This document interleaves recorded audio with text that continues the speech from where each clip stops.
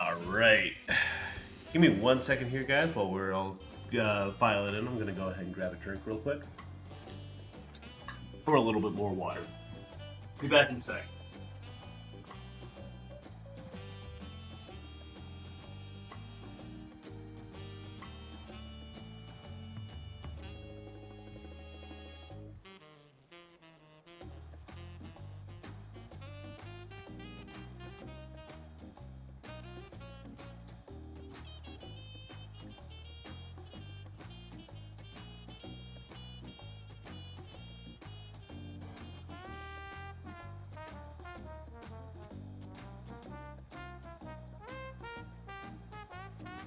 Hello, everyone.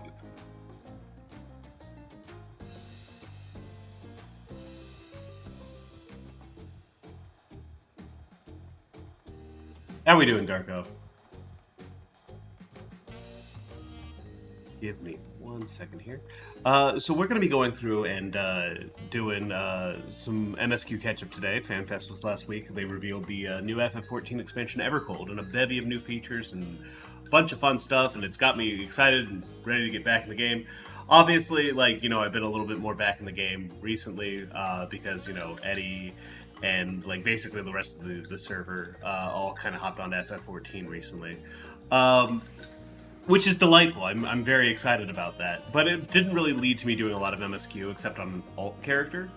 But it's time for me to catch up. I haven't really done MSQ stuff since beating Dawn Trail last, a year and a half ago or something like that. Not out of any particular, antipathy towards the story. It's just I've been busy with other stuff and, I got a little burnt out.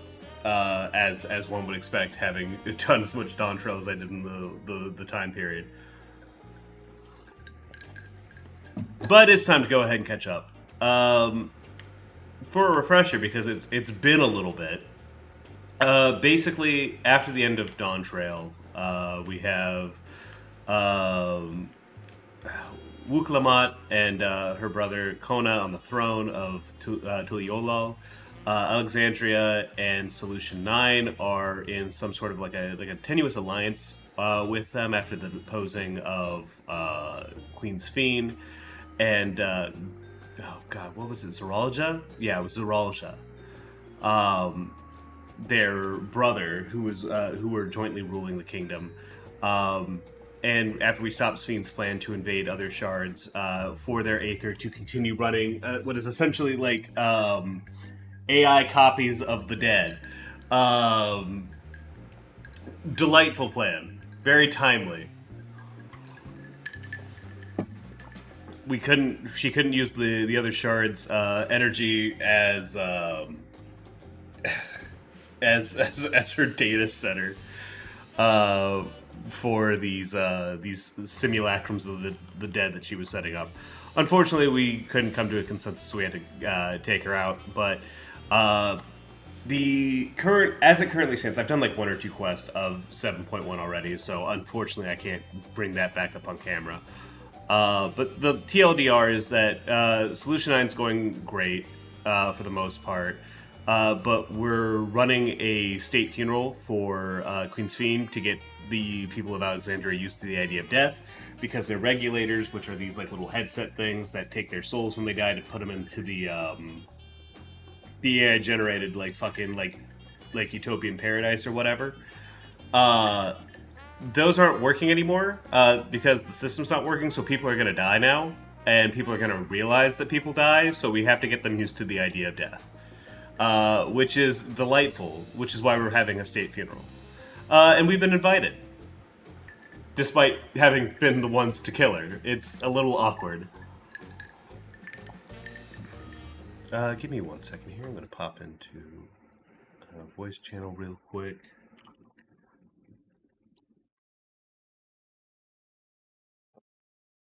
And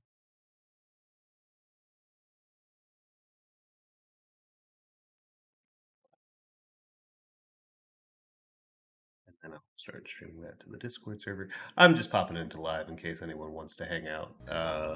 While anyone in the crew wants to hang out while I'm doing this. But in the meantime, I've caught up a little bit. I've leveled Paladin, which is my nominal main. I was playing Reaper during the Dawn Trail MSQ. Haven't, like I said, I've fallen off pretty hard. So I haven't done a whole lot of leveling or anything like that. I got a couple like catch-up gear pieces, so I should be good to do any dungeons or anything that pops up. I'll also be taking care of raids here in a little while that's going on. I think I did the Arcadian raids on stream. I'm like 99% sure I did. But I have done the first wing of those. I have not. I've done the unlock quest for the 7.1 Alliance raid, the FF14 crossover raids. But I haven't done that yet. I've unlocked it. It's ready to go. I might take care of that one here in a little while. But in the meantime, we're going to head over to Solution 9, and we're going to get started with this.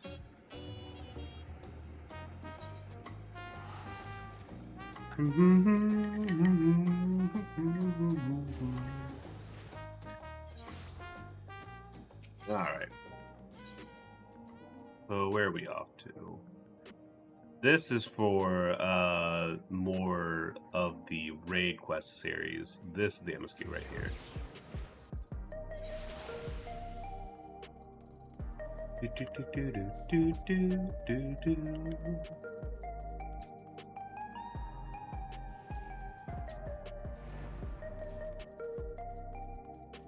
Hey, Tassos. Yes, I am. Alright. Upon entering the throne room, you see several of the former Scions waiting as well, exchange news on respective affairs before Kona enters the chamber and explains the reason for the summons. A funeral for Queen Sphene is to be held in Alexandria. He asks those present wish to attend. For personal political reasons, Wuklamot decides to pay her respects as a representative to the Olaf, and requests that you and your allies come along to watch over the proceedings. With your course of action decided, you are to depart to Solution 9, where Galulja and Oblivion are making final preparations for the ceremony. For context, Galulja is Zoologist's son. He's his little guy. I guess that makes him Wuklamot's nephew, Wuklamot and Kona's nephew. And Oblivion is the clandestine organization that was going to overthrow fucking Zoologist and I guess Sphene in a way. They were much more reluctant about Sphene.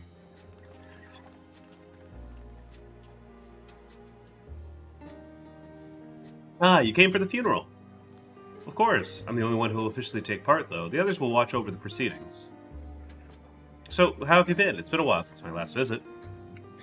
I'm good. Shale's always teaching me new things.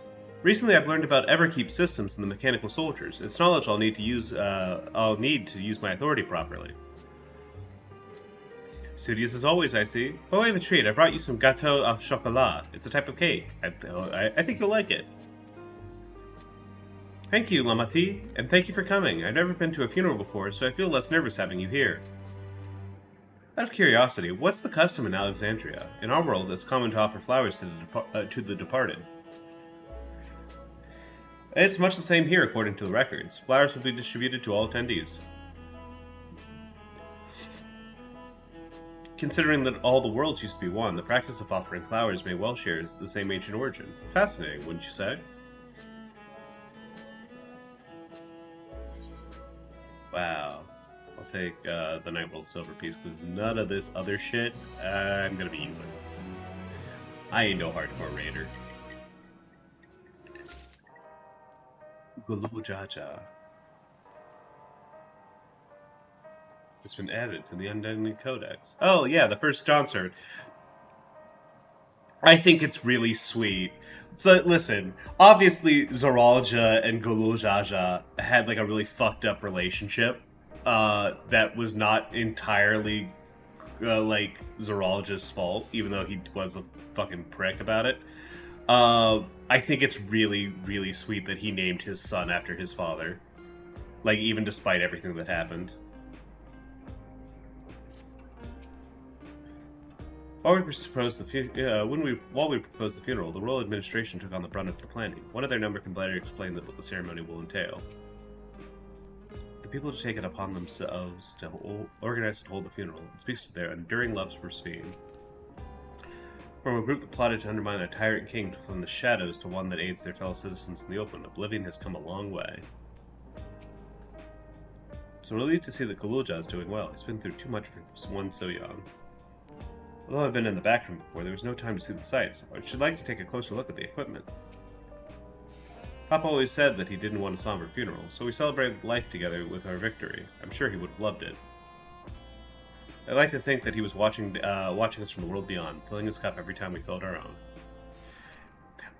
Man, out of a lot of the stuff that was like really fucked up about Dawn Trail, I still think the fact that like being a two-headed Mamulja, and like having your brother head die and you just be still in control of the body is still so fucked up. The flowers are being handed out at Praxis Park. I'm thinking of heading over there now. We'll join you. There's a man I'd like to speak with. Gosan. He was apparently Speen's aide, the one who sent us the invitation. Come on, let's go.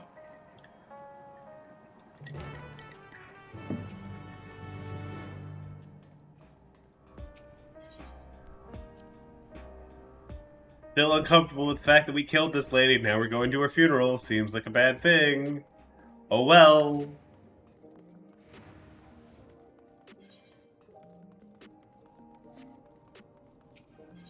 Fucking Praxis Park is so fucking funny.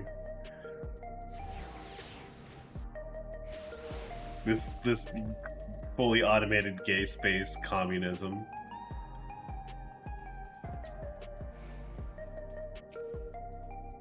Uklamat's attendance will surely help strengthen relations between the two nations. I get the strong impression that both Tuliolal and Alexandria wish to put this tragic past behind them.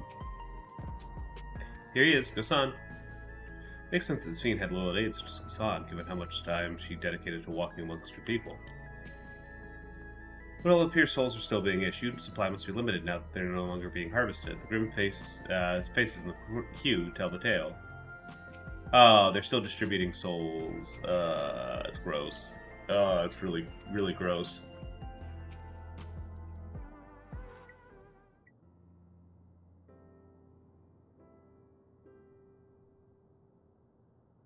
Why, I'm Val Uklamat of Tuliolal. Thank you for extending us an invitation to Queen Sphene's funeral.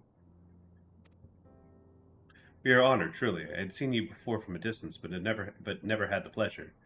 I am Gosan, former chief aide to the Queen. Since her passing, I have been responsible for administering affairs of state. Can we get our flowers here? Yes, Your Majesty. The flowers are being handed out at the counter yonder, alongside the regulators. What? We need to wear regulators for the funeral? Ah, rest assured they are not a requirement. We're aware your people do not use them. You see, people in Alexandria of old wore tokens of mourning upon their persons when attending funerals. As such tokens were black, it is suggested that we might wear regulators painted the same color. We've yet to produce enough for everyone, but we're distributing them as we are able. I see. I'm sure that's going to end very well. Yet, regulator or no, the important thing is that we remember Queen Sphene. Remember her and her kindness as you make an offering of your flower. I will. We've been using this sad theme too much. I can't take it seriously anymore. The proceedings will soon begin in this plaza. Please take your place once you have your flower.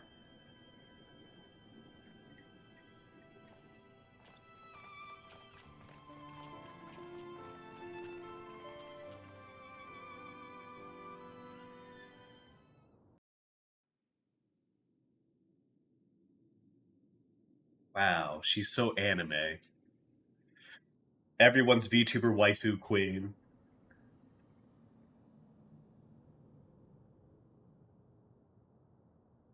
That's a lot of character models. Good job.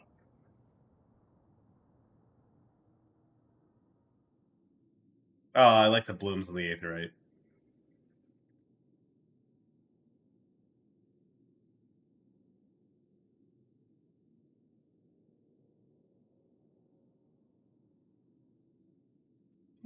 I just like to imagine that no one actually knows what to do at a funeral, so they're just standing here, staring, waiting for something to happen.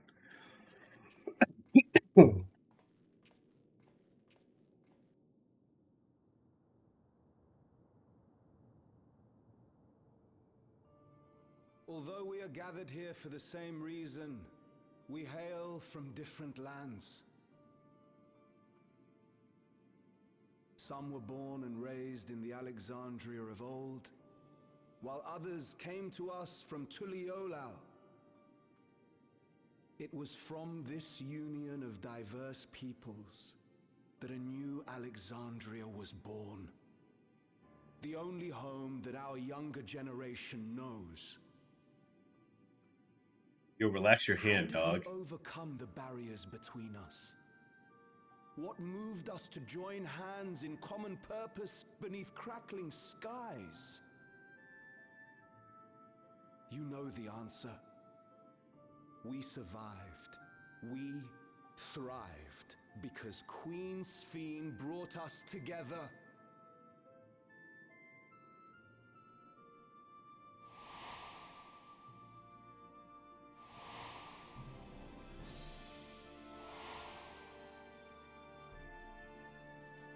Inspired and encouraged by her boundless kindness, we strove to be better, for ourselves as well as those around us.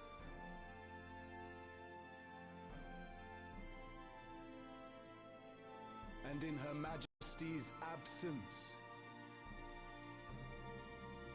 there is a sadness beyond words. Yet we will remember her. Remember all the good that she has done for us. So let us pray, as the people of the Old Kingdom once did, for the peaceful repose of the departed.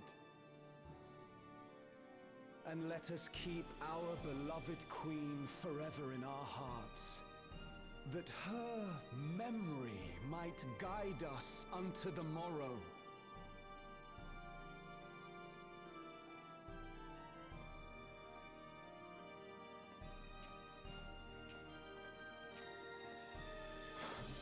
Would that I could find solace in my own words. That's all good, dog. You're probably not evil.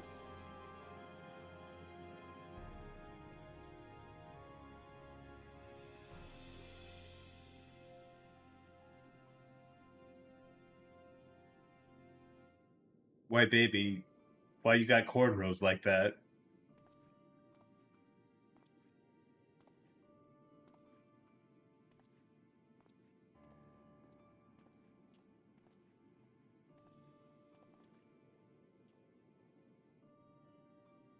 I love how they're so committed to future punk that they're like, I still have to bring my headphones with me to the funeral. And my shining rainbow belts.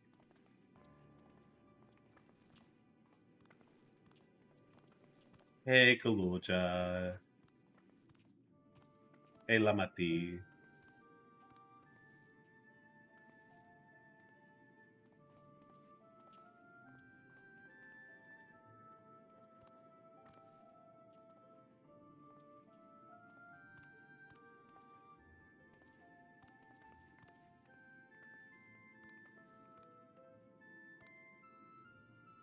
Can you reach?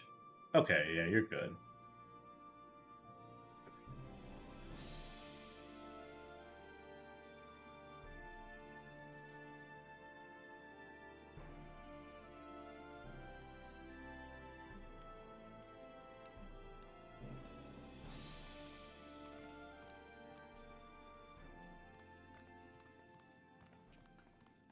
Was Queen Sphene taken to the cloud? God, I forgot that they call it like that. To still remember her is strange, isn't it, darling? I don't like it. She would always cheer me up when I was down. It's so fucked up that like she really was just like the VTuber Oshi for all of Alexandria. I'll never see her again. That doesn't make sense. This is so fucked up. They really fucked themselves as a society. That's what it means to die, I'm afraid. I don't like it. But what will happen to us? Are we just going to be sad forever? Yep.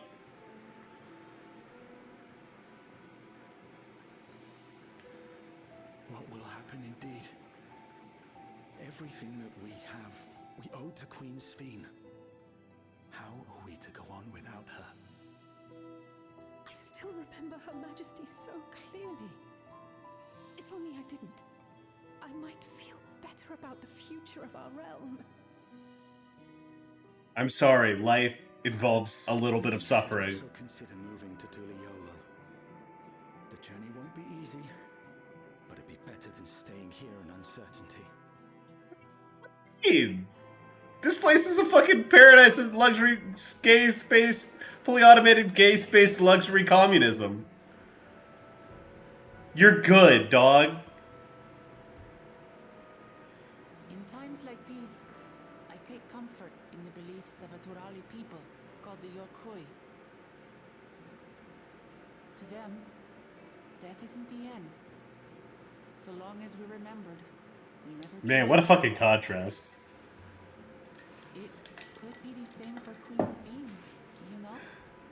If you keep her alive in your hearts, she'll always be with you.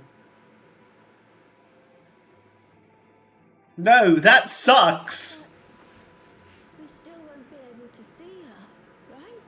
I don't want to think about that. These kids suck so bad. Instead of having to feel like this.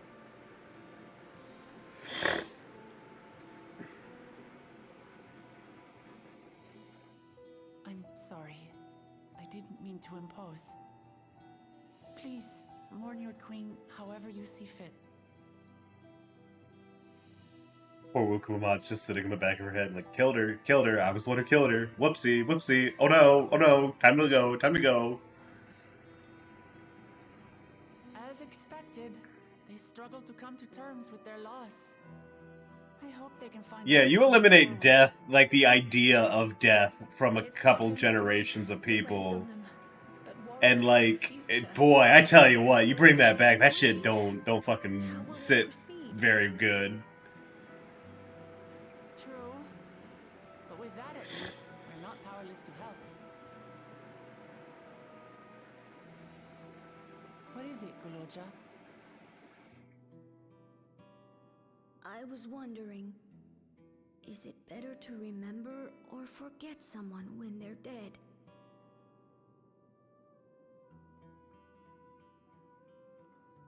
I remember my father, and every time I think of him, it hurts. It's the same with Queen Sphene.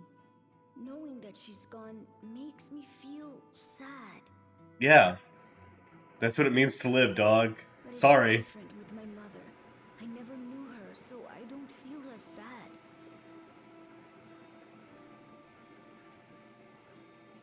I want to remember my father, but maybe I'd be better off forgetting him. In your dad's specific case, maybe. He was a bit of a fuck-up. Guloja.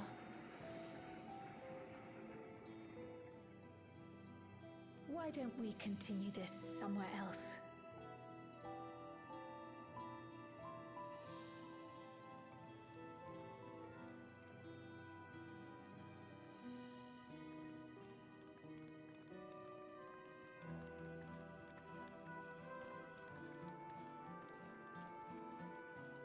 I want this dipshit kid to come up in like every cutscene. This fucking dumbass.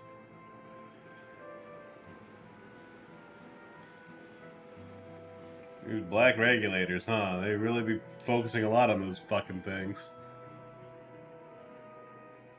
Oh, hello, Hempley. You're very large on the screen. Give me 1 second to readjust you.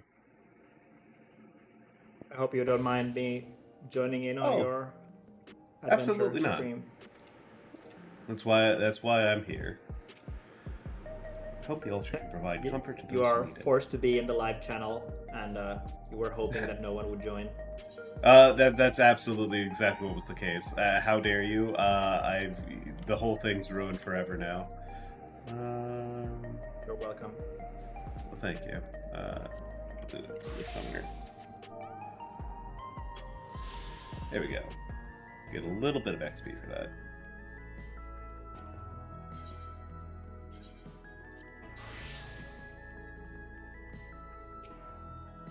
Sorry, I shouldn't have brought that up. You're a kid, Just it's so fine. that Hmm? Just so that I can bring my important contribution to the stream. One of my cats just took a piss behind me. Let's go! Okay, sorry. No, no, that's perfectly fine. It's important. Listen, it's important news. Hey, Galuja, do you really know nothing at all about your mother? Xiao searched the system for information on residents, but the only Mamulja she found listed were my father and me. Even if she died and was erased from people's memories, she should have been there, but she wasn't. Well, that you're here means that she was, too, inside the dome. There can't be any other way about it. Do you want to know your mother?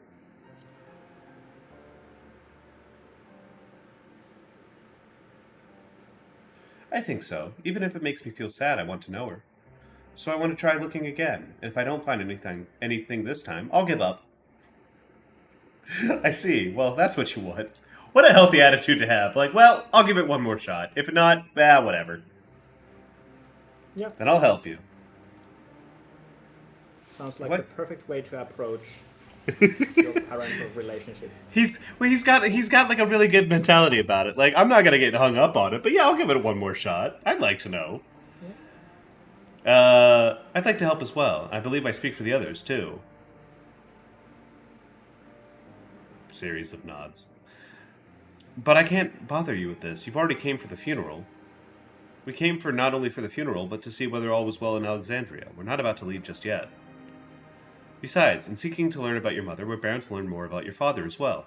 By retracing the steps of the man who kept his own counsel, we may gain knowledge that could serve the people of Alexandria.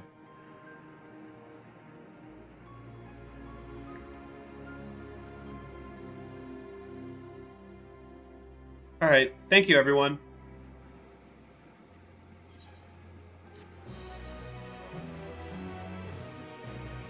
Don't worry about it. We are not doing this out of the goodness of our minds, of our hearts.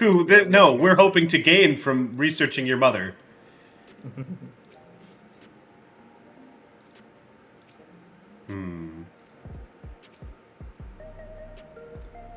Alright. What do you got, Graha? Assuming neither memory nor records of Guluja's mother remain, we must cast a widest net as possible. I suggest we split into groups. Darian, if you would make inquiries about outside and the outskirts, the rest of us will do the same in Solution 9. Man, why do I have to go outside? This sucks. Fuck you, Gra.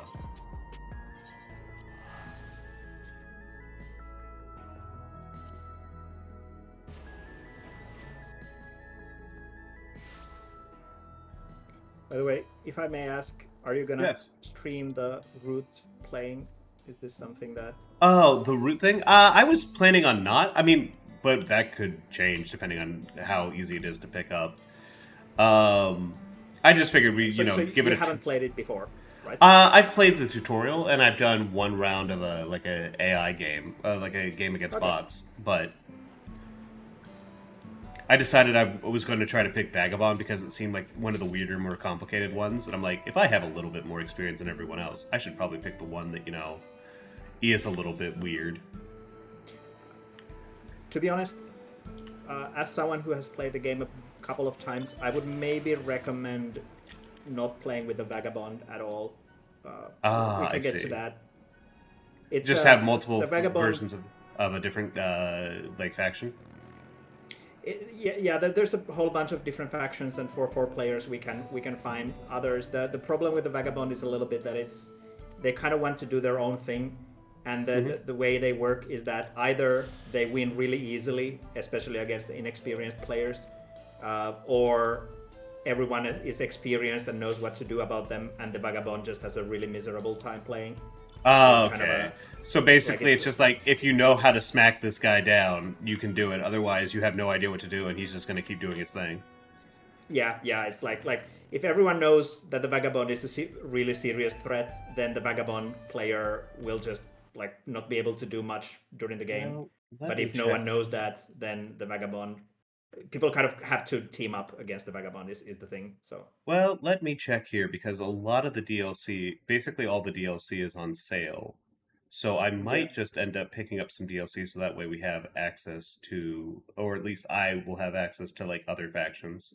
So that way we can Yeah, still like play if you something. want to if you want to play like a oddball wacky faction, I recommend the Corvids, the like saboteurs. They leave like bombs and Ooh, try to trick people into traps and stuff.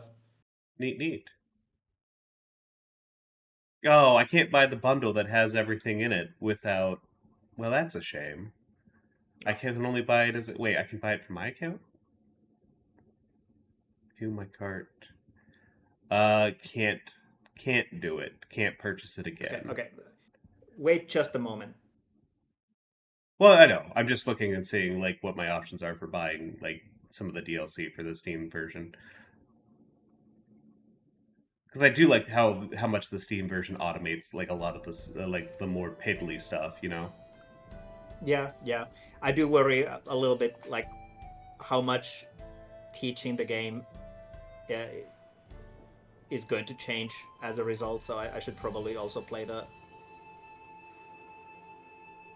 tutorial to see just kind of like so that I don't start explaining something that the game automates to a really large degree. Sorry about like Oh, spoiling hey, your don't worry Final about it. Fantasy 14 playing. That's perfectly fine. Don't worry about it.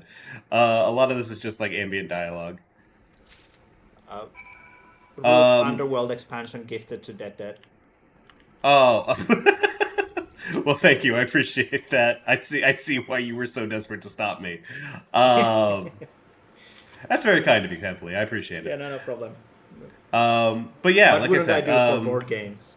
yeah, that's fair. Basically, the base game tutorial is just puts you in the Marquis de Cat's position, and from there they send you on. They're like, okay, now you can play the game. Now you know how to play one faction, and then there's individual tutorials for each of the different factions you can play. I've already done all of them, all the nice. 4 that are Okay. available to me. So, Yeah, it's the base 4. return to Shale. Wait, why is your motorbike flying? Oh, don't worry about it. It's magic. Every mountain in Final Fantasy 14 flies. I'm just a little bit like, it looks like a very unflying motorbike. It very much does. Like I said, it's just one of those things where like literally every mount flies. So sometimes some of them make more sense than others. One of my big favorites is like a behemoth, where you're just running around in this giant muscle-bound like beast, and he's just like floating in the air. He's just like kind of like halfway like swim walking through it.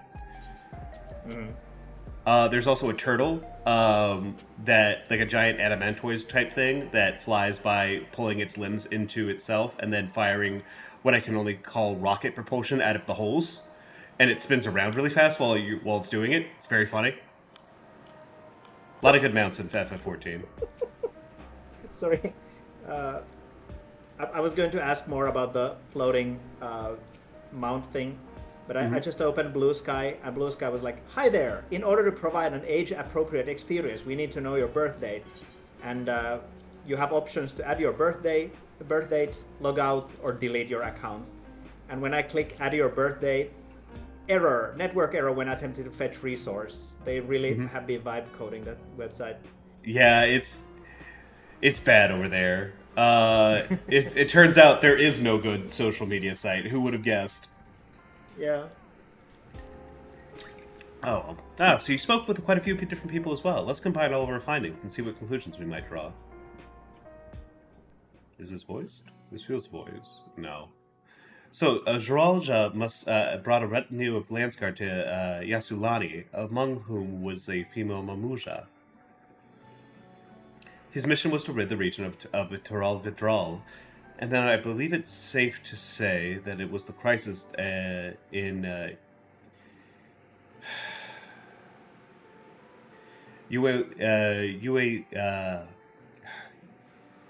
Ueyalwata that he resolved. God, I love this expansion. It's been very hard as a white boy to read all these names. Some of these names are not they're not good for me. They're not good for me to read out loud.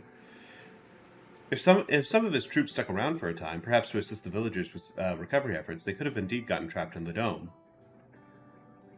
We also heard stories about the settlement Yawata, people lived there until nearly a decade ago, and Zoralja made regular visits.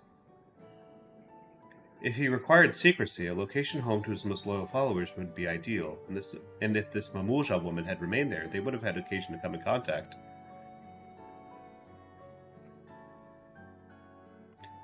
I see, but what could Zoralja have been doing in that village? Other than fucking, I guess. I think we can answer that question. In order to retrace Zoralja's steps, Raha and I spoke with a researcher who worked in orogenics. He said that approximately 20 years ago, a number of his colleagues were transferred to a research facility outside FF14, per the King's direct order. This is the first I've heard of such a facility. Only Vanguard was believed to have been under the King's jurisdiction. It was apparently being used to develop a new kind of weapon, but I'm afraid that was all we could learn. It's plenty to go on. Even if the work there was classified, any materials and equipment needed would have been manufactured within Everkeep. So if we look into transportation records...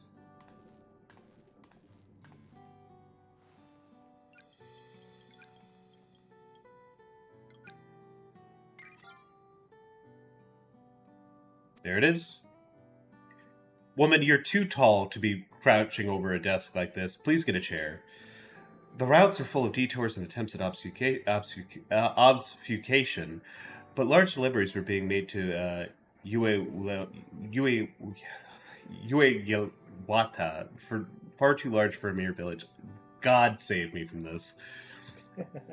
There hasn't been any activity for years, though. It's likely the facility has been decommissioned. Do you think that that's where my mother was? We can't say for certain just yet, but I reckon there's a good chance. This is amazing. Even though no one remembers her, you managed to figure all this out. Each piece of the puzzle may reveal a little on its own, but when we put several pieces together, a picture begins to form. And even should memories fade, footprints remain to mark the path of those who walked before. A lesson I learned in another life. Yeah. Calm down. I get it. We remember Shadowbringers. So, we'll be investigating the secret facility in Uewata, then. And this time, I want you to come along, Guluja. Yippee! I think the Mamulja are neat, but man, their children are kind of uniquely, singularly, horrifically ugly. Guluja's a cute kid, but like, boy, I tell you what, it sucks to look at him sometimes. Alright, thank you, Shale. He's very polite for a king, though.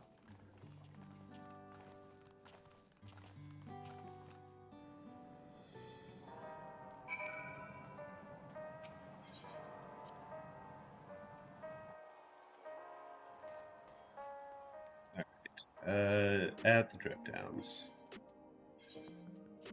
That's fine, I'll just do it here.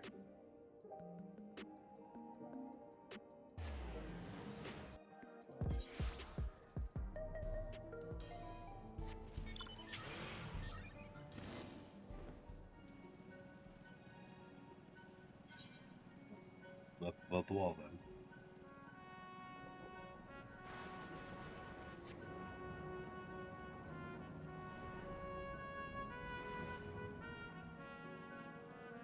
I love you, Alpha. He's so cute. Oh, missed my shot. Missed my stop. The settlement in the outskirts, that was originally Tanawata and Tuan as well. I remember if Uewata is similar to it. Weapons developed in secret with the aid of devoted followers. Nothing good will have come of this. Yeah, probably. Which is why we're bringing children, very important children, to this place. While the researcher who we spoke to remembered he had colleagues, he couldn't recall details about any specific individuals. Not their names nor what they were like. Okay, so they're all dead. Someone would have noticed if Zoralja traveled from the Drift Downs. I expect to utilize a flying vehicle. We've seen how much damage this has changed for the part of the Yasulani that's on this side of the dome. I wonder what it's like on the other. All right, Kalucha, what do we got?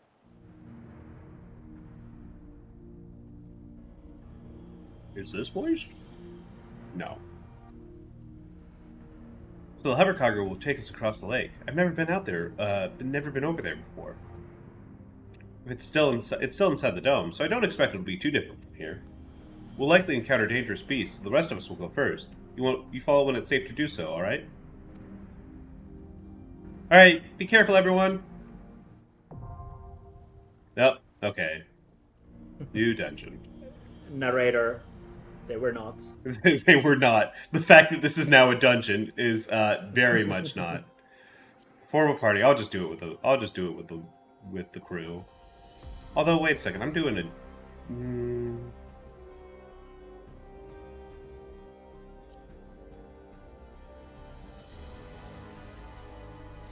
I'll do it with the party.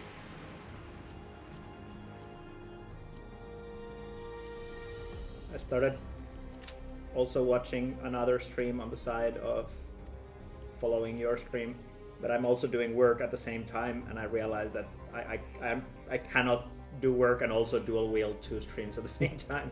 Like, there's a little too much overstimulation. Yeah, listening to you is fine, but beyond that, it's it starts to get a little rough. Yeah.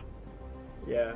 Like as far as using streams to help me concentrate on work, that only carries me so far.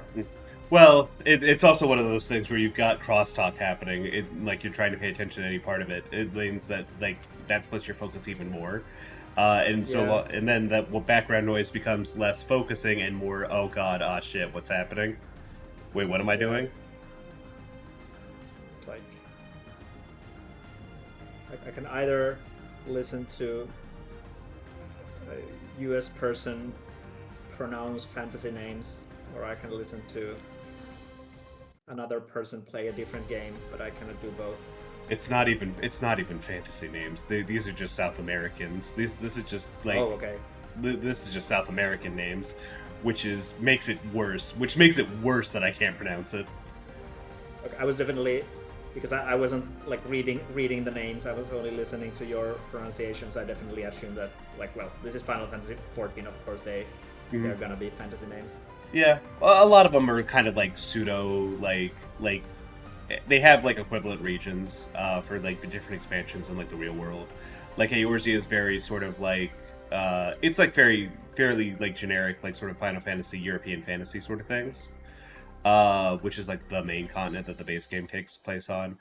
But like the Stormblood, for instance, some of it takes place in like their Japan equivalent and their China equivalent.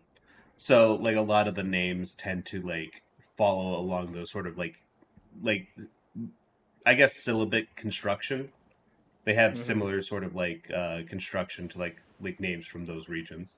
And this is the South American one. This is like the New World expansion.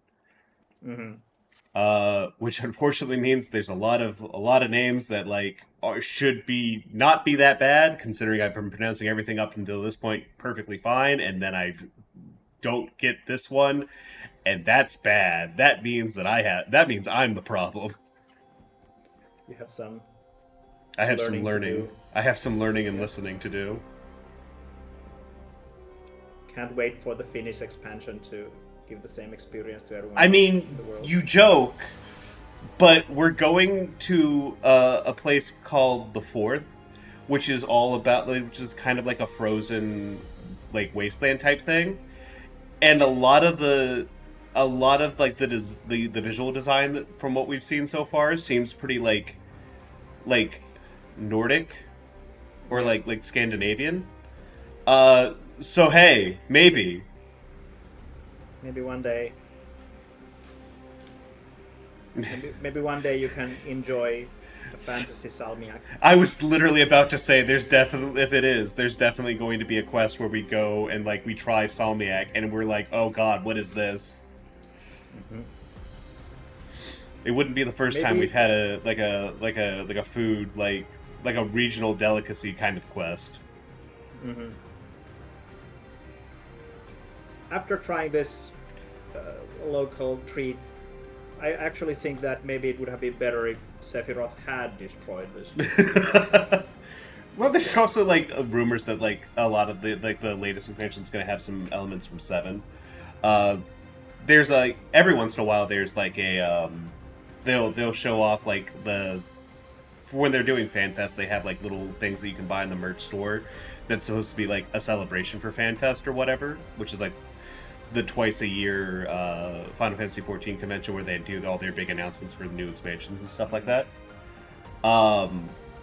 And the ones this year are Red 13 for like the minion, and the mount is the Hardy Daytona from Final Fantasy 7. So people were like thinking to themselves like, well, the last time this kind of thing happened, it was always like, you know, there are elements from this Final Fantasy in this expansion. So maybe there's going to be Final Fantasy 7 elements? It seems like we're dealing with some sort of ecological disaster. Like, the world is a frozen wasteland, and like giant, like, fucking huge things that we have zero idea about are wandering the wastes. Everyone else is stuck in floating cities, so who knows, man? Of course, having said that, they've already done like Shadowbringers, the optional trial series that they had in that expansion was all about like the weapons from FF7. But what if instead of like expressions of the planet's like immune system, what if they were man-made and awful, and they were like Evangelion style flesh mecha that fucked with the pilots? Which makes the Evangelion crossover rate that's coming out soon even funnier, because we've been there, we've done that, sort of, kind of. It was a little bit more Gundam than Eva, but you know. All right, I'm gonna give it like about. I'm gonna give this queue about one more different minute. Flavor. Oh yeah. I mean, although at the same time, it's like, you know, show me a mecha show where the pilot doesn't get traumatized by piloting the giant war machine. It just doesn't exist. Like basically every single mecha show is like, no, piloting this thing is bad for you, probably. Like, even if just psychologically. I can't believe that a show would say that war is bad, actually. No, I thought it was all cool robots. How could they have betrayed me like this?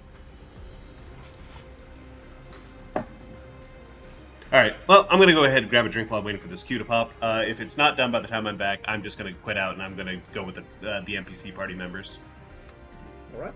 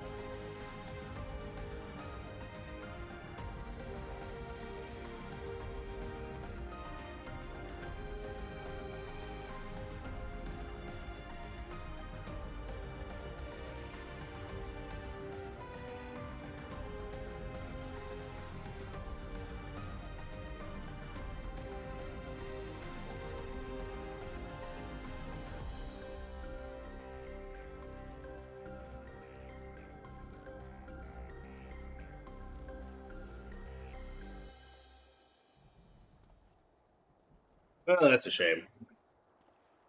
I was thinking it would go a little bit faster if I went with the party, considering I'm playing a tank, but I guess it's new patch day, so everyone's trying to do some of the new stuff that's popping up. Alright, let's see here. Yeah, we'll have Alpha No Heal. And we'll have Alizé. We'll have Alizé. Get the twins in there. Alright. Withdraw.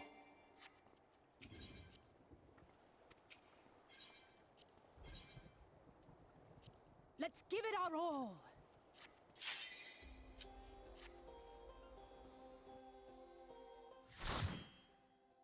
Let's give it our 20%.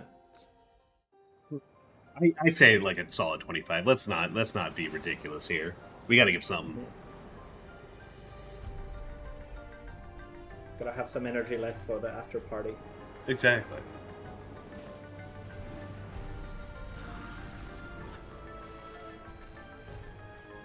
These things seem super normal. I'm sure everything should be crackling with ominous purple electricity. Oh hey, Galuja's here. Hey Galuja.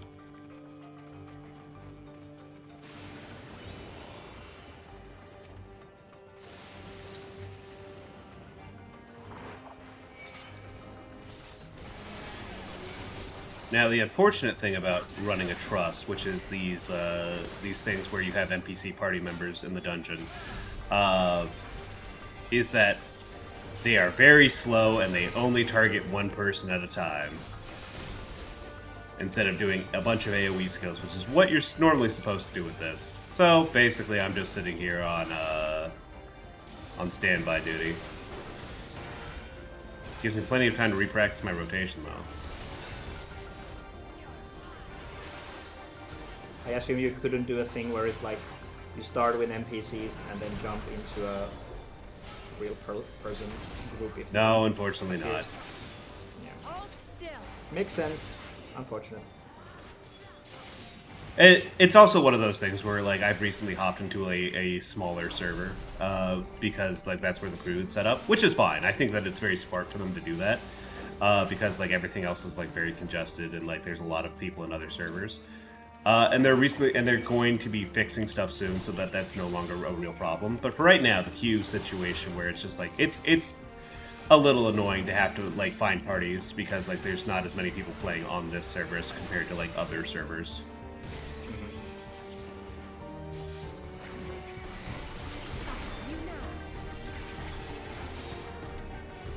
You cannot stop us!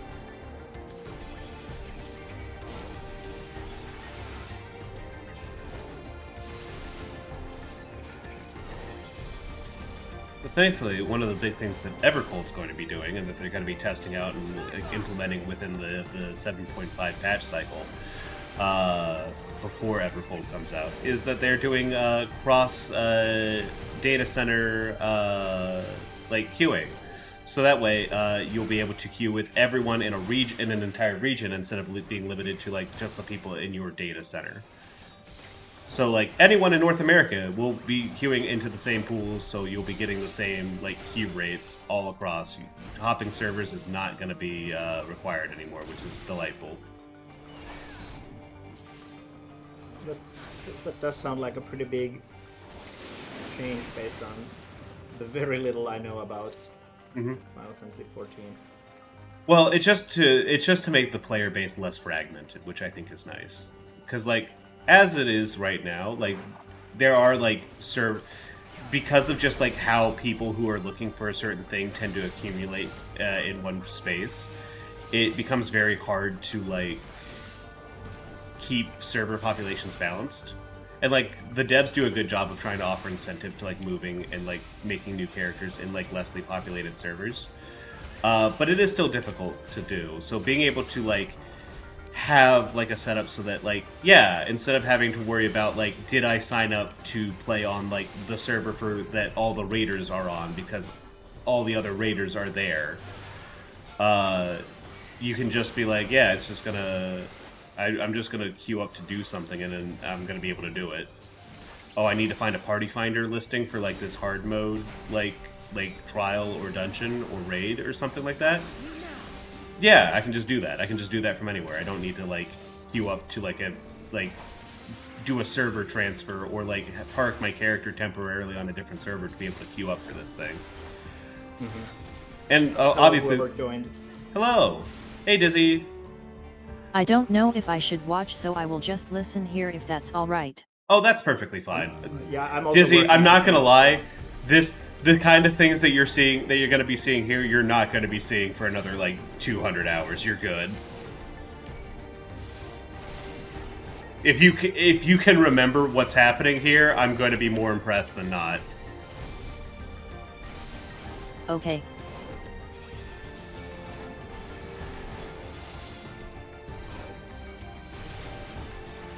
I'm just doing one of the new 7.1 dungeon. This thing has been out for like, I want to say like a year and a half. To be fair, I did forget all about Telephone Adele iPhone somehow. Yeah, exactly. Telegi Adelegi, that bastard, that little fuckhead. Not, well, especially because he stops being relevant after a certain point, you know.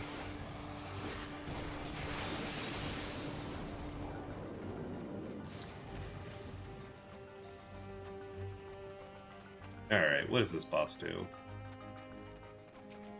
Lindblum Zagnal. Oh, okay, so this is supposed to be where, like, the equivalent of, like, where Lindblum would be in FF9.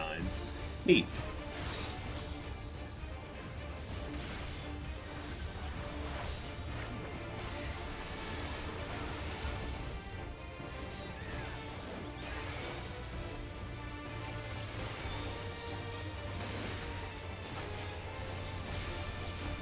Okay. He's going to the tower, which is going to explode. Oh, okay. It's just going to radiate. I see.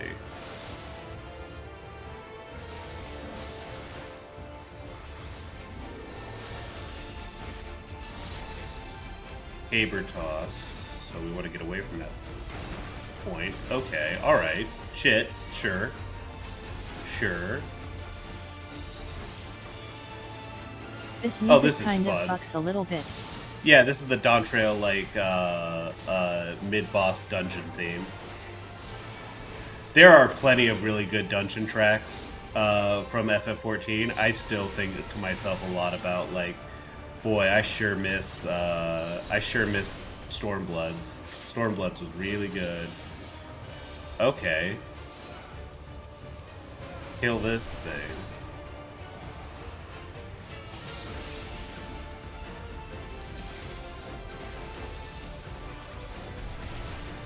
No idea what all these UI elements are though.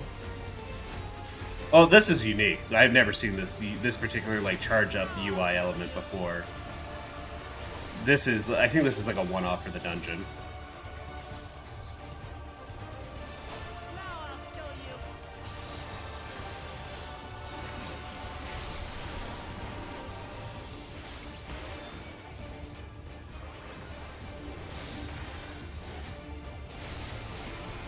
Okay, it's just going back. What about the like cannonball trajectory UI element with the arrows in an arc?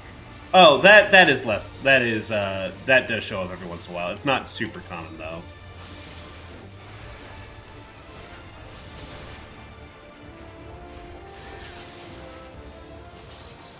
This very randomly reminded me of one of the funniest UI elements I've ever seen in a game, which is in an old, very obscure and very bad European, maybe European only game, Arabian Nights. There's, when you throw an item, there's like a bar that you kind of load up to increase the strength of your throw, and it's just your own arm flexing at the side of the screen. That's really like, good. Imagine the player character being like right off screen with only their hand coming over the edge, and then it's just flexing the arm. No, I like that. That's good. That's delightful. What do you mean that's amazing UI? Mm-hmm. In that it's very hard to notice.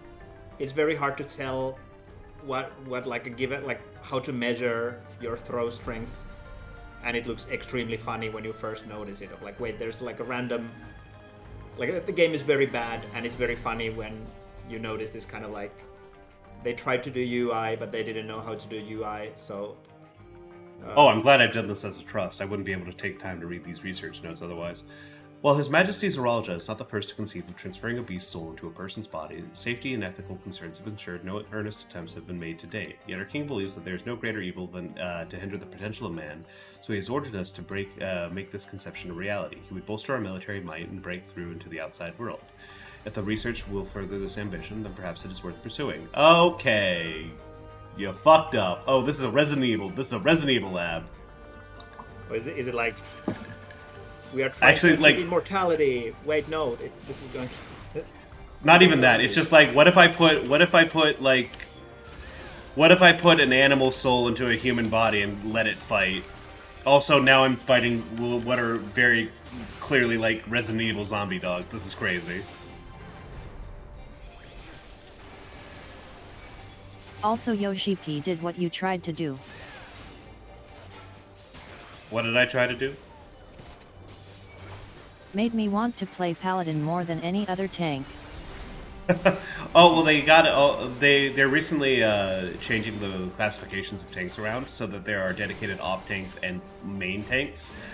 Like there are region healers and shield healers. Like before I'm a there slut weren't. for a parry mechanic. Yeah, the parry mechanic does look pretty good. Although I'm assuming most main tanks will have the other main tank will also have something similar. But yeah, parries look fucking good, man. Evolve mode in general just seems very good. Like, I very much enjoyed, like, exploring each class in PvP and seeing how differently they feel. And to hear that the guy who was in charge of that is now going to be in charge of the Evolve system, this is just a Resident Evil app, holy shit, is, like, really, really promising. Our bodies are fragile vessels. Although the infusion of another person's soul confers strength and vitality, the soul of a beast yields mixed results. Even when stripped of its memories, a feral soul can induce psychological instability in the subject. I suspect that this is because primal instincts remain.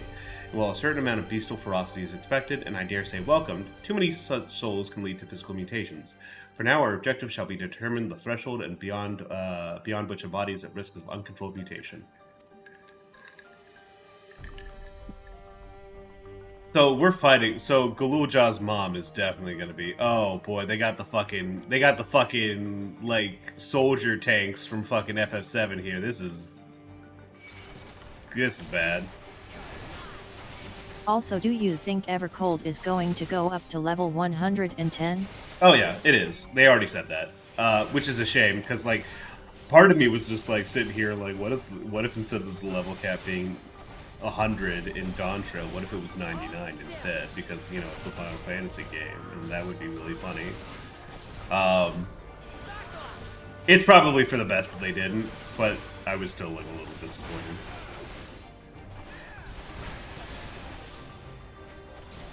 Big sword. Bigger sword. Bigger sword. Biggest sword.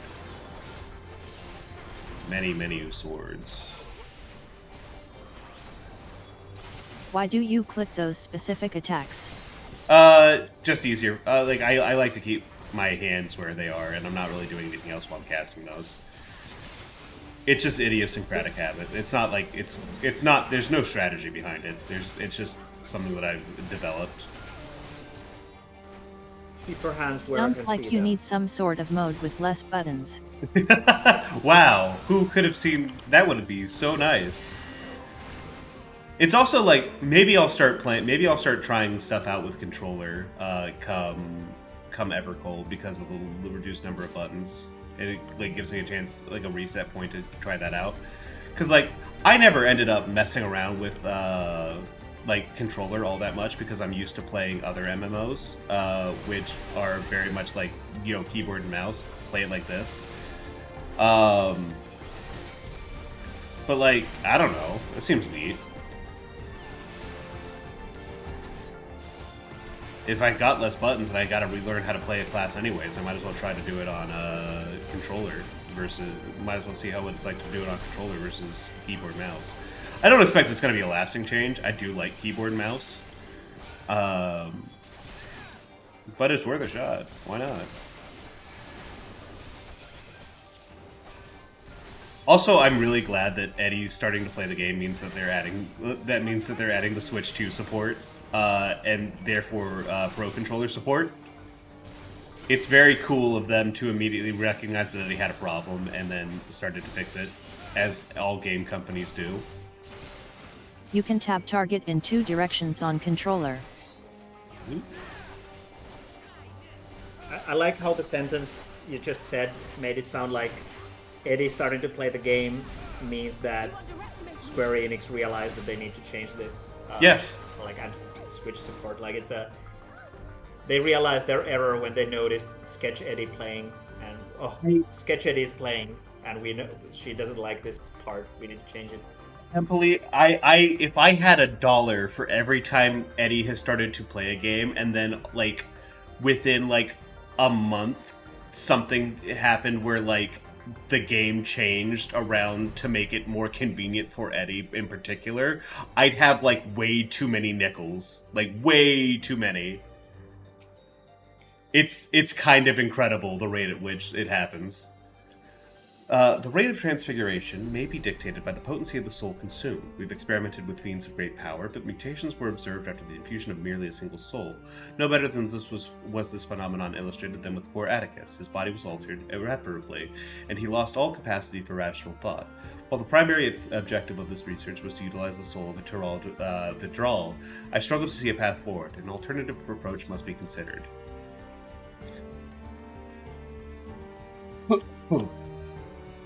I actually walked. If I had a nickel for every time an attempt to create some kind of like a genetic hybrid or long living creature or any kind of like matching two things together thing resulted in a mindless monster that wants to kill.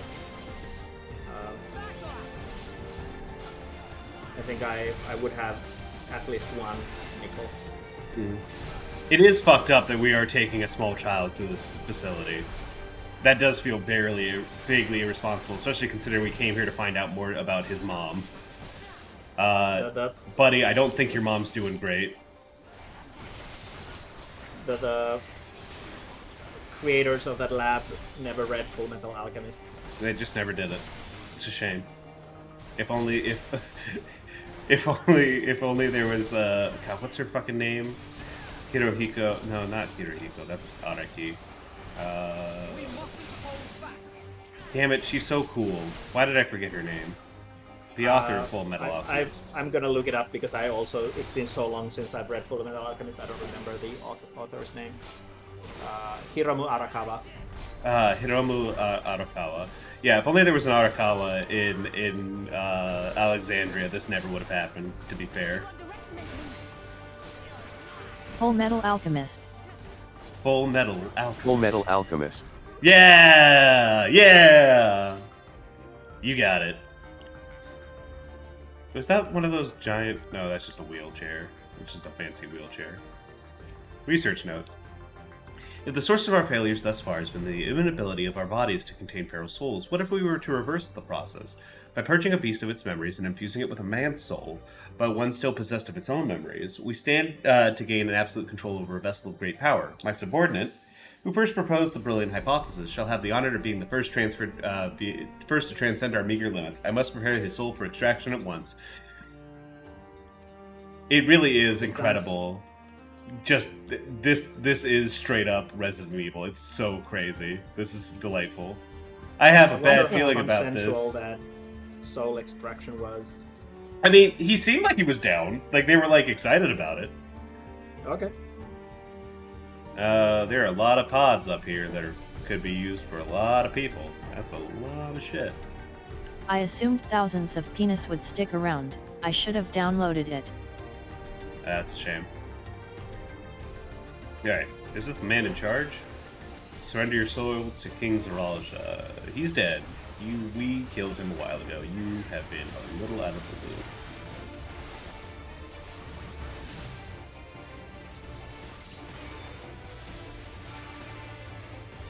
Forth, my dear souls.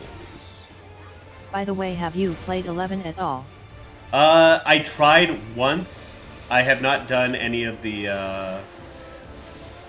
crossover raids. I did try to play it at one point, but I think I need like Hirami to sit me down and give me a tutorial on it because it is very confusing.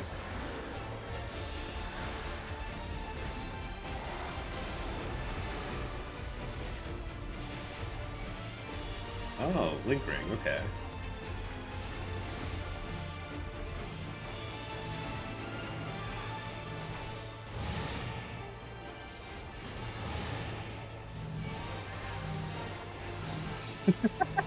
Evil of them to use a multi-hit like attack like that in such a small space.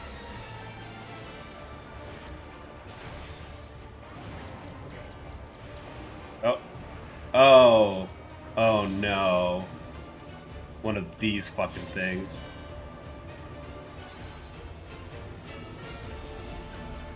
Okay.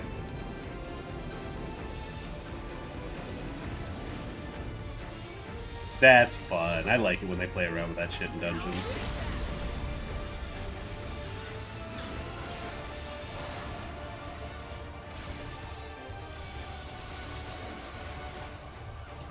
I typed Dawn Trail and then the letter M into YouTube, and the first result was Dawn Trail mid-boss theme. Yep. You gotta look up the Stormblood, like, boss, like, end boss theme Triumph. It's so good. Genuinely, it's my favorite, one of my favorite dungeon tracks from FF14. Every day I think about it.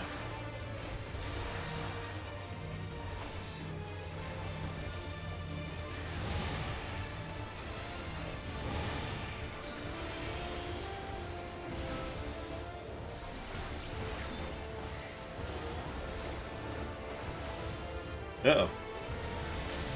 That was a little late. I think they still going pretty well.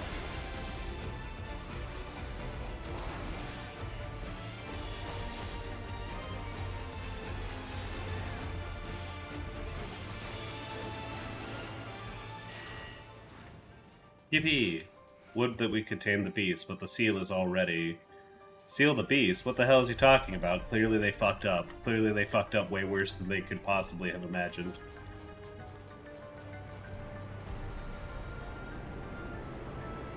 Oh. That's a lot.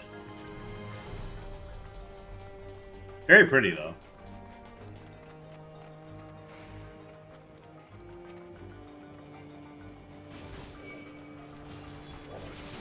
All this death and destruction, they still got, like, you know, just some really happy moles.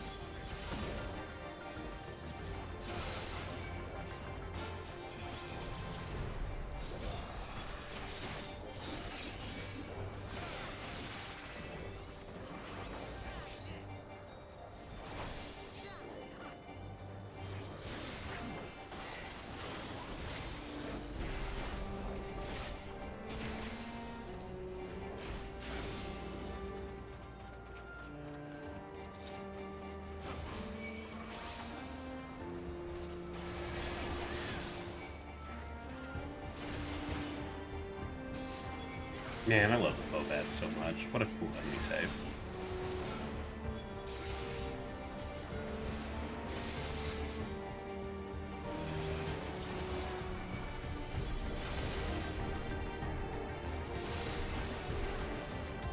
I'm trying to think of, like, Earth Elemental stuff from FF9 that this could possibly be, like, the body that this guy got shoved into. Can't be Hades, because Hades is already involved in other stuff.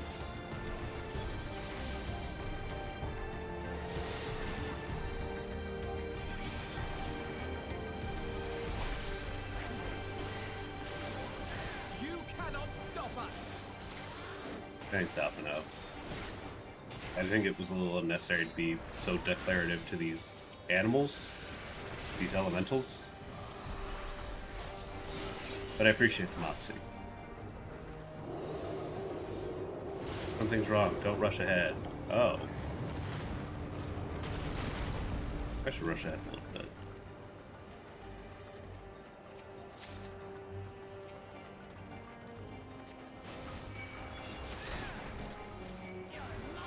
Alright, I'm dragging forward a little bit. Is this pushing it? Maybe. But I can't keep doing this to myself.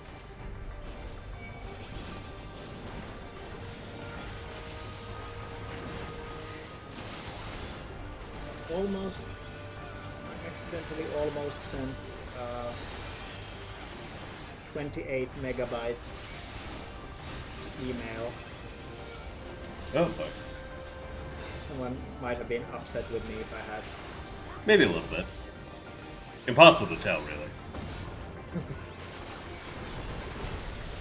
Did they it's say like- anything about whether you can still use an off-tank in light parties? Oh yeah, there's no problem with that. It's just more for, and they do have it set up so that you can clear, like basically everything but like Savage and Ultimates, without having like a different, like maintaining a split on that. But they say like, hey, once you start getting into the real hard shit, that's when you really want to start thinking about it. Other than that, nah, you're good. You underestimate me.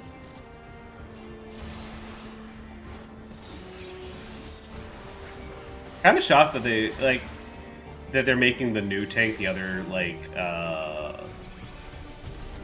the only other main tank. I would have thought that we would have had Dark Knight. Well, I guess Dark Knight maybe not, because maybe they want to be using the new version of Dark Knight might want to be using blood, like health to be able to feel their stuff, but. Warrior and Gunbreaker, though, I definitely get for, off-tank. Oh, what is this? Oh, I it's really a rabbit. hope we do indeed get tower shields.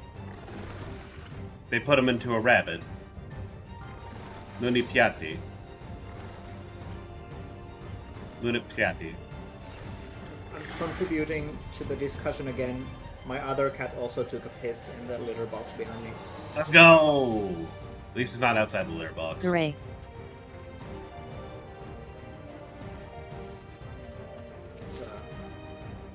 Important news in Catland. No, it's important. It is. This has, I don't know, this thing's not this thing's really tough looking. This whole setup for all this is a lot. It does have a little bit of Monty Python energy behind it.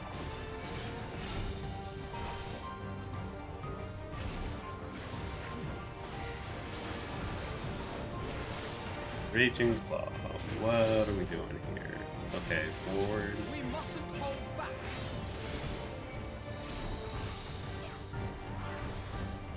You now. Who the hell was that? Oh, that was Alpha now?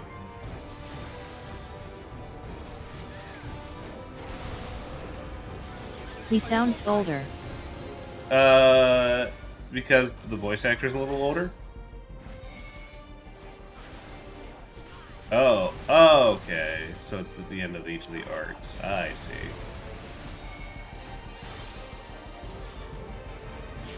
Oh, they got a legit young guy to voice him?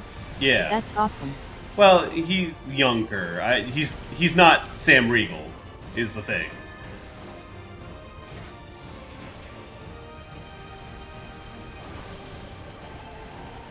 Okay.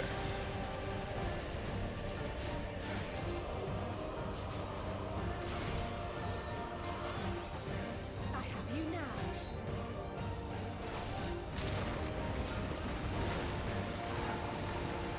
You know who can voice a teenager well?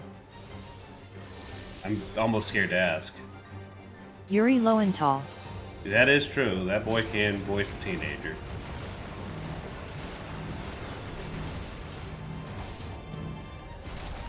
Please don't walk into me, Alice. It's very rude.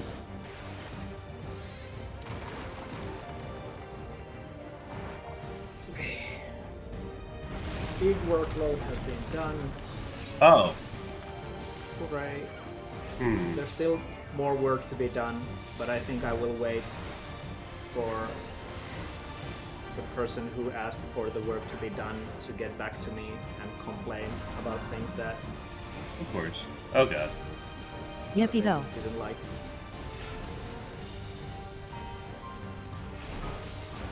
Ah, Jesus. This shit's fucking Can you rough. fall in that hole? Oh, of course you can. There's no way you can't. Why? This is sometimes playing with NPCs is rough. This is why.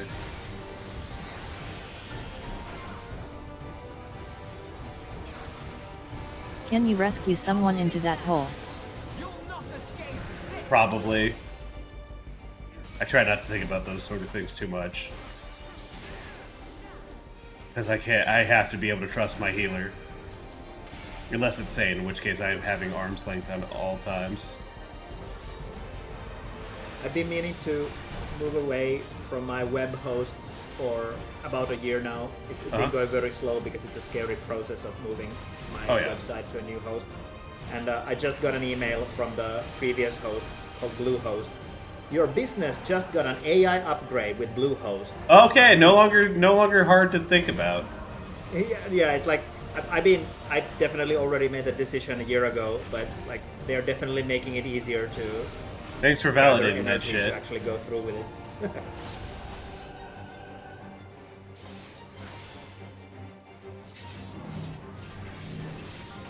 You know what? I'll just take it. Come on.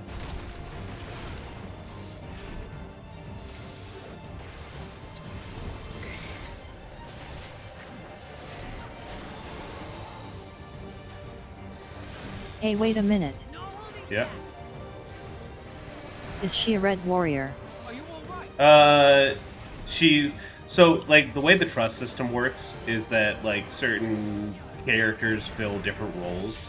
So like Wuklamot could be a tank or a DPS. That doesn't mean that like warriors could be a tank or a DPS. But because like they need to be able to fill gaps in party composition, they have to make it so like certain characters can do multiple roles. So yeah, she's technically a red warrior, but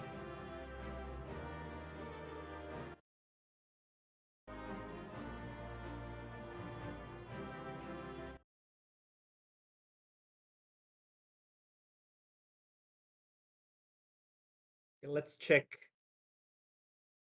how the interface in this root game works, so that I don't end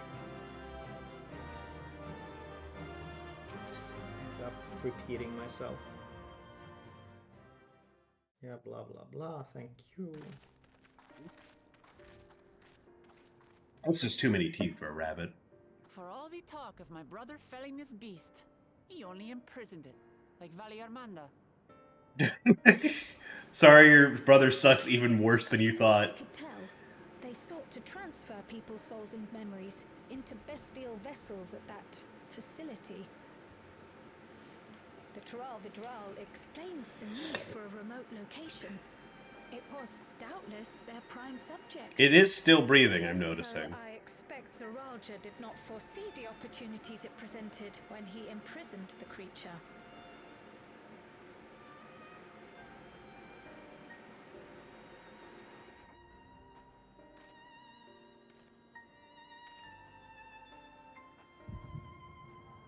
Ooh, time for an Echo flashback.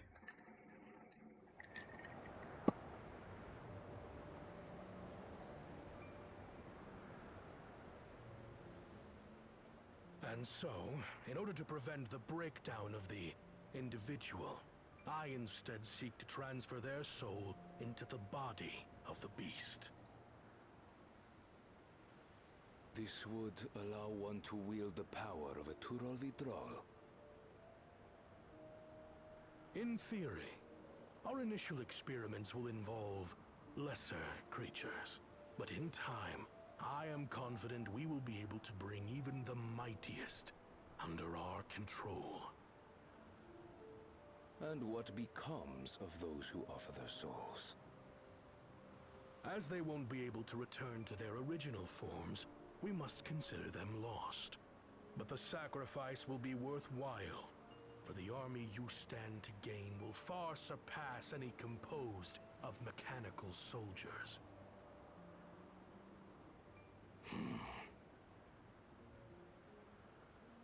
Very well.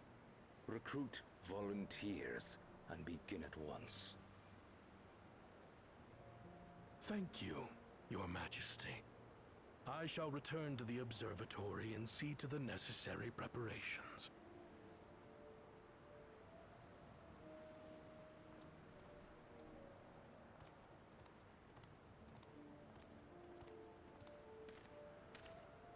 Hey, it's the mom. So, you've given him permission. Teishalja, you will assist Kaniloka. Ishalja. As one of the Land's Guard's finest chirurgeons, your knowledge may be of use in his experiments. You will also watch him closely. And what you learn, you will report to me. I do like MILFs, but I'm not convinced. You object to his project?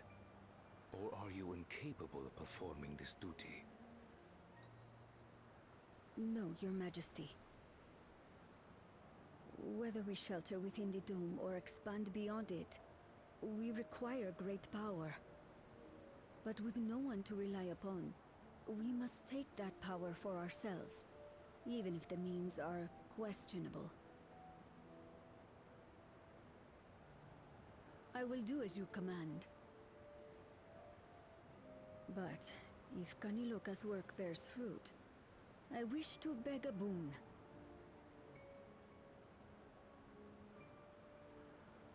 What do you desire? Something that I had accepted I would never have in Tuliolal. That I believed would forever be beyond me. That it was foolish to covet. But here and now, it is close. So very, very close. Is she asking him to fuck her? Yes, I think so. Perform your duty to my satisfaction, and anything you desire is yours. Wow. She wants his hot kingly ass. That which I seek does not lie within this dome. Here, I cannot prove the miracle. I mean, he does have a fat tail. But Yeah. if what you seek is at hand, then you may claim it, for it has no value to me. My dick, not valuable.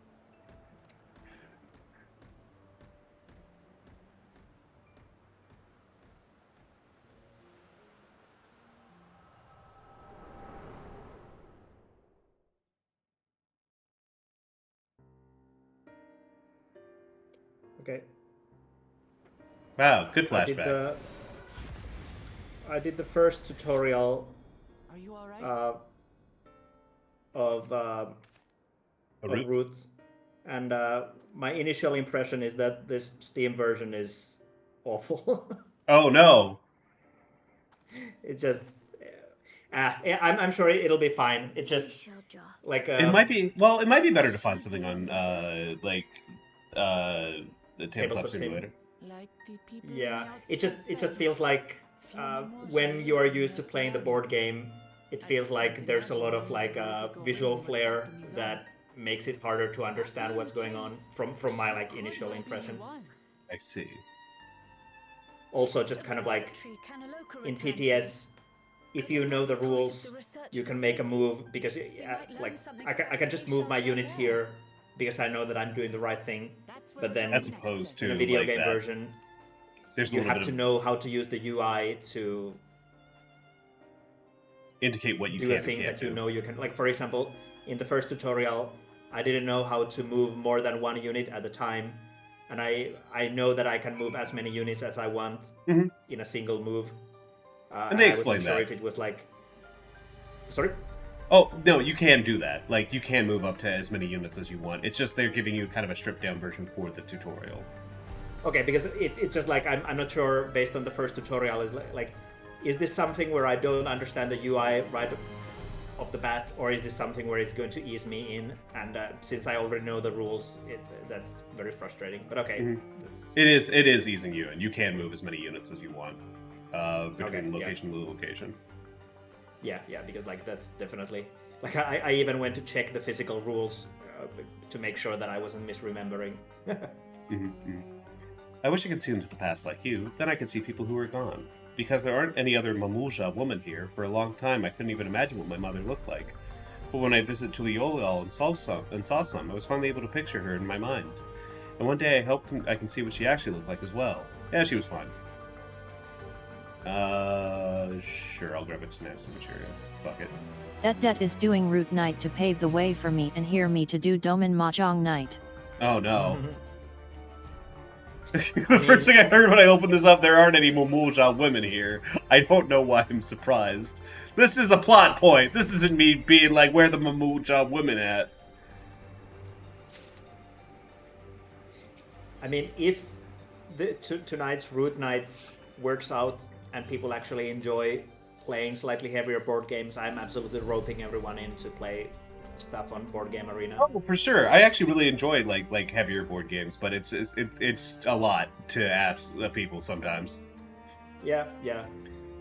Also, I And then heard obviously, Mahjong. like saying just like heavy board game doesn't mean much when there's a huge breadth of what does it like. What kind of board game do you actually enjoy? Like, do you want war games or do you want Euro Like, games or like economic simulator games or something like that. yeah? Do you want people to be at their throats and with heavy politics and discussion and like deal making, or do you want more everyone to have a nice time in their own corner of the map kind of thing? Yeah. While we've discerned the purpose of the research conducted here, the traces of it that remain might afford us greater insight into what came of it. Let's take a look around for information as well as a way into the upper level. Oh, since my shift got cancelled, I could try to join Root. I don't know if 4 is the maximum. I think 4 is the maximum for like the standard rule set. I heavily implied that there was some way you could do like more people, but like it gets pretty chaotic pretty fast. Yeah, like if I remember correctly, with all of the expansions currently, the like physical version has support for up to 6 players. It might be 5 players, but at least 5 players. And there's even like a suggestion of like, if you're playing with this many players, these are the factions that like vibe together the best. Gotcha. I think that people actually volunteered souls for these experiments. Success was far from guaranteed, and even in the best case, they would be ceased to be men. Was their devotion to the Sorologist so absolute? Yeah, probably. I must away, be well, or else. Alright, see you, Dizzy! Jesus Christ, I got jump scared by a very aggressive gotcha ad. For what game? Because I tell you what, there's some fucking gotcha games out there that I've seen that are just like, I think this would be like... There's a couple gotcha games out there that have leaned so far into the waifu, technically this is safe for work type of stuff, where I think it would be less erotic if they just fucked. Alright, need a verification key.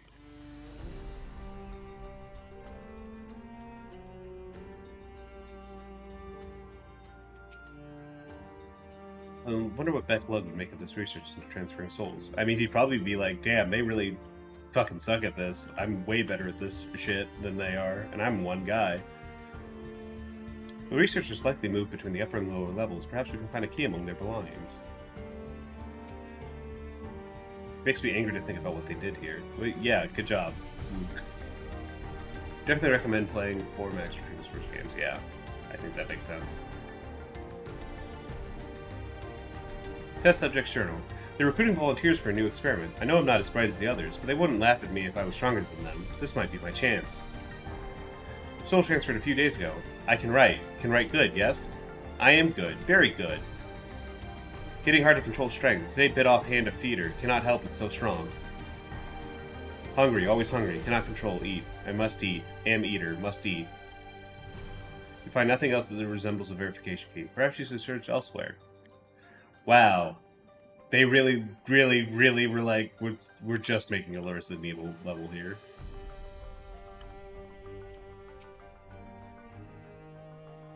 Alright, wonder if it's in the open cabinet. Probably.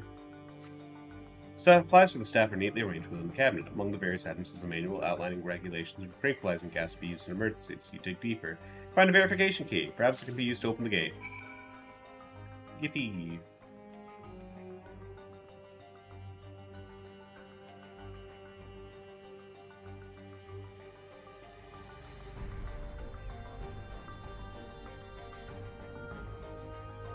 I think one of the funniest things about the Mahjong stuff in FF14 is that it has become sort of the go-to way for like people to just play Mahjong online with each other.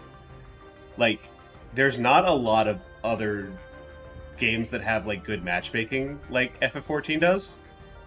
So Yeah.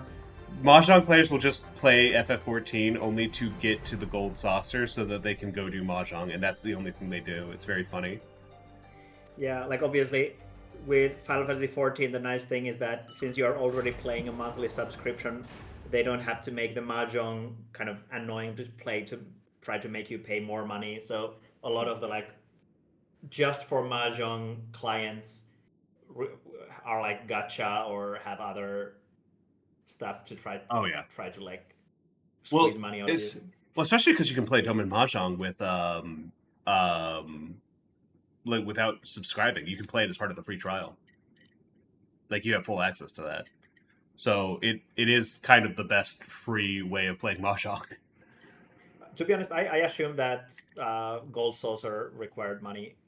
Nope. That is completely free. Basically, the way the free trial is set up, the only things that you cannot do would be things that would involve you being able to like mess with the economy, so that you can't use bots, so you can't buy or trade on the player auction house, and you can't trade with other players. You're limited to a certain number of gil, like so you can't like go over 300,000 gil, which is not awful for a free trial player. And you cannot invite or form parties or join free companies, which are like the player guild system. And then the only other thing that you can't do is just go above whatever expansion is currently your level cap. Mm-hmm. Other than that, literally everything that's added to the game, everything that's accessible to those players who would be at that point of the game, perfectly accessible. It's a very good free trial. It would seem the key can be used to operate the lift up as well. Up we go. I'm glad that those are still working. I haven't updated those or checked in on those in a really long time.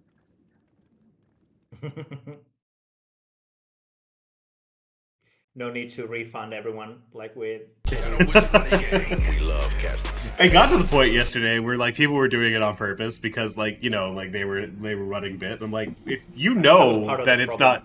Oh yeah. I listen. I didn't want to call you out directly, but but yeah, basically like I was like, if you guys, you've been warned like 3 times now that it's not working. At this point, you want this to happen. Please enjoy your points being gone. So this is the observatory. I didn't expect it to be similar, but this is a far cry from the temple that held Valley Garmonda.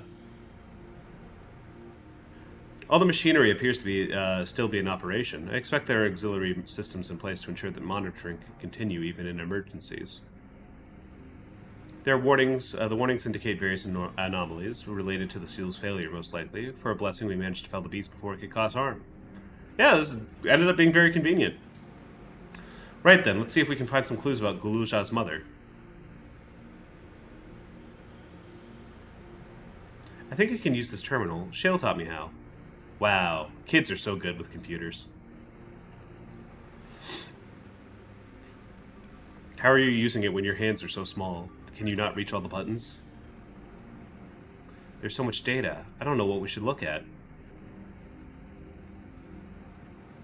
Perhaps we can narrow down the search by inputting the name Tishalja.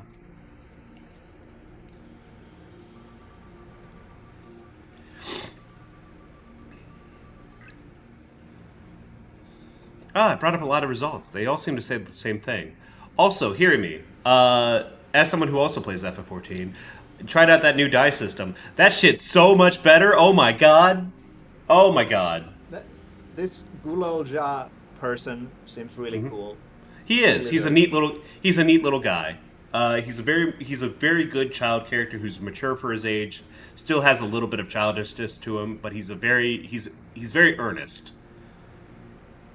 I was definitely more expecting a Yoda like super ancient character based on that face, but no, that's just what the children look like. They're just ugly from womb to tomb.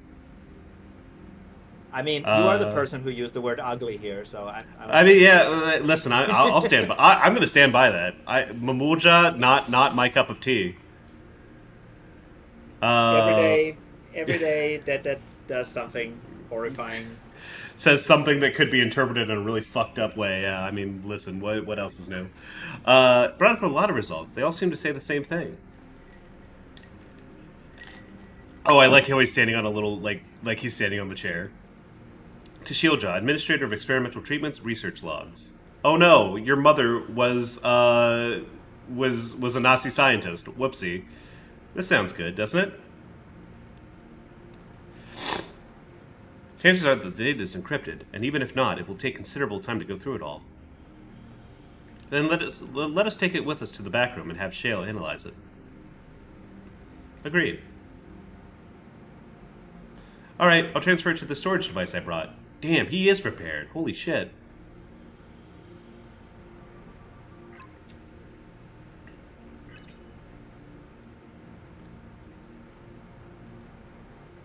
There, it's finished.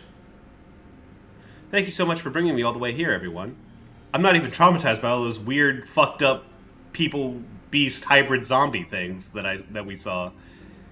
If you're happy, then so am I. Besides, I was able to learn more about my brother as well. It was a fruitful adventure for the both of us. Wow.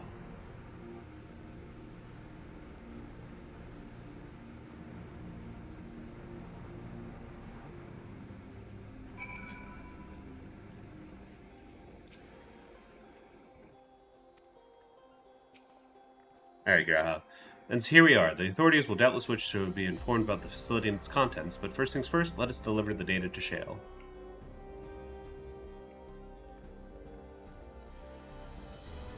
Oh, we shall? This must really be hurting hearing me, watching me teleport, like, the equivalent of, like, spending 200 gil to teleport the equivalent of, like, down the street.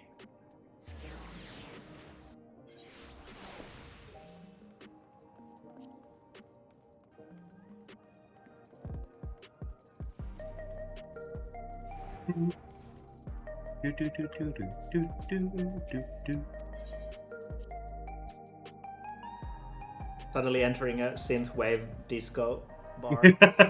Yeah.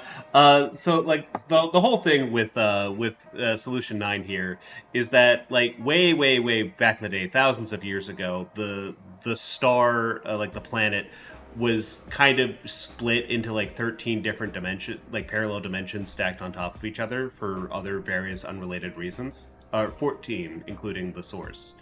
We're on like sort of the original version, like the original dimension, called the source. But all of them are sort of like stacked on top of each other, arranged from like 1 to 13. And we call them as such. Like if you go to like the first of these reflections, it's called the first.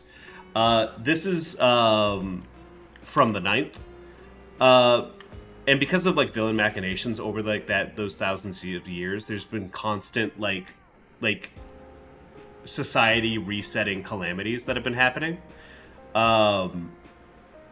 But in some of the other shards, there haven't been as much like disruption because like the bad guys haven't been fucking around there as much.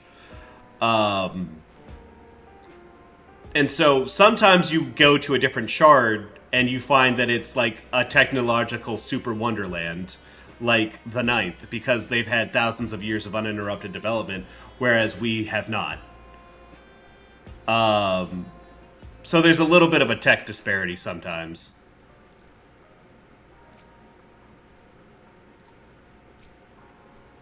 Welcome back. Galulja has already given me the storage device. There looks to be a wealth of data, all of which is encrypted, so I'll need some time to process everything. In that case, Elise and I might take ourselves around the city and check on the people. Aye, the mood has us a bit worried. I don't know if there's anything we can do to help, but we'll see.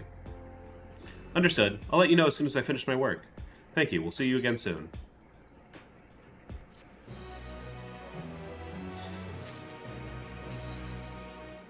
Geode's concern is writ plain upon his face. Alice isn't wrong. The mood out there is still grim. Some of the Turali remember a time before they were dependent on the Sol system, but even they're unsettled and wondering aloud if they have the chance to reunite with old friends and family before they pass on. With good reason too. The journey home won't be an easy one for those who have grown old. That's why there's it's mostly been younger folk who've been leaving Tyrol, young ones with no elders to care for, leaving for Tyrol. Word of that problem has reached us in Tuliolal. My brother's doing all he can to see the Zaktarel Railroad restored to full operation, so that people might come and go freely.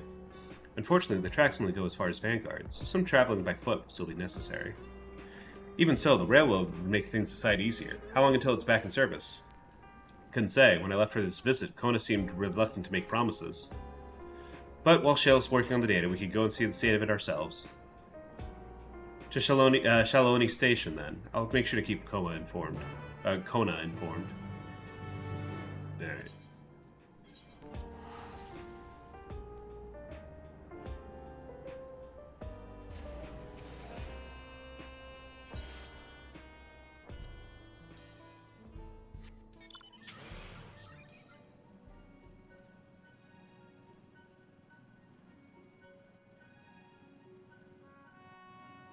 Inside the building here?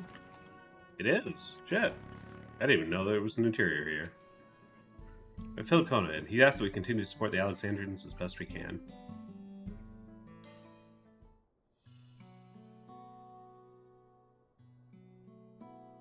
Vow of Resolve, and Darian Hargrave to boot. What can I do for you? We're hoping for some good news about the railroad. There's been an increasing number of people looking to return to Tyrol that can't make the journey on foot. I see. As it happens, the Vow of Reason is also on his way here to take stock of the situation. Speak of the devil. Scratch the on his way.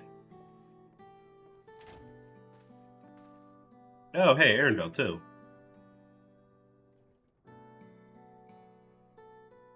Changed.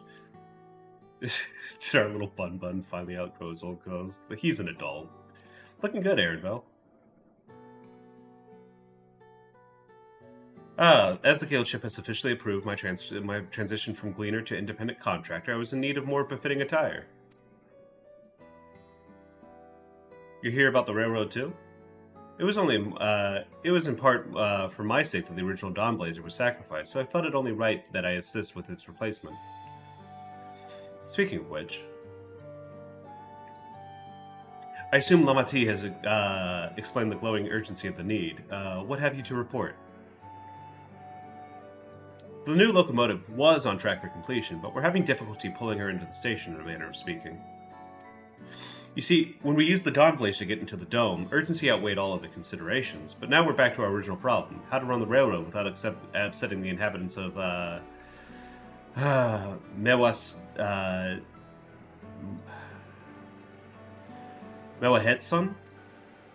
Mewahetsun.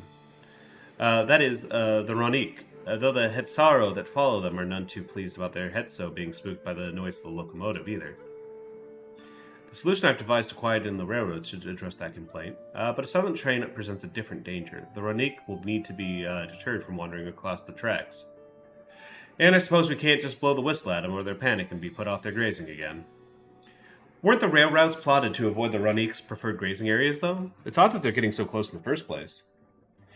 The Ronik's grazing patterns have shifted since the tracks were laid. I'm not certain why, but I intend to ask the people of Mewatsoan for their insight. As a major proponent of the railroad, I have a duty to assist in this matter, and I would too hear what the Hetsaro have to say about it. They are the ones who are most affected, after all. I believe it would be best to begin by consulting their leader, Wato.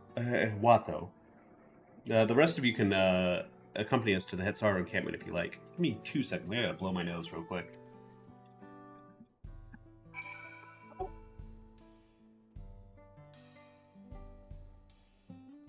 The nose blowing is part of the atmosphere. It's an important contextual step that will be foreshadowing for later.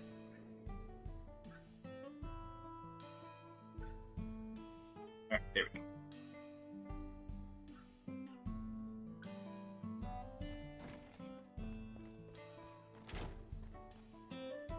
Man, I love this dumb little Southwest, like Wild West, esque town. There's some really good vibes here. Also, I'm gonna kill my mountain music. I want to enjoy the. Where is it? Oh, it's in sound settings. There we go.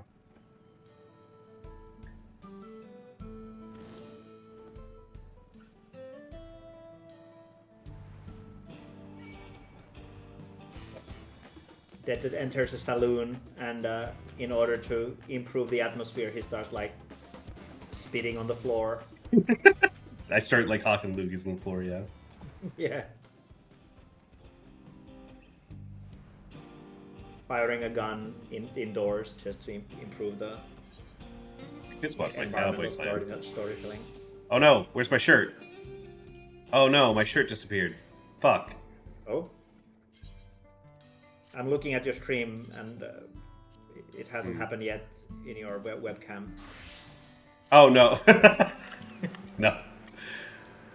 Not sure where that went, but I'll have to figure that out later.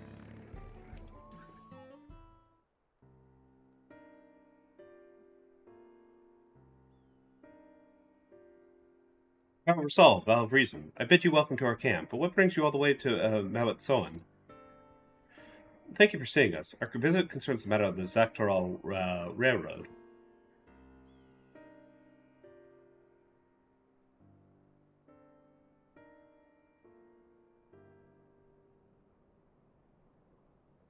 You too have noted the Ronik's unexpected change of behavior then. My son, Shepetto, has been looking into this matter. Shepetto? Normally, we'd expect the Ronik to keep to favored grounds nearby for a while yet, and despite a thorough search, we haven't found anything wrong with the quality and quantity of grazing in Piarionan and Yawatane.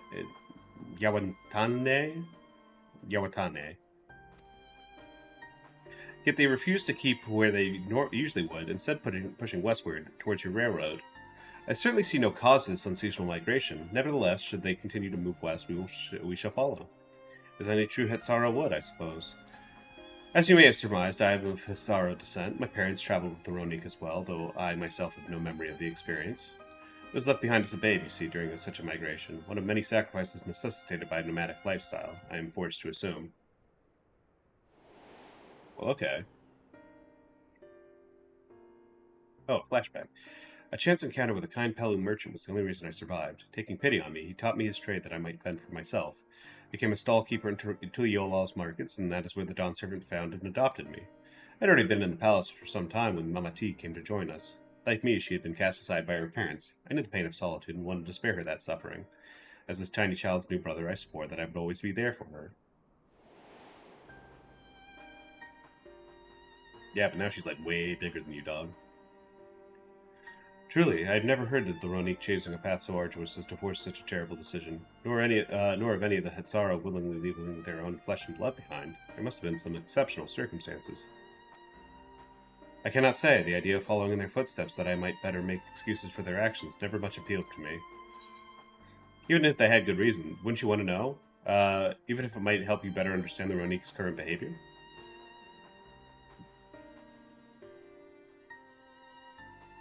As is so often the case, you are correct.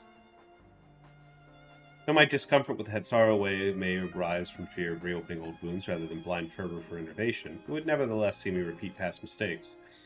And to refuse to learn of one of our country's treasured traditions would make me a poor Dawn servant indeed.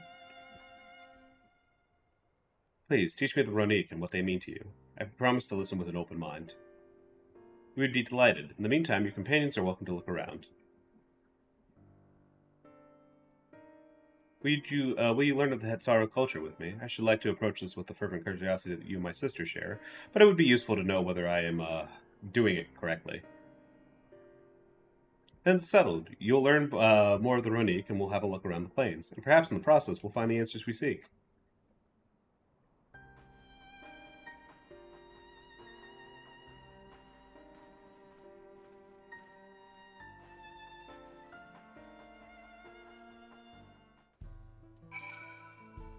The best way to learn about our way of life is to do as we do. Hope you're not above manual labor. I'm not the most experienced, I'm ashamed to admit, but I shall put forth every effort. That's all we ask. Take these tools.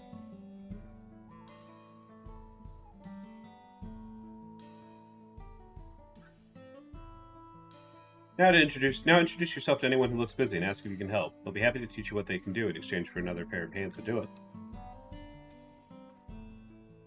Let us meet back here later to share what we've learned. Imagine going out and telling your king, like, yeah, you're on latrine duty, dude. This is to understand our way of life. We all need to shit. Alright, what do we got here? I'm afraid I'm finished with my task for the time being, but since you're so eager to learn about our way of life, why don't I tell you a bit about our migration customs?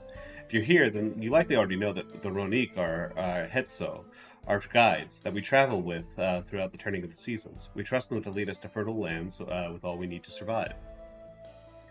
But you may not know that sometimes the herd splits into two, bound for different paths. On these occasions, we Hetsaro must also part with half of our number. You might think it a strange and stressful custom, but over the years it has seen us visit new lands that broaden our horizons as people. This too is the wisdom of the Hetso.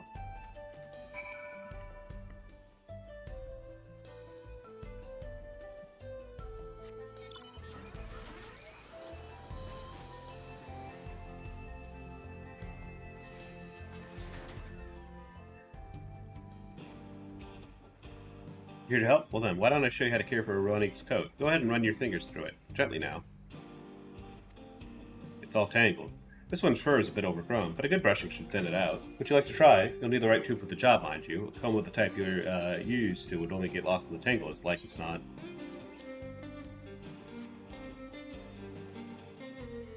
Ah, Spedo sent a Ronik brush with you. Did he? I like him. Now, just run it to one little patch at a time, gently.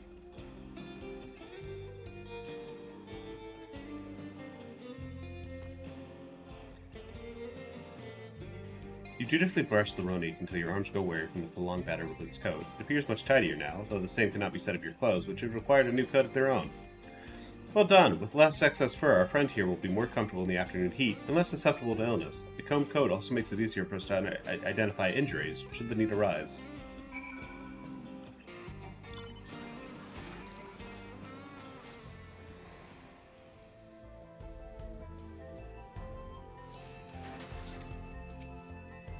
This won't do. The wind will go right through it, and without my needle and sinew. You mean like this?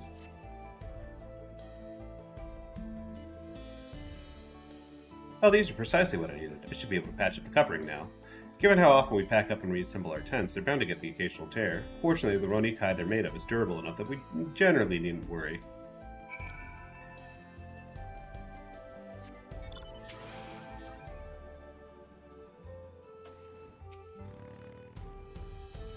You're learning about the Hetsaro way of life, are you? I may have a thing or two to share, but rather than talking your ear off, let me test your powers of deduction. I find answers much easier to recall later if I arrive at them myself. Our Hetso provide us with something that we use in medicines, poultices, and soaps to drive away pests and to sustain our fires. What is it? Fat? Is it dung again? Or bones? Hooves? Or hooves? Bones? Meat and organ? Meat? Bones?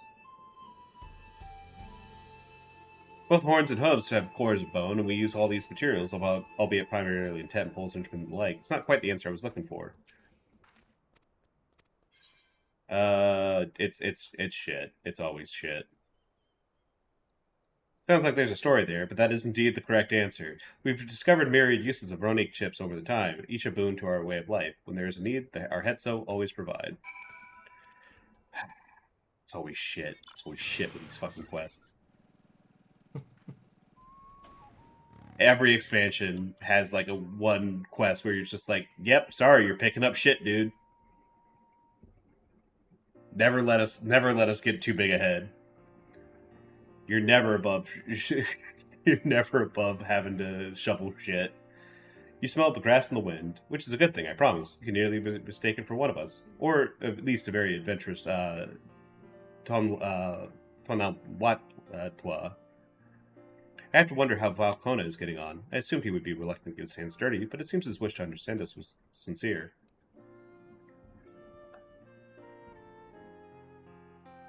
Ah, there he is now.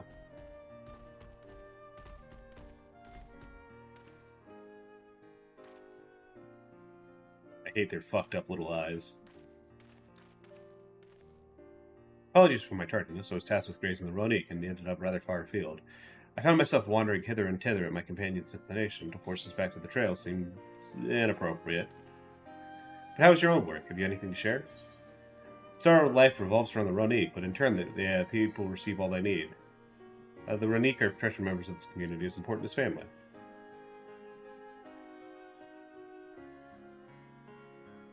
Indeed, the Ronique provide for the Hetzaro, and in turn the Hetzaro are good to the Ronique, just as a family should be. Mine is not the only way, though at times I lack the experience to know otherwise. My inability to conceive of how a decision might be right does not mean that it is wrong. My parents had a duty to the Ronique, as they did to me, so I wonder if their leaving me behind was not so selfish an act as I once believed. I have no way to know, of course, and regardless, this has no bearing on our present concerns. We're here in the service of people of Tural, after all. Nevertheless, I thank you for helping me find deeper meaning in what we've done today. And I shall endeavor to remain curious, especially where the Hetzaro are concerned. Glad to hear it, Valcona. You're welcome among our herd any time. Give me that Gale.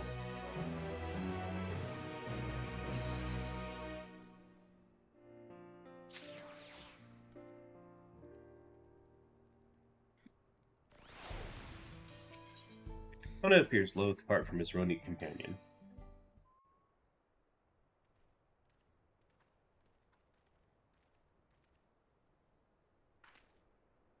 Is this voiced? This might be voiced.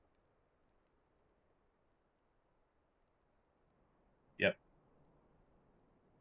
Oh, no, it's not. Damn. This is a nicer cutscene than I'm used to for this sort of thing. Kona, how did it go? I believe I finally understand the significance of the Hetzaro. They nourish the Hetzaro as they grow and provide warmth and companionship in a harsh and unpredictable world. They are the equal of any man, not beast to be tamed. Moreover, the Ronique are sensitive. Though we may treat their injuries or brush their coats to keep them hale, they must ever be free to follow their instincts and seek lands where they might thrive. Fuck the railway. The Hetzaro would never cage them, and neither should we. To control their migratory patterns or capture those who wander too close to the tracks is out of the question. And it is particularly important to advance our original line of inquiry. Fortunately, we were able to visit the Ronique's once favorite grazing grounds. As we were told, the grass looks fine, but the place is too quiet. It's not just the Ronique, even the birds and field mice have fled. We did encounter one pack of Ceratoraptors, but they looked to be passing by through in a hurry. Typically, that sort of behavior in the fauna would be associated with natural disasters, earthquakes, landslides, and the like. Though the Hetzaro would surely have put two and two together with the cause geological. I measured the area's aether to be certain. There was indeed nothing to suggest recent environmental disruption, but I did notice one anomaly. A strong etheric signature to the east, moving across the plain, albeit slowly. Probably a Tural. Large animal, perhaps.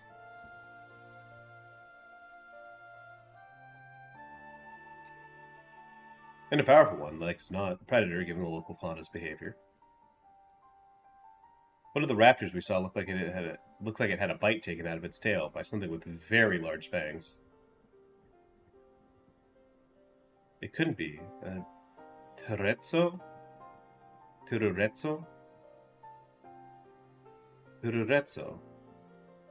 Ronique Reaver in the common tongue. Our people have several names for such creatures. Fanglet Seal Hetzo in the night is another evocative one. Ronique can fend off many predators with their horns, but not the Tururezzo. Their scales are tough as adamant, and neither horn nor arrow can pierce them. A well-toothed carnivore with an unusually tough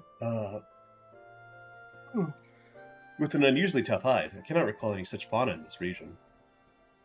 They usually roam the wilds in the northeast, and most herds keep well clear of them. I can't tell you why this one is so far from home in its packed bow. In any case, I believe the source of the Ronique's consternation is clear. As is our next move, we must drive this reaver away, that they might return to their grazing lands in peace.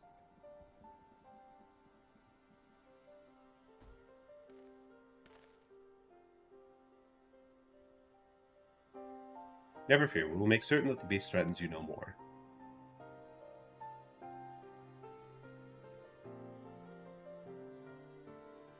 Do appreciate that this is just Kona awakening to his genetic horse girl destiny. Oh, it's a solo duty. The Ronek Reaver is a clear threat to the local population. We cannot allow it to roam unchecked. But it won't do for us to go running off in search of it without having made proper preparations. And if others returning from across the plain have spotted it, then they might be able to inform us of its recent behavior, where it might be found.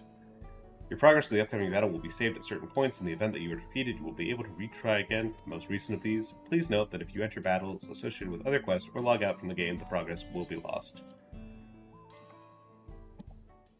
I see.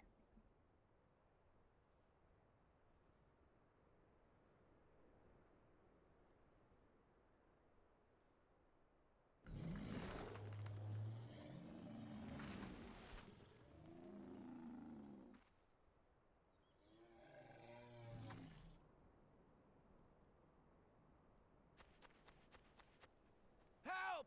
Help! Oh, hey, voice acting. Odoruhetsu is coming this way! Kodohetsu. Okay. That wasn't that far off.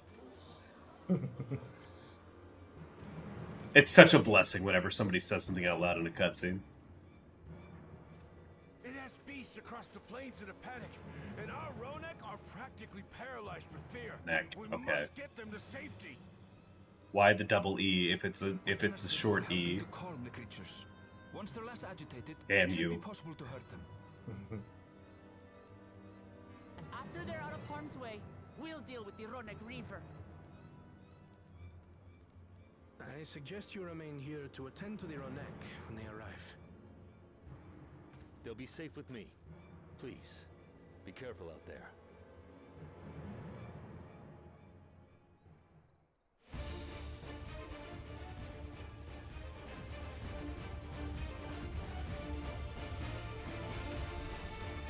Is it time for Fight time, yep. Make haste. We must protect the Ronek. Don't worry, we're right behind you. Can't move.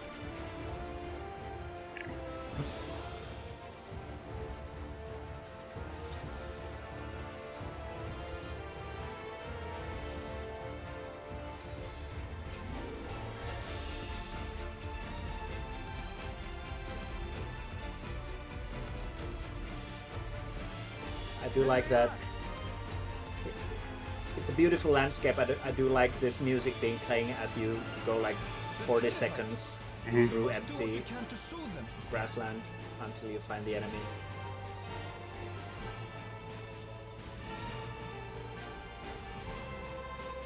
Wait, are these the enemies? No, these are like the herd animals. We're just soothing them because they're currently freaked the fuck out.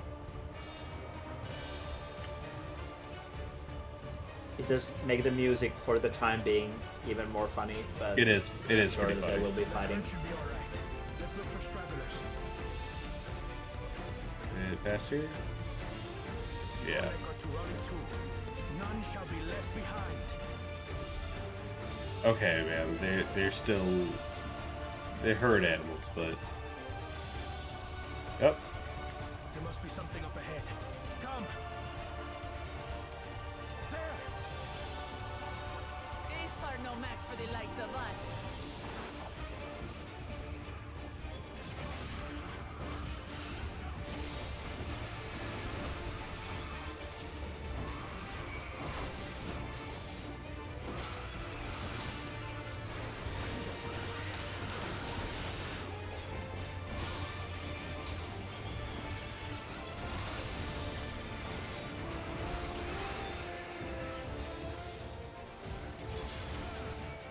In a panic was the hero.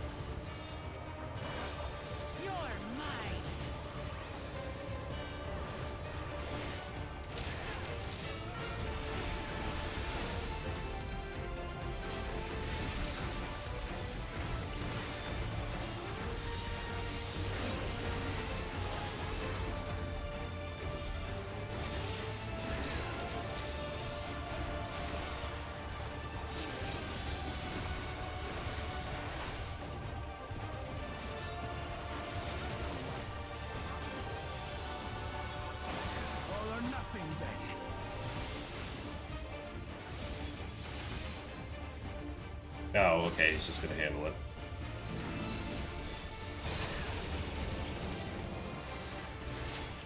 Was that a player's... Okay, that was a player skill or NPC skill. Mm-hmm. That was an NPC action. He's doing some weird Sage Machinist bullshit where he's doing both, like a bunch of different like types of skills. It's neat, but They look nice. yeah. The one thing I will say about the one thing you can say about this game is that they don't skip on the FX. The FX look real nice. It can be a little bit. It can be a little bit visually overwhelming though, which is why most players will have like basically everyone else's like animations turned down. But like obviously you keep your own on because like you're doing the cool thing. For the fodder, at least. Where's... Or cutscene. Wonder if this is probably the checkpoint.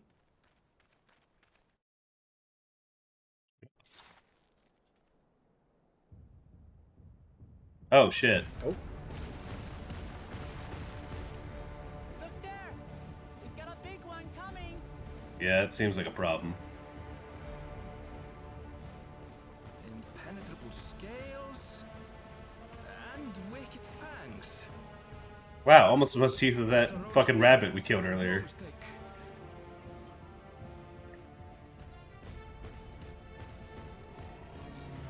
Oh.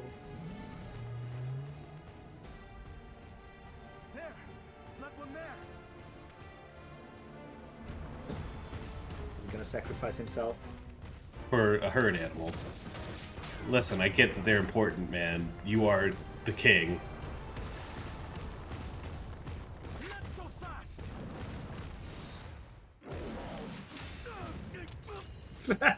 Buddy, you had to have had a better plan than that. There had to have been more options. I've got a shield. I demand you stop.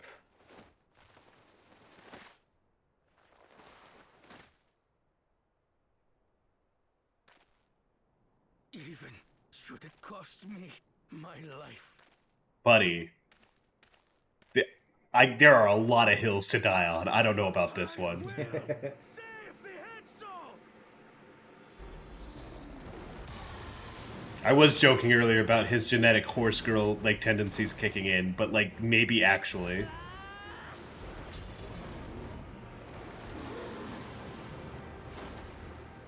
Kona! Are you alright?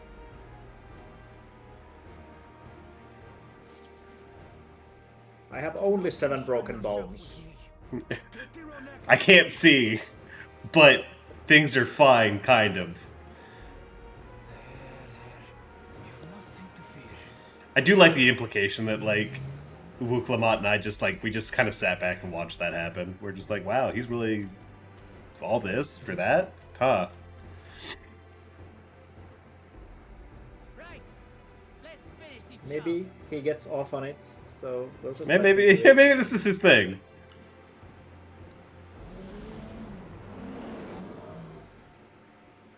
I made a vow to our people. You shall plague them no longer!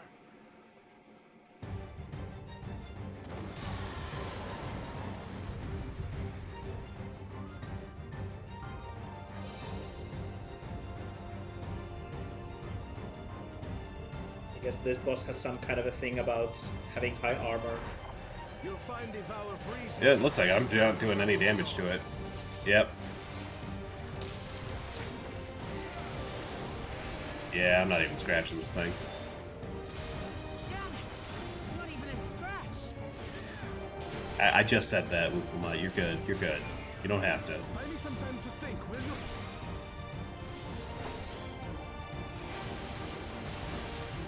It must have a weakness, and I will find it.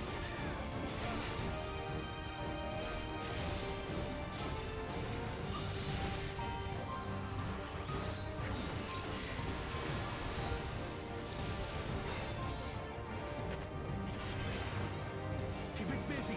I need time.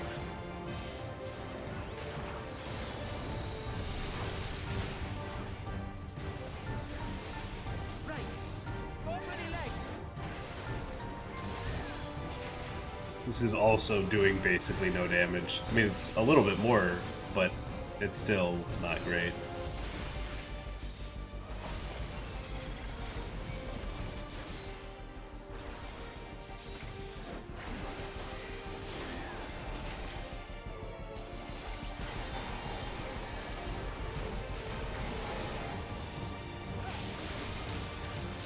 These orbs, oh yeah. Yep. They did look like they might be exploding sideways. The visual language in FF14 is like, it's very specific, but it's also, and it doesn't feel out of place, but it is also it also does a pretty good job of like visually communicating information, even beyond like just like knowing what each of them does. It's definitely funny, like seeing this now and having seen some people play Rabbit and Steel, just kind of like How one-to-one it Rabbit and is. Steel is Final Fantasy 14 boss fights, the game. Oh yeah. With a little It bit of really. Toho. It's like, well, I mean, that's what the design statement like of the game was. It's just like, no, you gotta. We're what if we want to do more fights, but.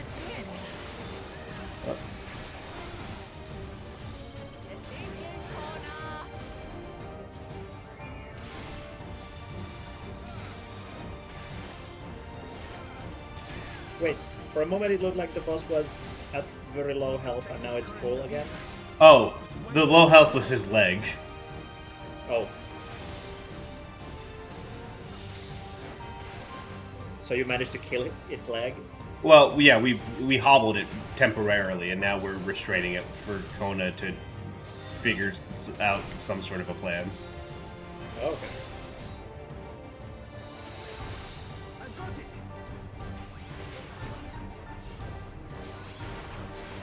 I've got it. Dead. Oh. Climb into its mouth and kill it from inside. You joke, but that's a boss mechanic that's happened before. One well-placed piercing round to the chest, and Oh. You have all this, and you stood in front of him with a pistol. you're done for. Yeah.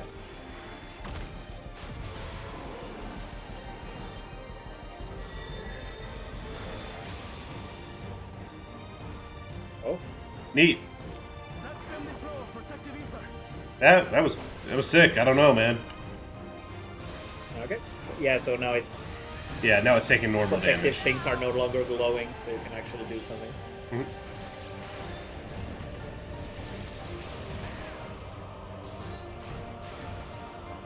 How many seconds do you have before it recharges? Until the buff comes back, I think we should be fine. It's been going. This fight's been going on long enough that I'm like, this is probably the last of it.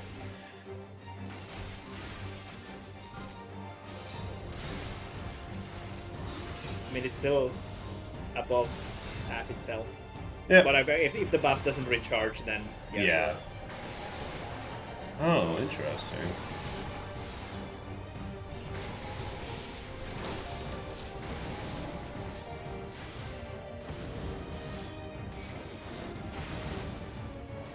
I do like this area denial thing that Final Fantasy 14 does with the boss fights. It's a much more interesting way of handling bosses having big attacks compared to something like World of Warcraft.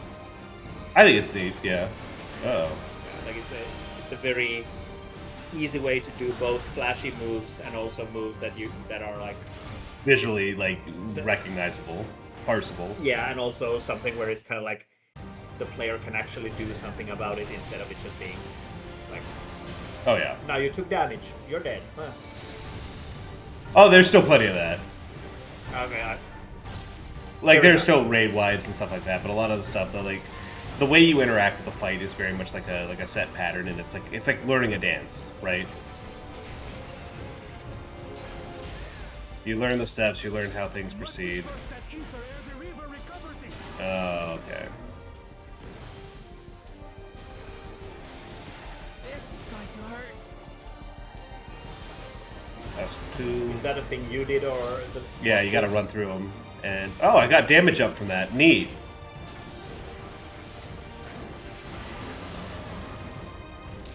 So wait, what would have happened if you hadn't run through them? I'm assuming he gets a damage up, or he gets like a defensive buff. Oh, okay, I see. Thankfully, I should be able to kill him before this goes down. Maybe not. Okay, there we go. Yep. I think you will.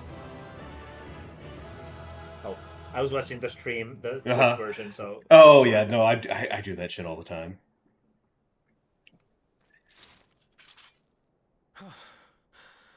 We did it. Go fix your glasses. You're embarrassing yourself, man. The Hetzo, are they? Actually, these glasses are part of my skull. The Ronak have all made it to Mehua Hetzuan. Mehua Area for any okay. remaining threats. But the local fauna appear to have calmed down.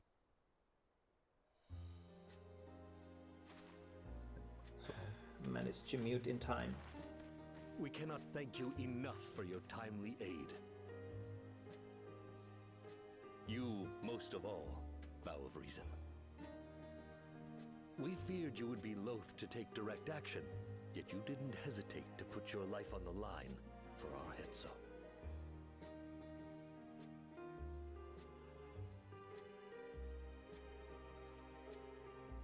I did no more than as a Dawn servant's duty. Calm down. Stop trying to look cool. You just took a blow for a buffalo.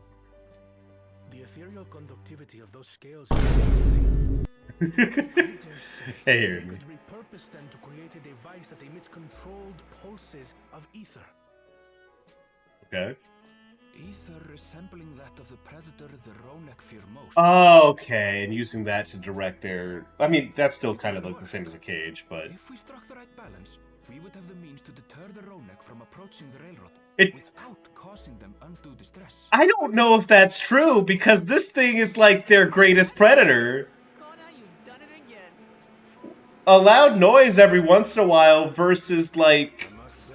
Oh no, our biggest predator is right nearby. Still haven't forgotten the last one. It's been more than 20 years. Oh, that's why that's why he got left behind. All right, fair enough. Come as a traitor to the camp in Lozanihetta. A camp that was obliterated in an instant by that monster.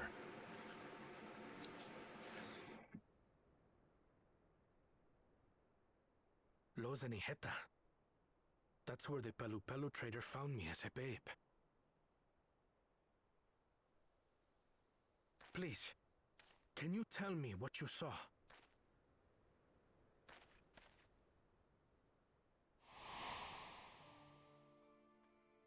As I said, I had traveled there to trade with our fellow Hetzaro. Like us, they followed the Ronak. And like us, they were visited by a reaver. The fiend struck like a whirlwind in the night. It was chaos.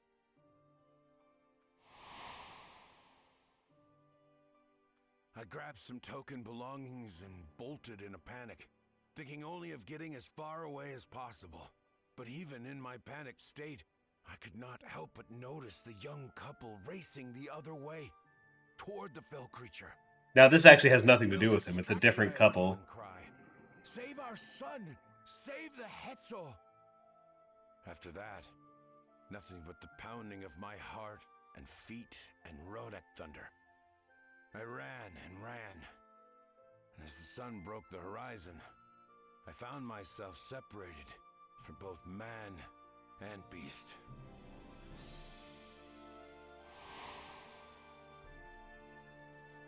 Windborne words say that a group of survivors reunited with their remaining Ronak and have long since moved on. But still more were never seen again, including the brave couple. Or so the story goes.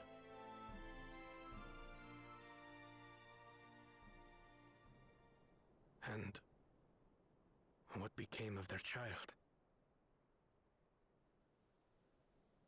I'm afraid I don't know. But if he wasn't with the survivors, even if he lived through that night, the wilderness wouldn't have been kind to a little one out on his lonesome.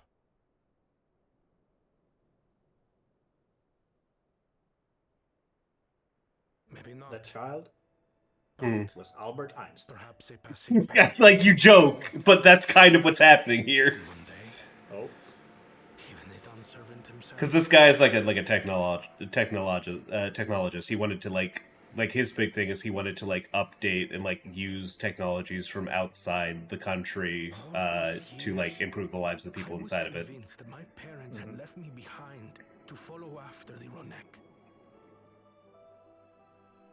But now I see they didn't abandon me. They were trying to keep me safe. Once again, you do not know that those are your parents. That could be a different couple. I've wasted so much time resenting them, when in truth, they gave me everything I have today. It is thanks to them that I live to know the warmth of family, even after they were gone. That's neat, Kona.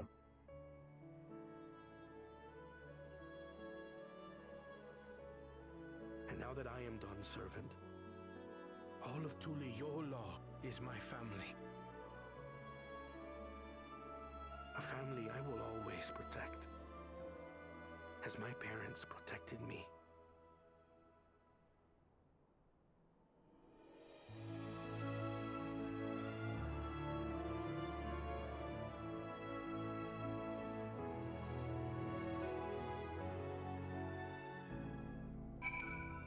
Neat.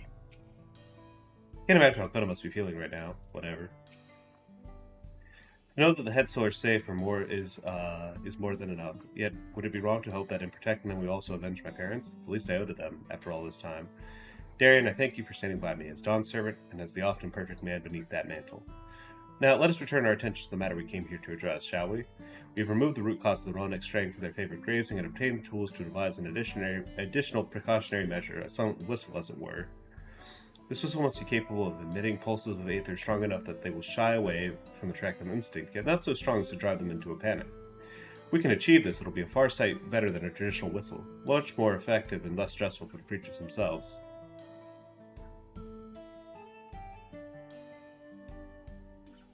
Let's turn to Shaloni Station and begin work on it then. Walika and his crew will doubtless be relieved to return to finally have a solution. Good God help me.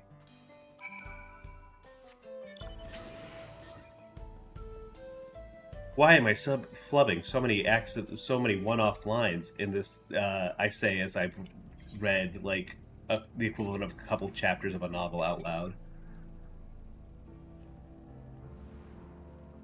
it trains your vocal cords. I betrayed myself and my vocal cords.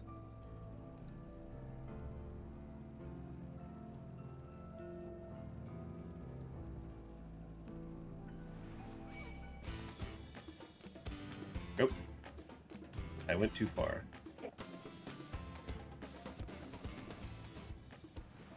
Alright, before I accept this next quest, I'm going to go ahead and hit the restroom really quick. I will be right back. Yeah, I'm also gonna make myself some food, so I'll be back in a moment.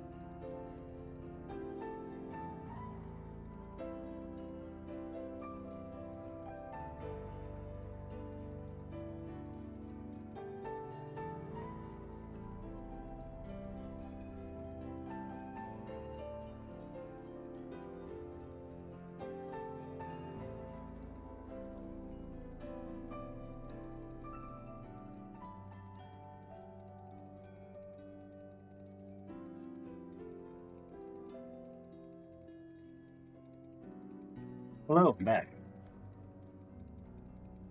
Brought a snack.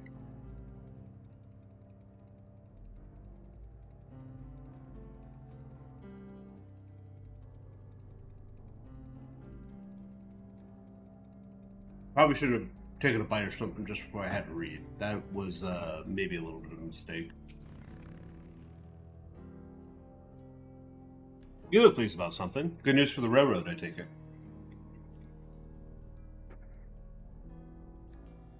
So the Ronek were avoiding a predator. Smart ones they are. And Balcono himself's not too bad, what with his whistle idea. Sit tight, we'll have this train on the tracks before you know it. Sit tight? Sure.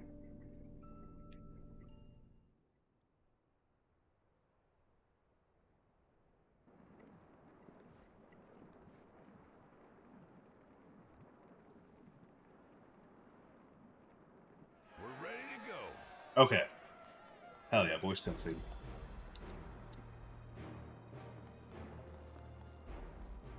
Whoa! She looks as good as new.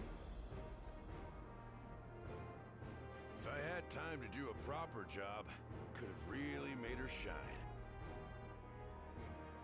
Had to cobble together the exterior with spare parts. We refurbished the interior, though. Not that you can appreciate it from out here. But as far as the Ronek are concerned, we've spared no effort.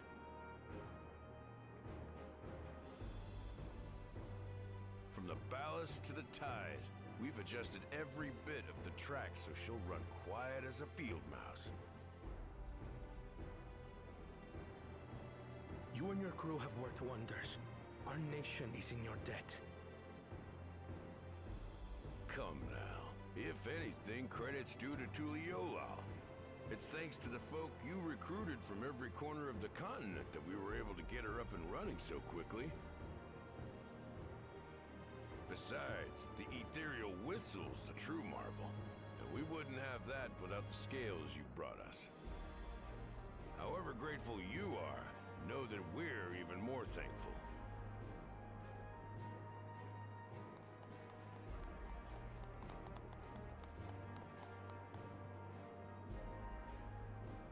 Right. If we're done talking, let's put this train through her paces.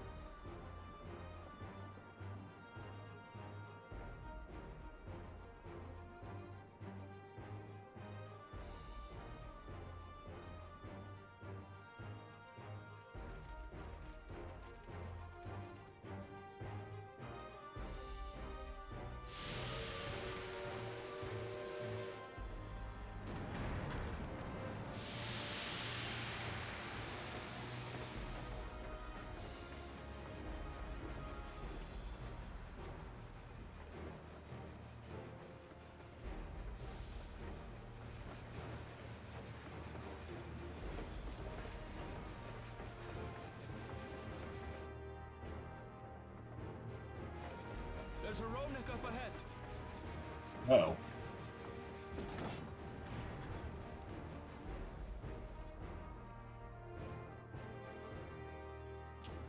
That's a crazy fast stop for a train to make. Test our whistle. On it. Just point it in the general direction and...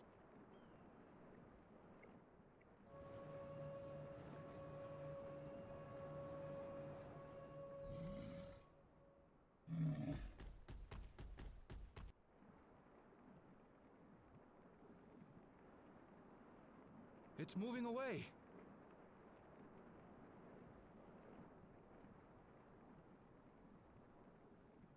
Meanwhile, our friends over there appear wholly unperturbed.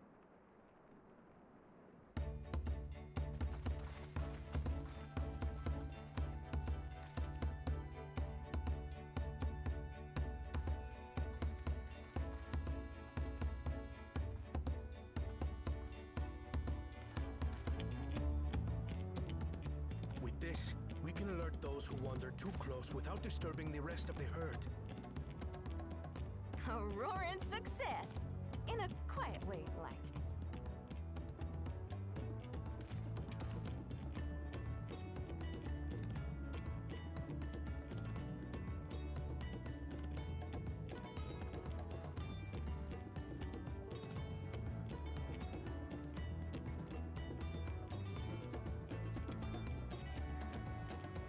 your permission, Vow of Reason. The Shaktaral Railroad is back in service. I really love these trolley dipshits. I'm glad they keep coming back.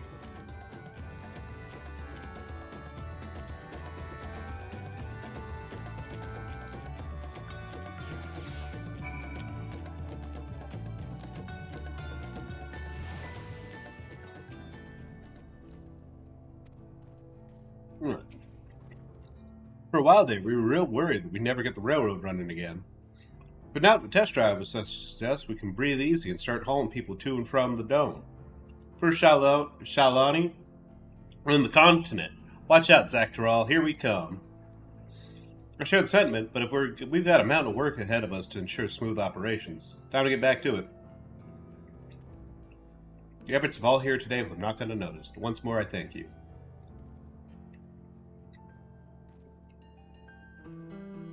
As for your own work, I trust you can handle matters in Alexandria, Lamati.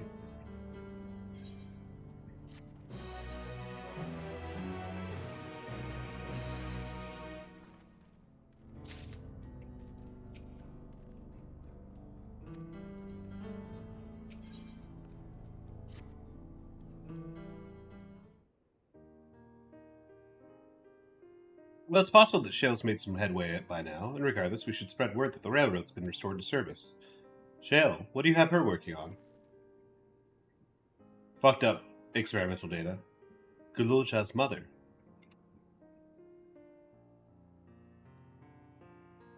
I'd feel the same in his shoes. Have felt the same. Some questions are painful that'll leave unanswered. There's been no cause to look at me like that. The Kakiwa we met may have only been a simulacrum, but her memory was real. I didn't search for what she left behind, because she left it with me. I will carry it always.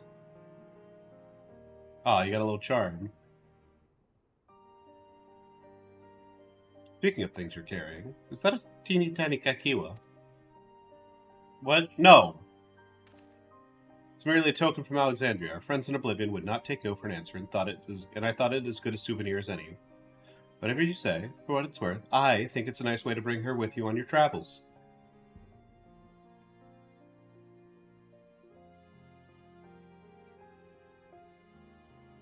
Yes. Well, you're off to the dome now, aren't you? Thought I might join you for a time. See if there's aught I can do for the people there. Much as changed though it is, I still consider it my home. Of course, we can give you the full story on the way.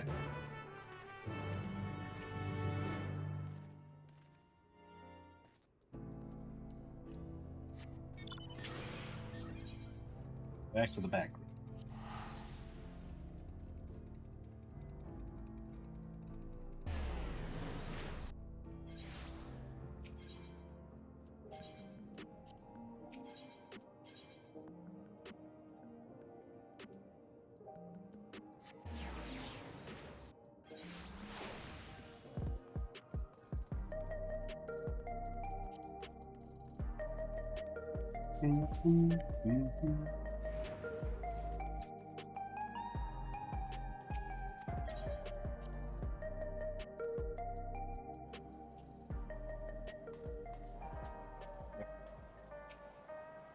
What's up, Graha? This isn't voiced. It's voiced.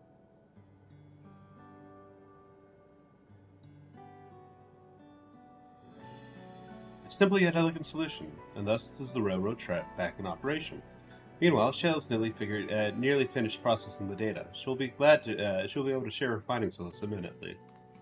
Oh, hey, Stola. Where the fuck have you been? I'm interrupting something, I gather. Why, Stola? What brings you here? I've seen enough of the gate in Skydeep Cenote for now, so I'm shifting my investigation to living memory. While there, I thought I might do well to have the company of an expert on electrope. I'd like to take a closer look at the place myself. I can join you there once we're finished here. Lest you fear I've forgotten, once I've made headway with living memory, the key in your keeping shall be the next subject of my scrutiny. Yeah. I get it, you're busy, you got a list.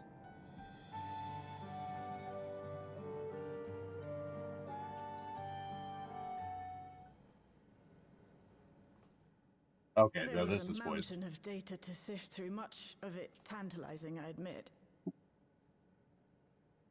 But it will take time to fully decrypt everything that piques my interest, so to answer our immediate question, I've been concentrating my efforts on the audio saved by Taishul Jah herself. Oh, okay. Sick. Get to hear your mom's voice. Watch her describe While I've not horrific listened to it yet, I war have a crimes. selection ready for playback. Would you like to hear it now? Why would you not figure out what it says first? All right. Several audio files will now play in sequence. Fuck you. Fuck you. That's funny, but fuck you. Fucking got her asses with that. Holy shit.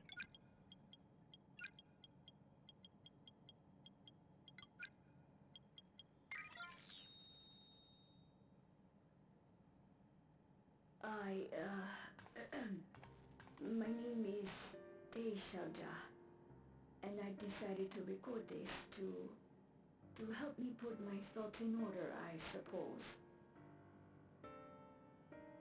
Mother? Officially I was a Virgin with the Lance Guard.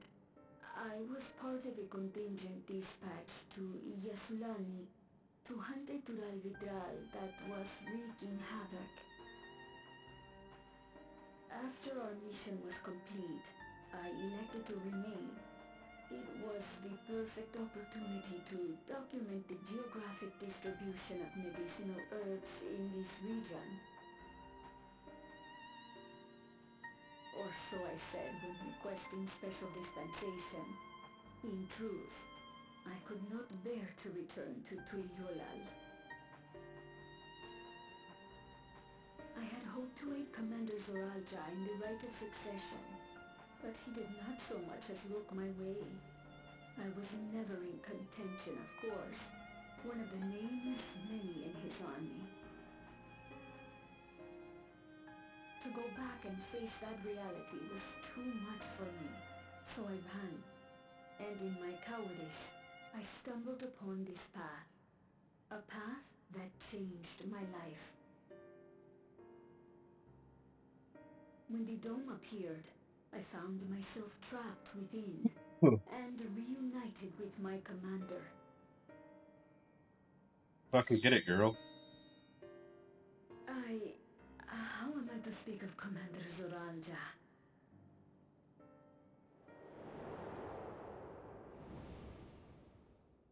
I admired him.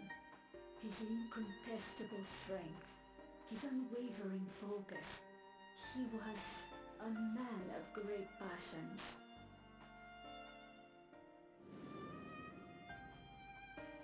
I watched him, captivated by his intensity. From afar, I would not dare approach. And in watching, I came to know him.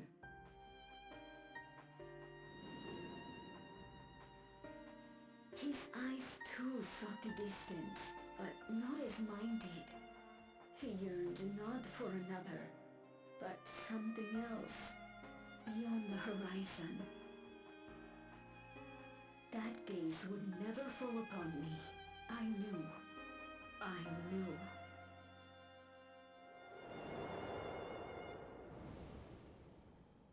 The experiment will soon proceed to its next phase, and when it does, as he promised, I will have my heart's desire.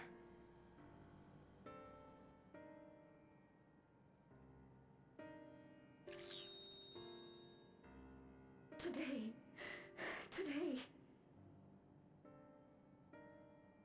It should have been today. A new beginning. What I have dreamed of for so long. I hold a future in my arms. If you could see him, embrace him. Surely that would be enough. So full of hope I was. A foolish hope.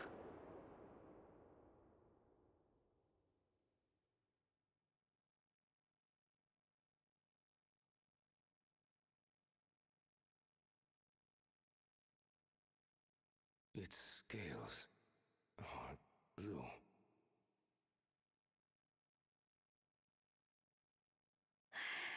He's your son.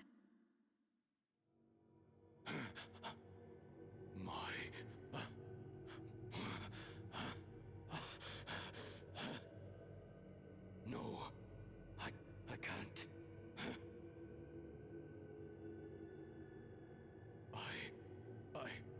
I don't know how. How could I? How? To raise a child, be a father. I don't. I can't. Sorry, your dad has daddy issues. No. Get it away from me. Get that thing away from me. A little rough.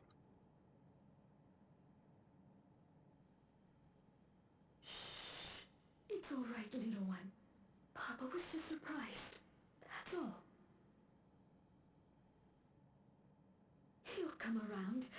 We'll be a happy family. Kanunoka shouting for me. The research hasn't been going well, but I can't let him take it out on my baby. Hush now, little one. I know just where to hide you.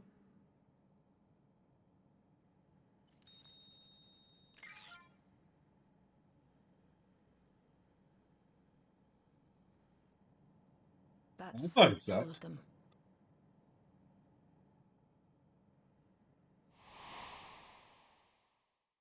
He was abandoned, the poor dear. We found him in the drift downs a few years ago.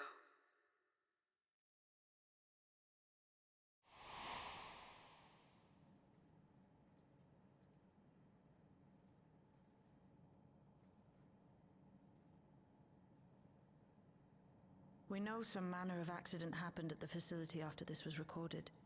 Perhaps your mother couldn't come back for you. Oh yeah, no, she's super dead. Hey, Gulolcha. I'm fine, Lamachi. I knew my dad sucked. Father and mother, they were both so lonely. If we could have been together, maybe they wouldn't have been. But sometimes things don't work out, no matter how hard you try. This is such a mature mindset. This kid's gonna be so fucking cool when he grows up. I can't tell if I'm happier now. But it's better to know, I think. Thank you, everyone.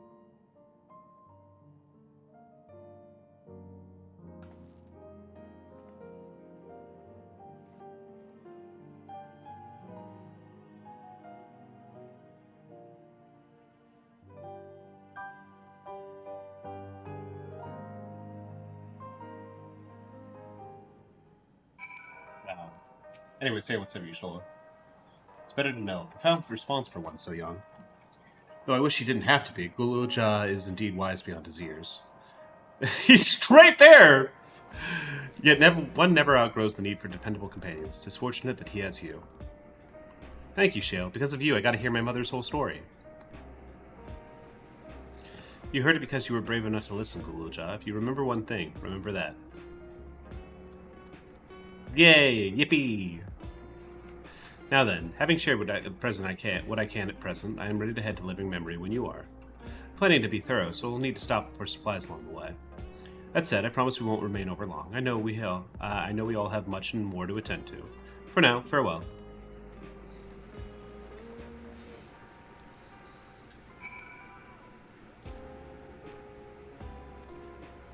Alright. A word before you leave. Our network's already spreading word of the railroad. We expect people to be clamoring to get on the first train back, yet the reaction's been the polar opposite. Scant few seem inclined to depart Alexandria anytime soon. What? When we spoke before, you said many from Tuliyola were eager to reunite with friends and family. Maybe they're concerned about getting through Vanguard? If so, we could take turns accompanying them. In any case, we need to speak with the people ourselves. Let's start Laynode 9. Laynode 9.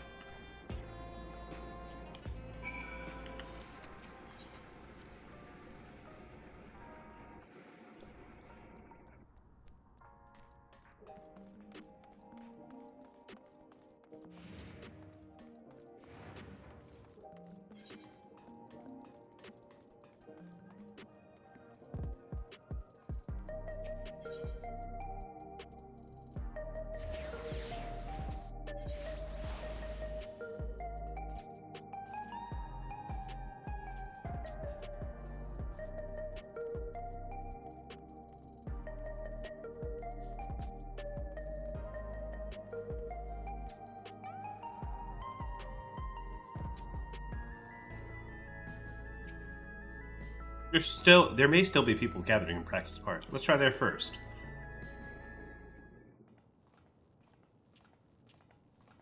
Voiced? I think so, maybe.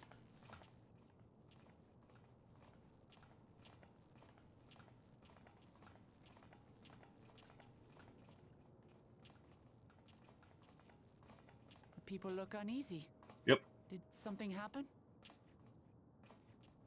I am going to go ahead and put these back.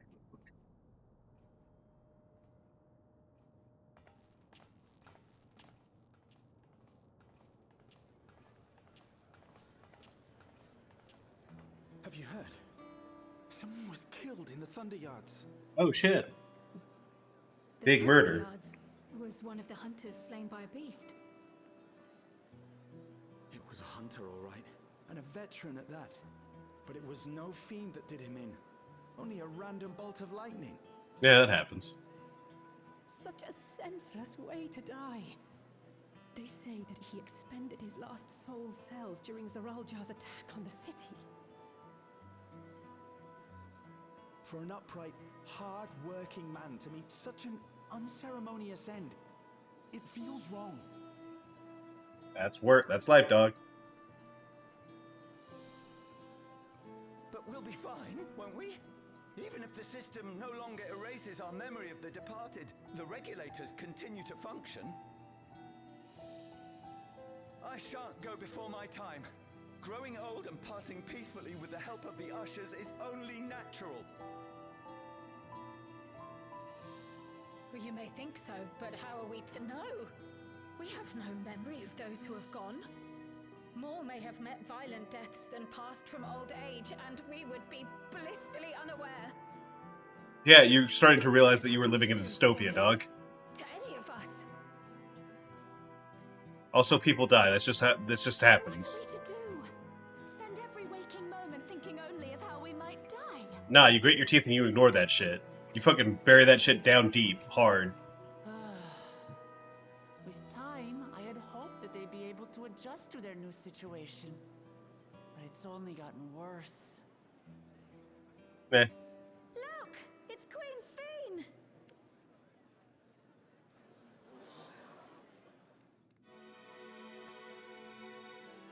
Bitch, what? Girl, you're dead. We killed you. We killed you really fucking hard.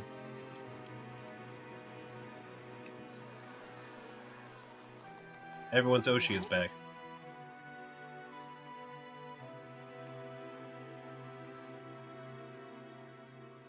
Help, Queen Sphene! The grown-ups are really upset, and I don't know what to do. I see that you are as kind-hearted as ever, Nico. Never fear. I'm here to set things aright. I don't understand. Sphene is gone. Forever.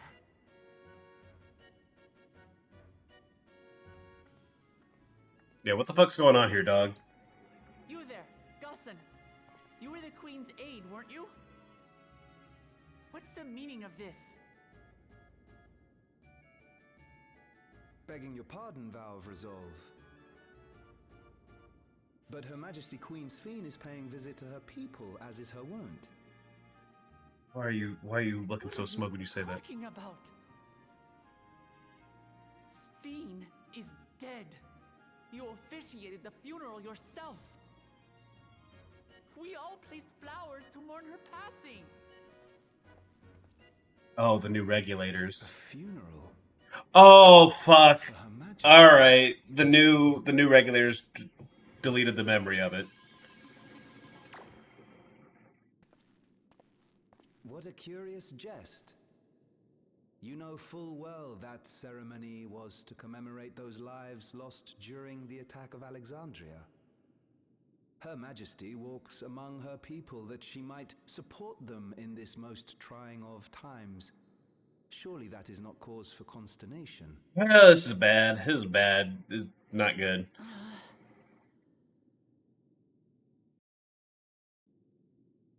Your Majesty, won't you free us from these terrible memories of the departed? This is no way to live, not for us, nor our children. I wish that I could. Truly I do. But with living memories shut down, even I cannot restore the system that once afforded us that comfort.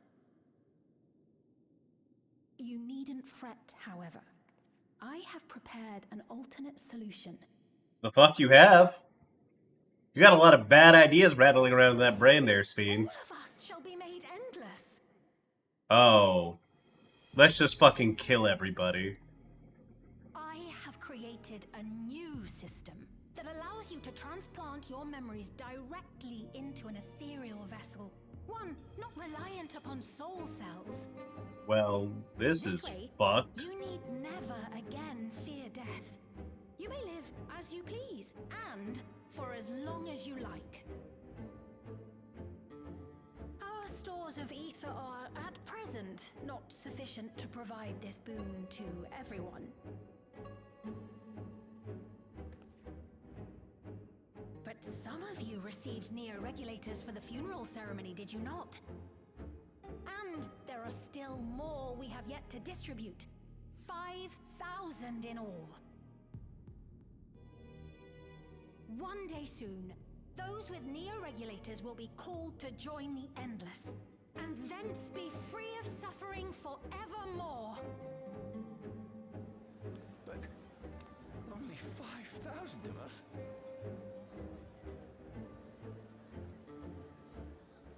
You victor!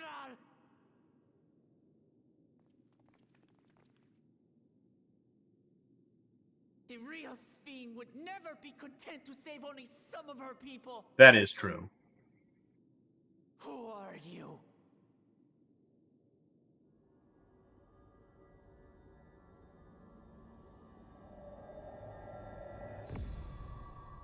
I am Sphene, the Queen of Reason.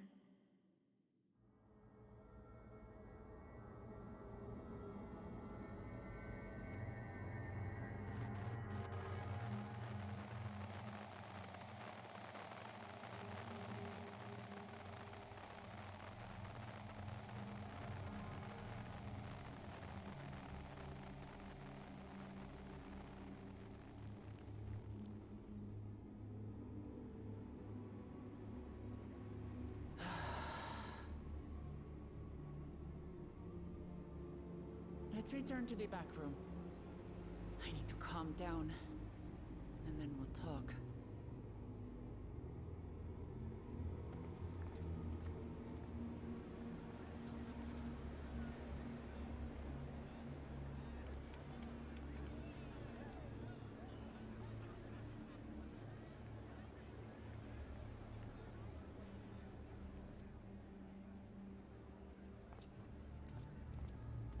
Well, that's really bad.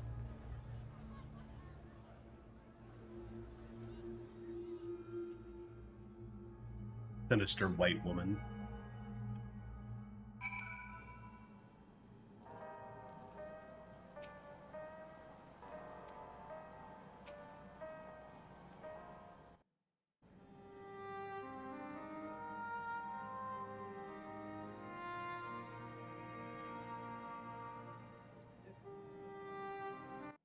We only caught the proclamation from a distance, but I can tell you that the message about neo-regulators was received with utmost clarity.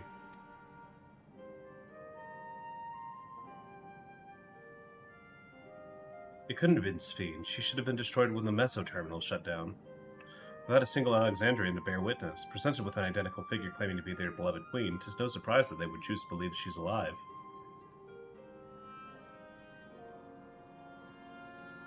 What is troubling, however, is their denial that the funeral was held in her honor. 'Tis as if their memories have been erased.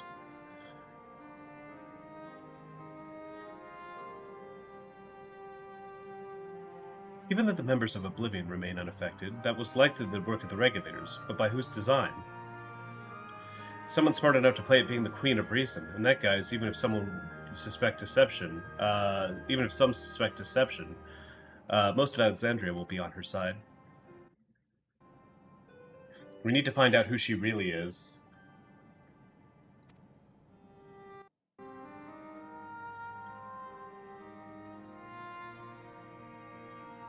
Well, I agree wholeheartedly. We should avoid drawing more attention than we already have. We must be patient until Oblivion's network turns up a lead, or until our self-proclaimed queen makes her next move.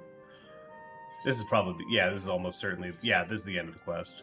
This is the end of the patch.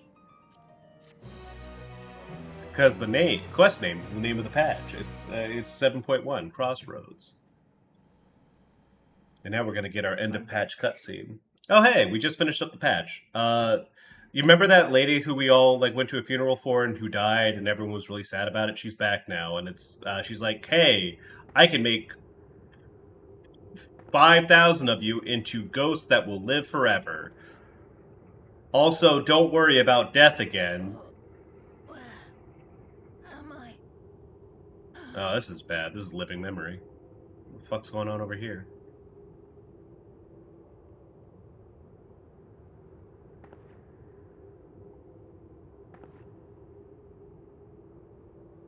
My people. Are they safe? Is that Sphene? That sounds like her voice. Oh shit, it's Yustola. Okay, well, we got people on top of it.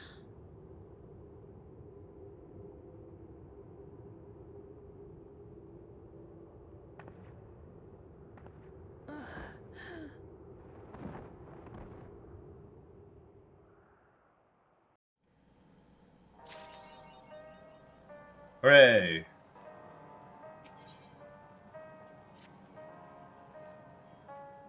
Alright, 7.2. Let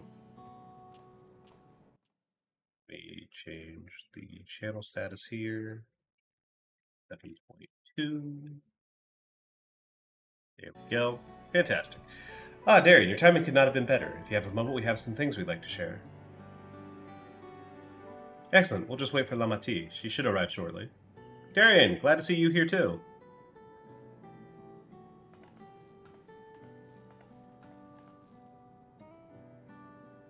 And speak of the devil, let's catch each other up then, shall we? Right. I'll go first if no one minds. I've been back in Tuliolil and spoke with Kona. I told him all about the records left behind by Guluja's mother, as well as Sphene's reappearance. We decided that I should remain in the dome until things have settled down more. But while I'm Guluja's guardian, I'm also a foreign ruler. I have to take care not to appear as though I'm meddling in Alexandrian politics. That's all from me. As for the rest of us, we've been keeping track of this new Sphene. She has been making regular appearances before the people, and each time she does, she encourages them to become endless. Alas, much else about her remains a mystery, including why she's chosen to reveal herself now. On our end, we've confirmed that only those wearing regulators have had their knowledge of Queen Sphene's death altered. Someone must have tampered with the devices to remove any and all memories of the event. Though we haven't yet identified the perpetrator, given recent events, Sphene is the chief suspect. Many believe that the Queen of Reason is alive and well, and remember her funeral as a memorial for those lost in the attack. Needless to say, this has proven confusing for those with more accurate recollections. We'll carry on with our investigation. I'll head to Earth and Sky now and coordinate with our people there. There's one other matter, the highlight of this gathering, you might say. We'd like you to meet a certain someone. By all means, where's this person now? In the break room. She's unwell, and Yustola and Alice have been tending to her. They'll be able to explain things. I want to see how she's doing, so I'll come too.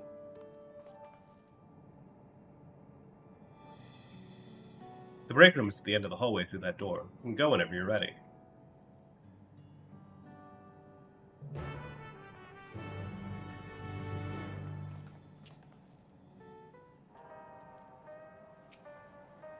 Much as I'd love to join you in the break room, I'd rather not overwhelm our guests with too many new faces. Better to keep investigating the activities of our newsfeed. Ethno and Aaronville have taken it upon themselves to attend to the people of Alexandria. Whole many are still struggling to deal with recent events, and if they hope to make a difference by lending them a sympathetic ear.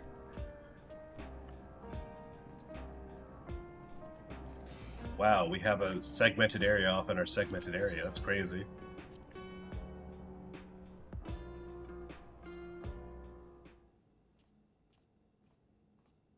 Why is the break room so much nicer?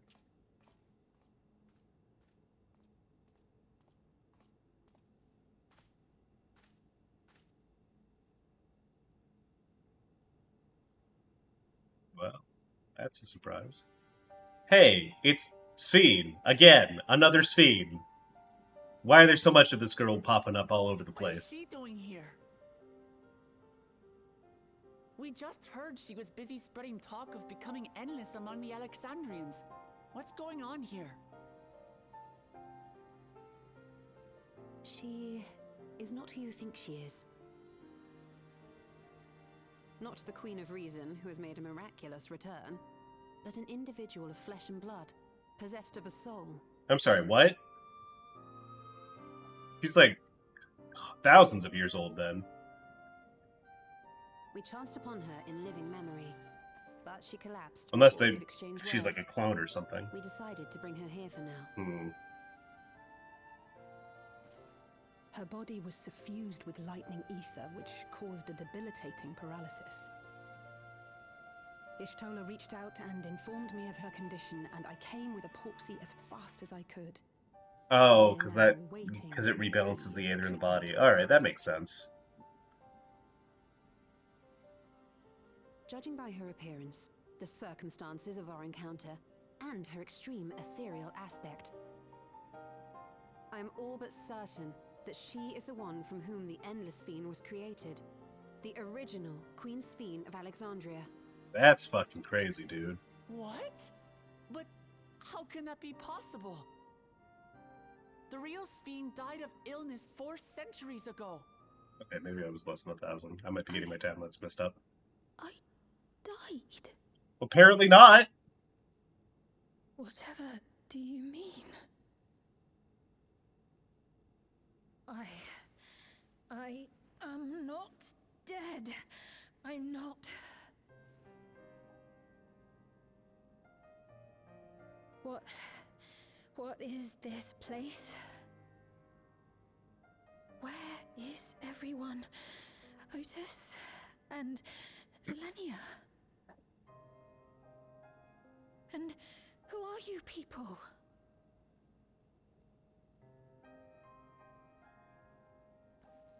Calm down. We mean you no harm. You've been unwell, and it wouldn't do to strain yourself.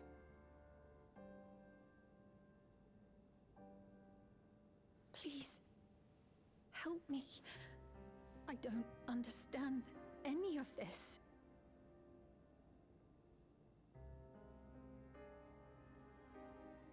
Of course. But if I might confirm some things first. You are Queen Sphene of Alexandria, are you not? Yes. Yes, I am. And ere you awoke here, you were in another unfamiliar place. Is that correct? I opened my eyes and saw a strange, dark room. Outside, there were towering buildings, clad in electrobe. You slumbered at the heart of that city for many years, within a facility called the Meso Terminal.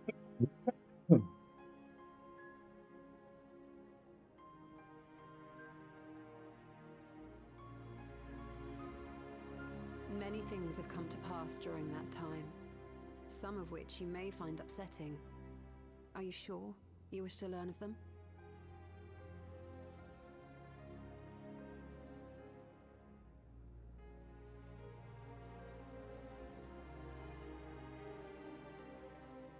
In that dark room, there was an electrope casket designed to preserve its occupant in cold stasis.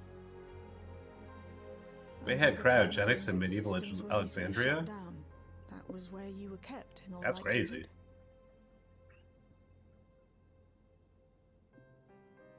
Since the time of the Old Kingdom.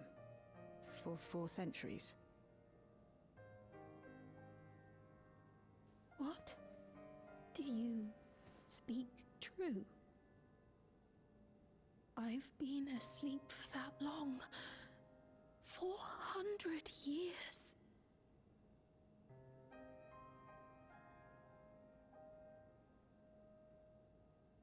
Our records say that Queen Sphene succumbed to the rampant lightning energies unleashed during the storm surge. But it seems the truth is rather different.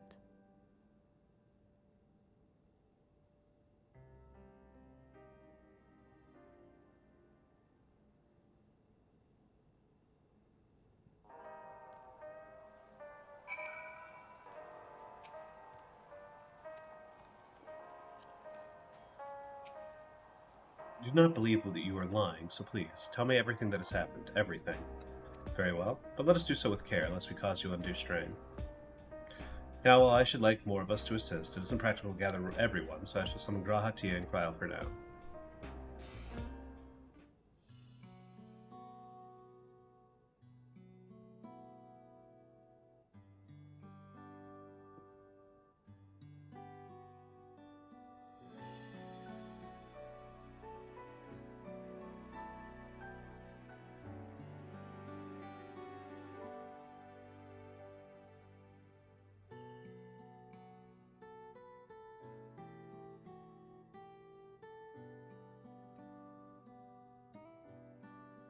I know this has all been a lot to take in, but how are you feeling?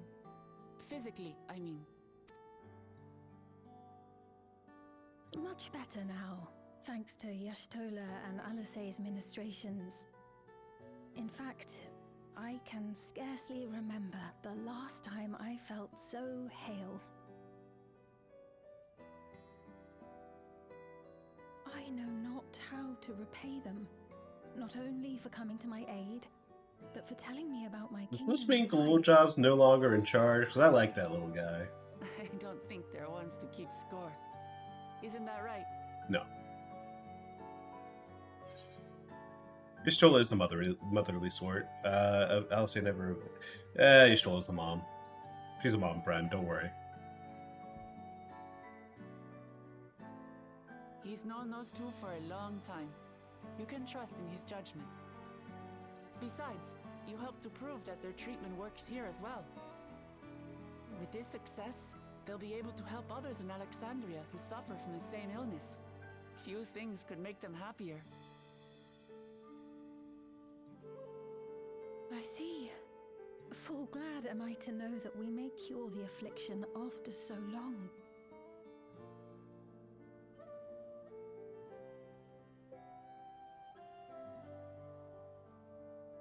So very long.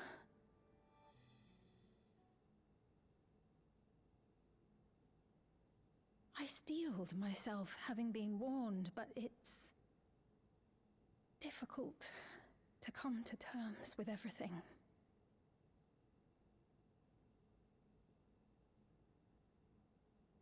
Sphene?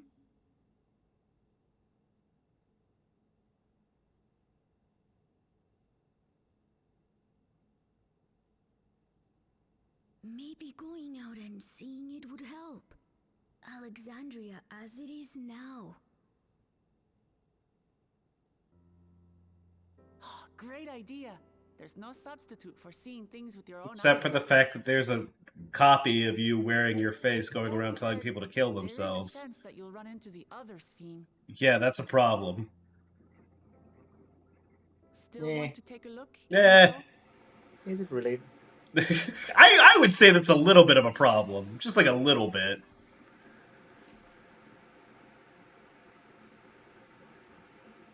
It would be a lie to say I do not feel anxious, but I wish to walk among the people, to hear their voices and learn about their realm. Well, congratulations, Wukumat. You only killed a copy of your girlfriend. there's a flesh and blood girlfriend here that you can get with all over again. We'll go together. I'm not going to be too crazy about it. Truly, I would be honored. Then allow us to show you the sights. Thank you, Wuklamot.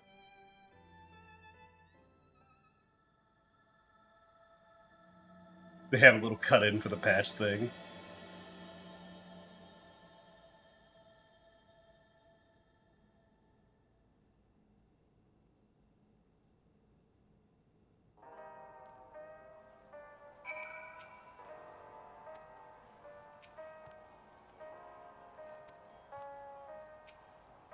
Thank you as well, Darian, for your kindness. The Endless Fiend, you knew her, did you not?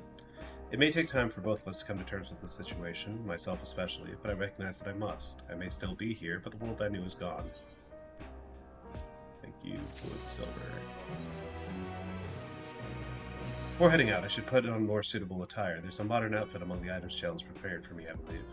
If you would wait outside, I should only need a moment. Alright, take your time.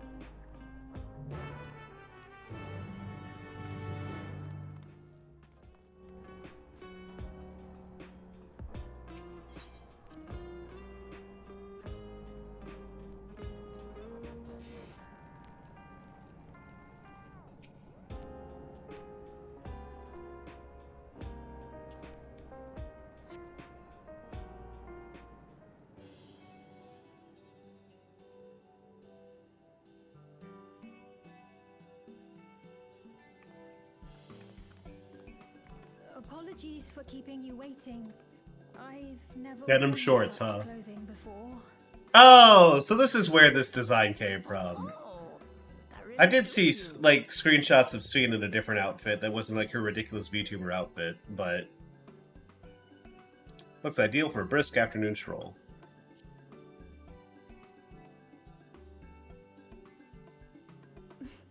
For one so well traveled to say that, I feel confident it's perfect for exploring the city.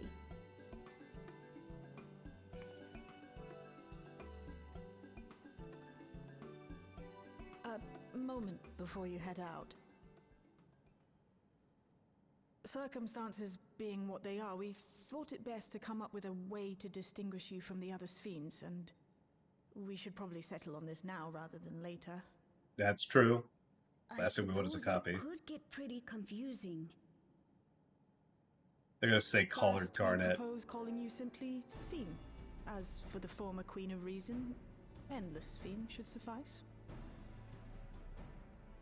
We're gonna call her Dagger. Oh, or are we gonna call her Dagger or Sword or something? Despite being the spitting image of Endless Sphene, we know she's a different entity. So we were thinking of calling her a simulant, after imitation stones. Oh, okay. I see. Well, they're definitely not the same. And that's as good a way as any to draw a distinction. Okay, well that makes sense. But what do you think, Sphene? Is that alright with you? Rest assured, I have no objections.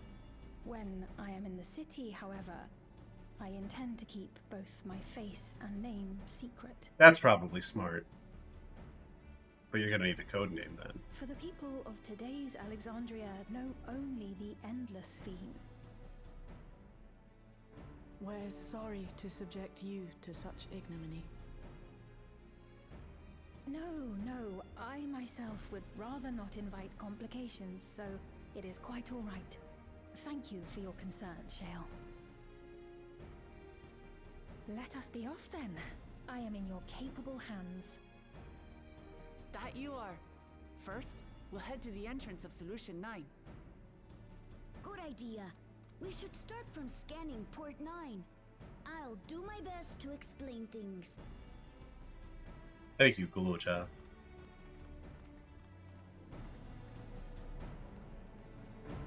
What a reliable young man.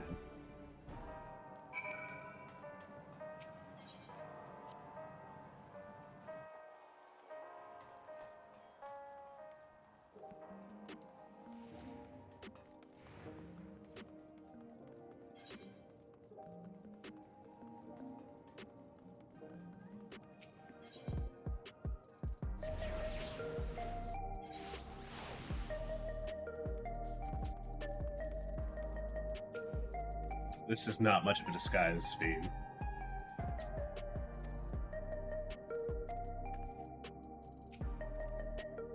The lady wants to talk with Lamati, so while they're busy, that lady wants to talk with Lamati, so while they're busy, I'll tell you about what we can see from here. Is there any place that interests you? There's so very many, I can't decide where to begin. Then why don't we let Darian choose? Yeah.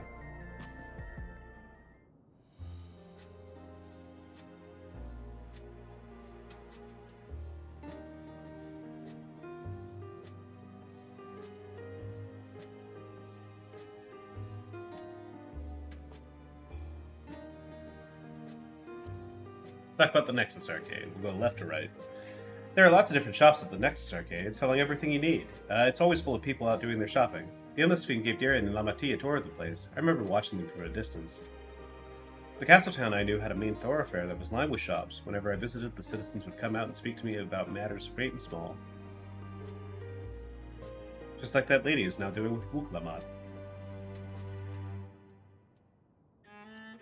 Speaking of which, the lady talking with Lamati just came back from Tuliyola. It was her first time since being trapped in the barrier 30 years ago. She has family in Alexandria now, so she had to return. But the trade made it safe and easy for her to make the journey, and it's all thanks to everyone's hard work. There was once a railroad connecting Alexandria to neighboring Limblum, but operations were suspended when relations deteriorated. Eventually the tracks were removed entirely. To see that a railroad now connects us to our new neighbors is gratifying.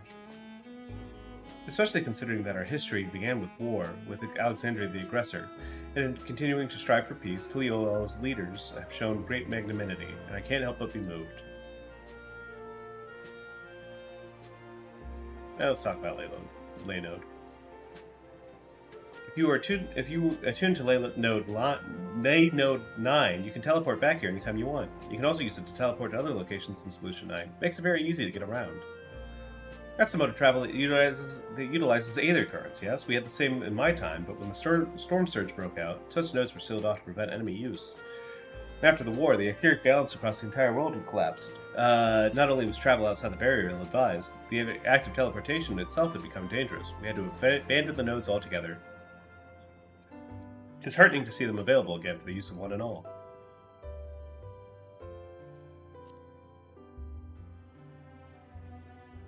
In the government sector, there's a counter where citizens can get matched up to jobs. Wow, it really is fully automated gay space luxury communism. There's also a soul exchange, but no one goes there much these days, since there aren't many souls in circulation. I'm unsure how I feel about regulators and the treatment of souls as a resource. I understand the grief of those who have lost loved ones and the desire to escape the sorrow of death. Even so, I would never wish to forget. My parents, Otis, Zelenia, I want to remember them all. I am reluctant to impose my personal beliefs upon others, though. No, you should absolutely do that in this case. That shit was crazy.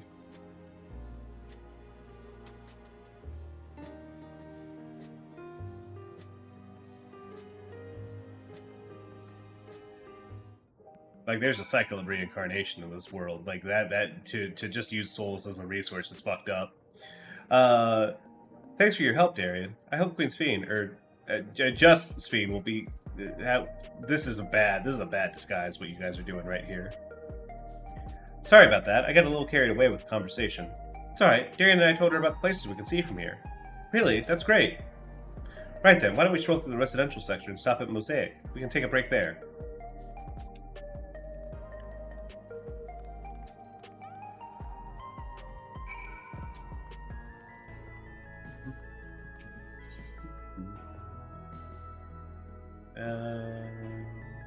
I guess it's probably faster to go through Nexus.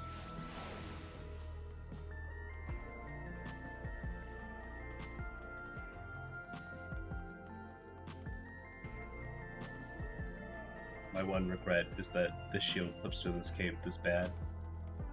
Maybe I need to change the shield. But I like my big chunky shield. I understand this cafe was named for the different races who appear as a mosaic of colors when they gather here. Such an inspired idea. We've been walking a while, so let's rest our feet, eh? Drinks are on me. Sphene, Darian, the two of you go ahead and order first. You're like the leader of a sovereign government. I would really hope that you would cover the bill. I don't get paid to save the world. I just have to do it.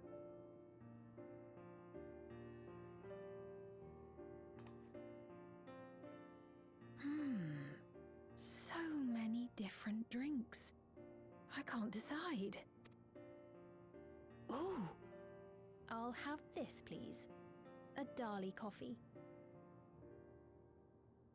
Of course. I should warn you, though.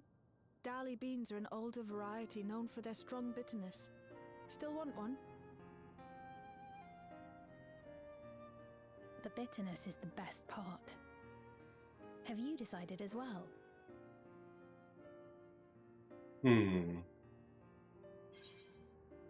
Something healthy, vegetable juice, sweet cocoa with extra cream on top. I'll have...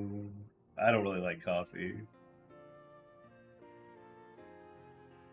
I think vegetable juice is fine. I've got a soft spot in my heart for tomato juice.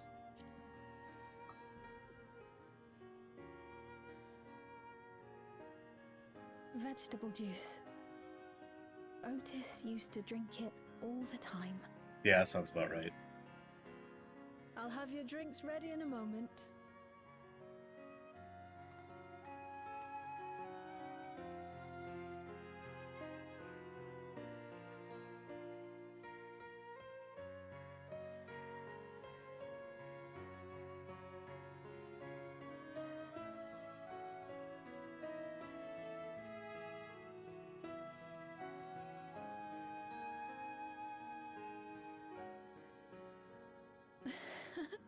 They're certainly well liked. It's a wonderful feeling, spending time with the people.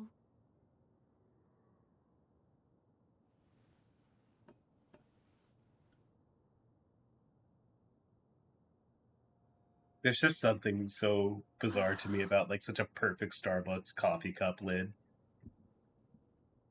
Down to the little plastic divot in like the back half. But they're not my people anymore, are they? Their city, their way of life, even the ground upon which they tread. I am a stranger to it all. Everyone has their hair dyed such odd colors, how they're wearing the same The weight outfit of the but long with different years colors. is finally beginning to sink in.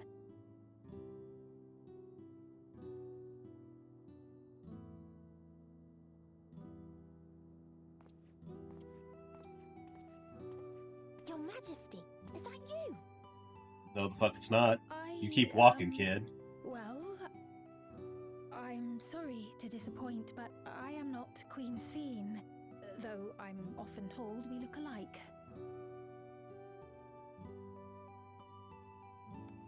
There you are. How many times have I told you not to go off alone? Now they all have those Neo regulators. I'm sorry he bothered you, Mom. Come now. We're going home.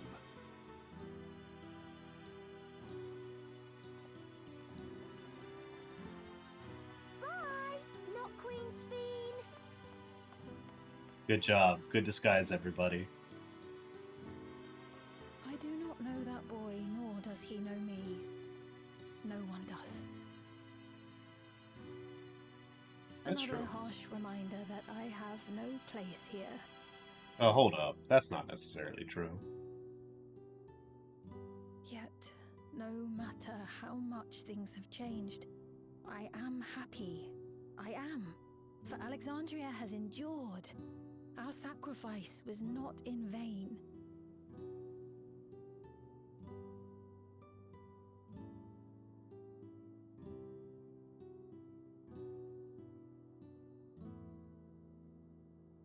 Even so, I cannot help but feel lonely.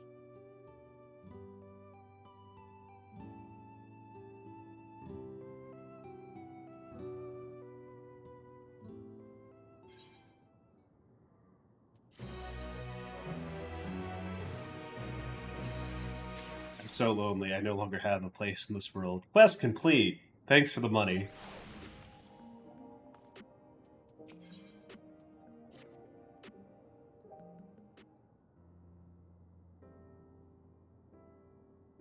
Forgive me, I didn't mean to darken the mood. Well, you sure as fuck did. Still, I feel better for having shared my feelings with you. Thank you. Well, now I feel bad. I'm sorry I'm not being much of a guide. I don't usually get approached this often. It's quite alright. The people have been through so much. It's only natural for them to seek comfort and assurance from someone they trust. Besides, I was able to relax with a delicious cup of coffee and have a lovely chat with Darian. I appreciate your understanding. Right, where to next? We could take a look inside Nexus Arcade, but it can probably wait until we actually need something. In that case, let's head up to the recreation zone. There's plenty to see on True View.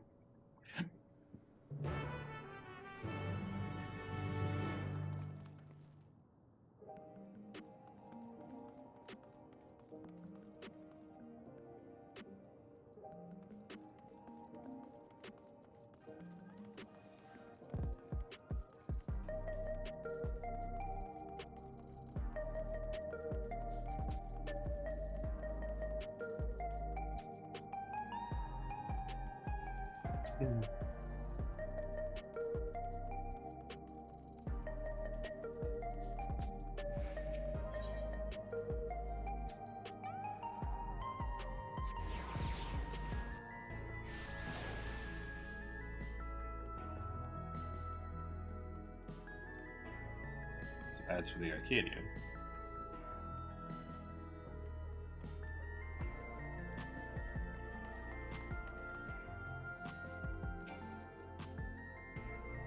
Yeah, you alright?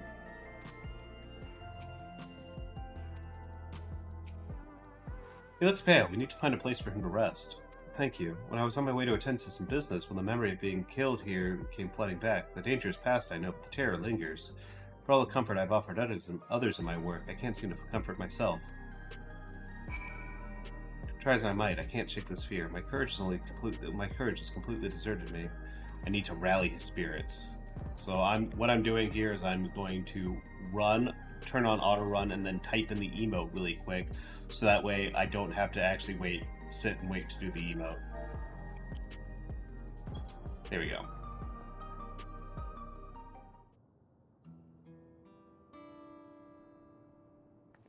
You've been rallied, fool. Thank you, I feel better already. Your encouragement was exactly what I needed. Ah, but where are my manners? My name is Malachite, and I'm an usher. An usher? They're the ones who came to those without long to live, right? But given everything that's happened, I imagine your duties have changed. That's correct. We no longer attend to the dying. It's only after they have passed away in their family's care that we convey our remains to a government storage facility. A storage facility? What for? Henceforth, we must inter the deceased, but as the specifics are undecided, the bodies must be kept in cold storage for the time being. I didn't know. I heard there were graveyards over by the submerged city, but like funerals, burial customs must be long forgotten. Did you have usher duties? If so, we could help. I'm actually not here in an official capacity, so I am loath to trouble you further, but since you asked, I shall explain why I've come. Taken to delivering the personal effects of the departed to their families. Even though their memories have been entrusted to the cloud, I still remember where they once lived. The rule was to dispose of any belongings. To do anything else was strictly forbidden, but it saddened me to see them discarded like waste, so I began secreting away what I could. Of course, I understand that not everyone shares my sentiments, and leave it to the families to decide what to do with these items. Some accept my deliveries, others reject them. Whether I'm doing the right thing, I cannot say, but I feel the family should be given the choice. Oh, they didn't have it before then. It's important to think about what people leave to us. I want to help. Do you want to help too, Darian? I deliver all the time, all the fucking place. You got it. I'm on it.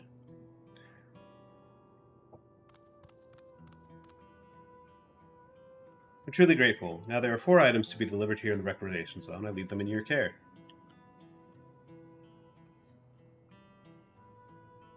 In the meantime, I shall head to the residential sector to make deliveries there. After you finish, please meet me back here. I would like to know the family's reaction.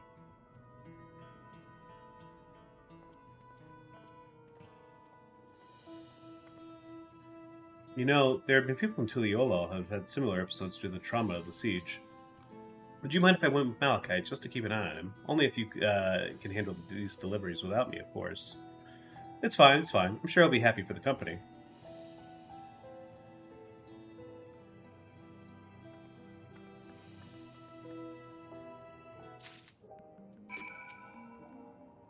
Oh, there are 4 items in total to deliver? Right, 3 for people on Trueview and 1 for someone over by Neon Stein. Let's visit them in that order. Might I trouble you to do the talking, Darian? I feel my voice might betray my identity. Either way, we'll be right behind you. Do do do do do do do.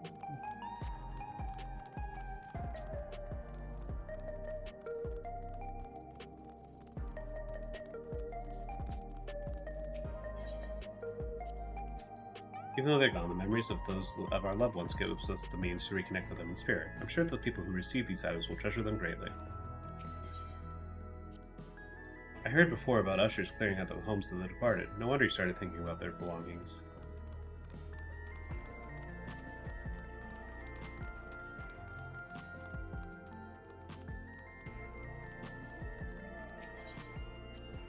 The people around Trueview seem scary at first, but most of them are really kind. Whenever I see someone passed out in the street now, I worry if they'll be alright. The buildings here, all in a row, remind me of the old castle town. Lively as it is here, I can see why Oblivion can blend in.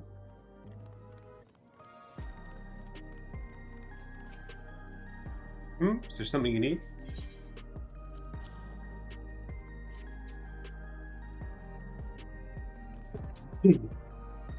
Ah, so Malachite sent you. He was very considerate. When he offered to bring me the keepsake, he stressed that I didn't have to accept it. I felt uncomfortable.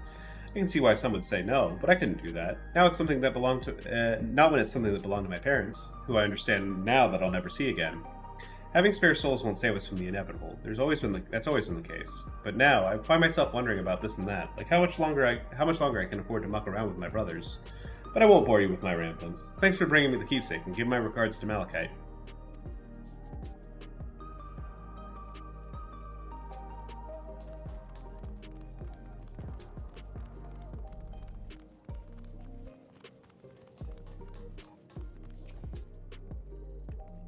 What is it? If you're trying to sell me something, I'm not interested. Well, shit, lady. Oh, you brought the keepsake. Thank you. Been looking forward to this, hoping that it might help me remember. But no such luck, it seems. The owner is dead, and they'll never become one of those endless Queen Sphene tells us about. It's a sad thought. Even so, I'm not sure why I want to become endless myself. If they're made by putting your memories into a new body made of aether, doesn't that mean you yourself still have to die first? The thought of not having to worry about souls was appealing, so I was happy to receive a Neo-Regulator, but I've only had doubts since then. Queen Sphene herself recommends it. I want to believe that all will be well, but still. Sorry, I need to clear my head.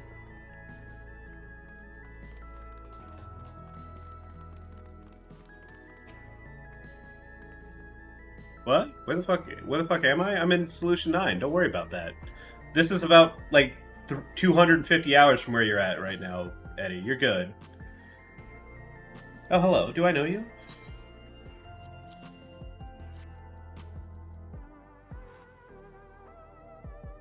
Ah, so this is the keepsake. Truth be told, I've been wavering as to whether or not I should accept it. I mean, it belonged to someone that died. It's got me thinking about what we did to Tuliyola. I didn't even know we'd killed so many of their people, not until the funeral. What if they decide to retaliate? Lamati, Buklamat would never do that. She and everyone in Tuliyola know that my father was to blame for the attack, not the Alexandrian people. Bunny. Oh dear, I'm sorry, I didn't mean to make you speak ill of your father. It's just, I can't stop worrying about death, and hearing that they're running out of Neo-Regulators makes it worse. I don't know what to do anymore. That's everyone on Trueview. Let's head to Neon Stein. Oh.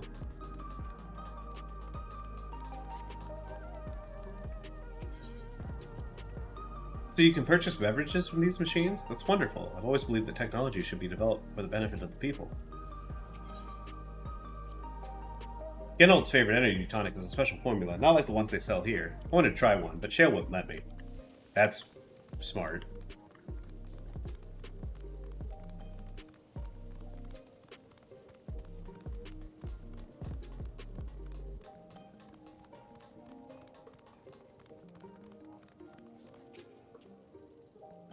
You talking to me?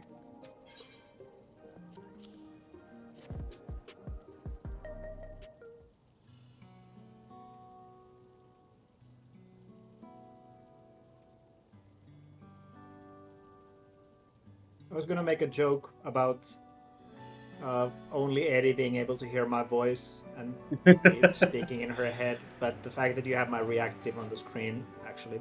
That's unfortunate. I'm very sorry. Oh, right, this. Can't say it stirs any memories, but it does feel familiar somehow. Do you have games on your phone? Fucking expression. You know, you look familiar yourself. Where do I know you from? Ah, of course, you're the unenhanced challenger. No, champion. I can't stress how incredible... Oh, it's because I've done the first wing of the Arcadian. I can't stress how incredible it is what you've achieved without using feral souls. It's a genuine honor to meet you, though not for the first time, I realize.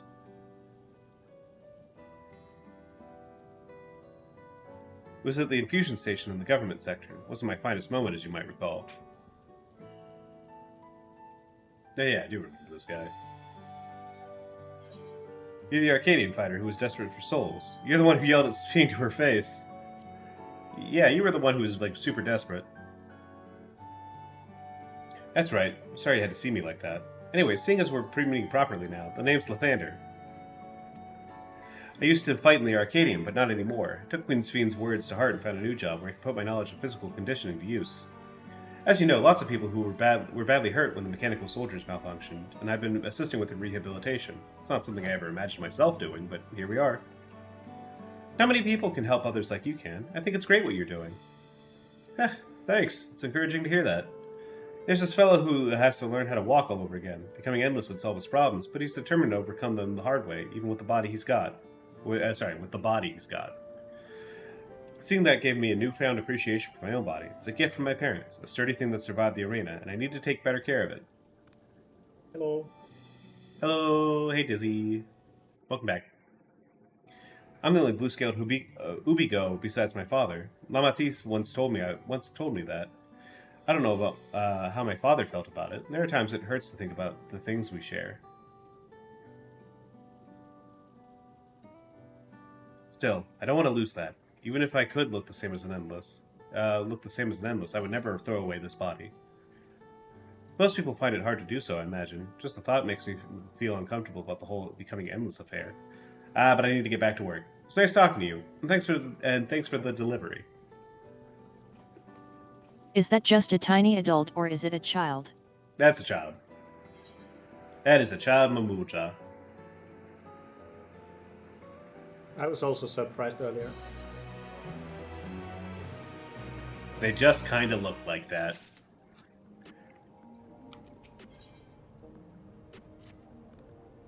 believe that takes care of the deliveries. Thank you for taking charge, Darian. From what I've seen and heard, 'tis plain that the people held their queen in high regard, and the stimulant has exploded their love and admiration and went over so very many. Come, let us report to Malachite. He should be back at the north of the recreation zone. Is this the first time they've made a child Mamul JA model? I believe so. There's a couple that existed that you saw before this, because like you would just be walking through Tuliolol and you'd just see like a kid wandering around because, you know, kids be around. But yeah, Dawn Trail is the first time you've seen it. Every other Mamuljan to this point was kind of like a mercenary who would come over to Eorzea for work. I'm gonna take the back alley.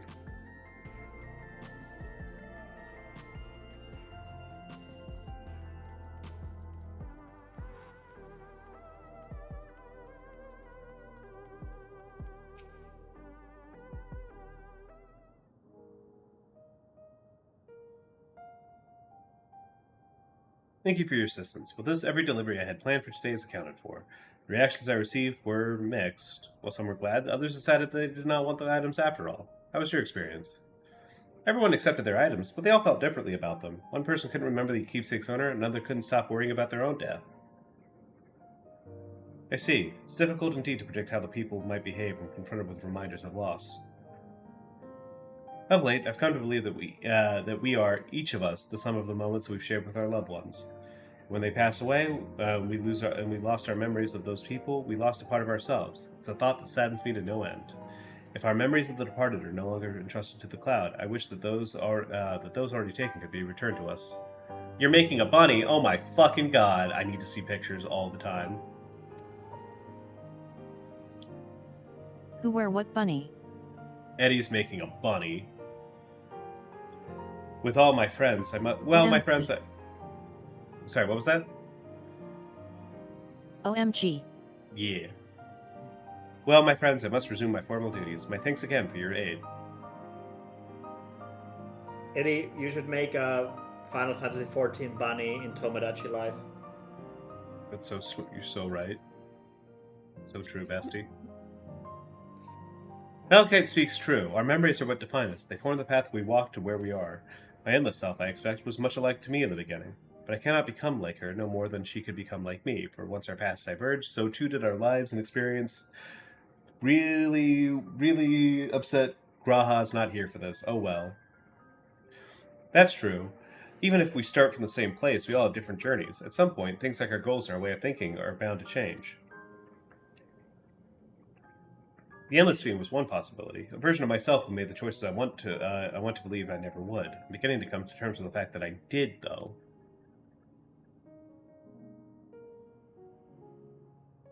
Huh? Is that? Ah, it's the simulant. It's the fuck-ass VTuber. Evil white woman.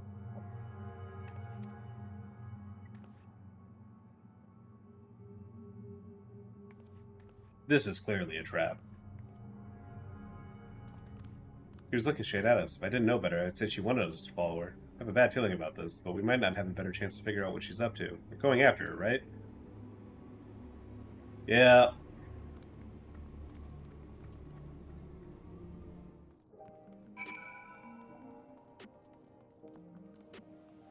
It is one of those things where at this point, like, with how our player character is, like, yeah, we just walk into traps, it's faster. The simulant headed in the street over there. Neon Stein is this way. Stein is this way. Let's hurry.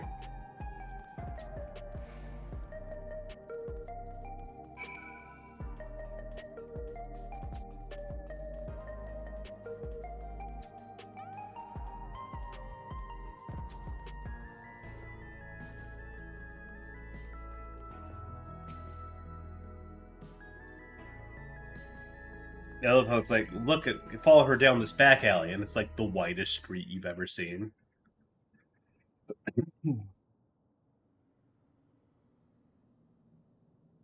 This is voiced, right? Not here. Yep. Let's press on, if only a little further.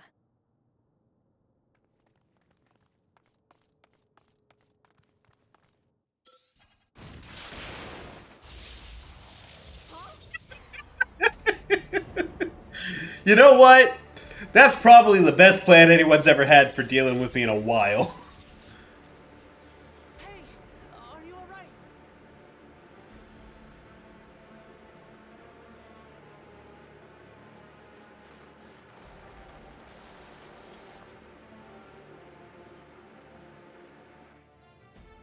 So he didn't die.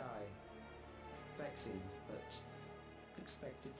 Yeah, I do that a lot, not dying.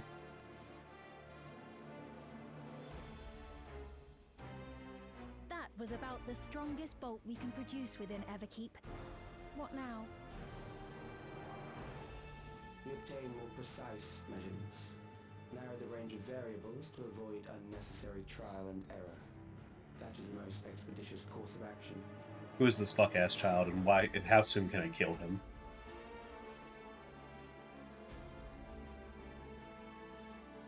I know that voice. That's not good. Considering.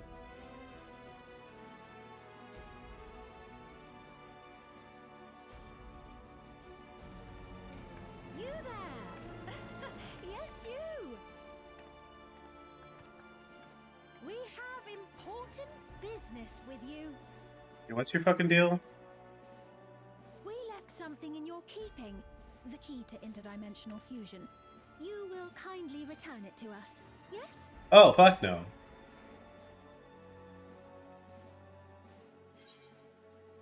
You asked me that after you try to kill me? Like...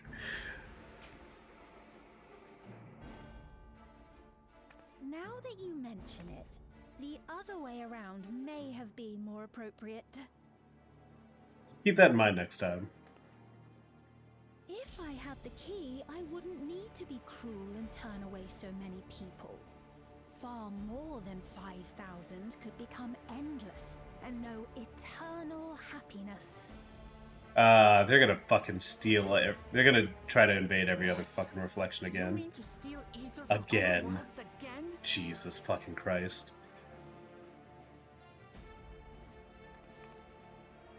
All is for the sake of his experiments. Oh, you made like a fucked up waifu doll. Oh, gross. This is gross. This is gross behavior. Whoever that fucking kid is. You know that the previous me created the endless. I pity her. She was forced to attempt the impossible, to turn every soul who dies into an endless, even though there's no end to them. Admittedly, that was part of the plan.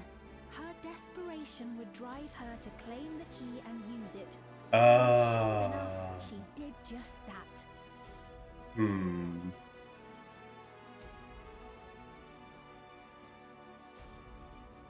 know you had a soft spot for her, Lamachi.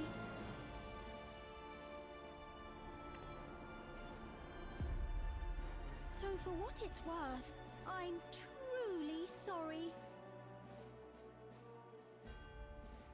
Alas, we are naught more than pawns, pieces in his grand design. Neat. Anyways, where is he and how can I kill him? Light of her love for her people. Don't you dare! Strike me down if you wish. I shall be made anew.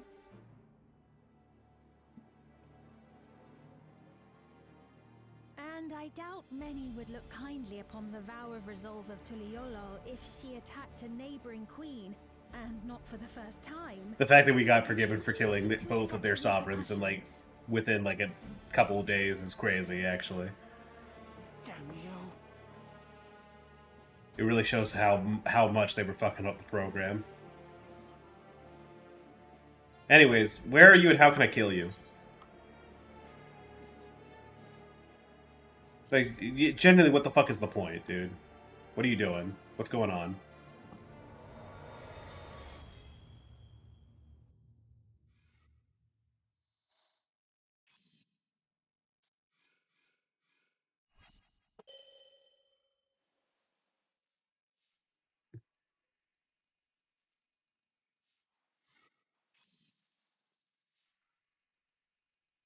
This is a fucking strange way of answering my question, my man. You're speaking to me? No, dipshit. I'm talking to a fucking... I'm talking to the fucking alley next to me. Our goal is to usher in the next phase of mankind's evolution. Since time immemorial, life has used death to facilitate adaptation in an ever-changing environment. The old and infirm are weeded out, allowing the species to thrive. Generational succession. This has been our survival strategy. Yet, so wait, are you going through this content for the first time? Oh yeah, this is the first time I've seen this. Okay, okay. This is technically months old at this point, but I just haven't been keeping up with the story recently. This is me just trying to catch up. Invariably leading to conflict. All the while, death is ever present and robs our species of untold potential. You look a little sick there, yourself, little Mr. like fucking ivy on his neck. No longer makes sense. What we must strive for next is carefully managed eternal preservation.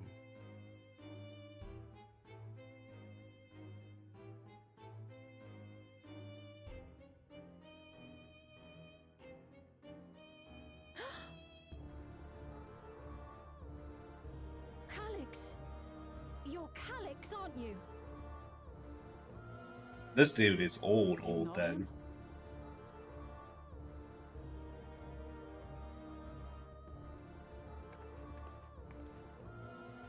The young genius who had mastered electrope technology.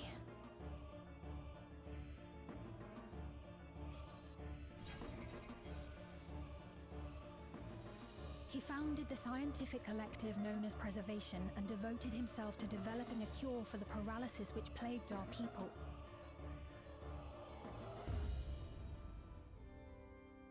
This kid needs a nap. Calix, you always had your gaze set upon the future, and I know. I love how he turned the lights on now that he knew that we knew who he was. But I beg you, do not deceive the people of Alexandria. Do not manipulate them with this imitation forged from my memories. Oh my gosh, is that Bedman from the hit game Guilty Gear? Kind Yet, of. whatever you may say, I'm the one whom the people regard as queen. Is this the baby that got lost in the wilderness millions of years ago? No, that was Galulja, kind of. Fleshy version of me that could die at any moment. The kingdom has no use for such as you.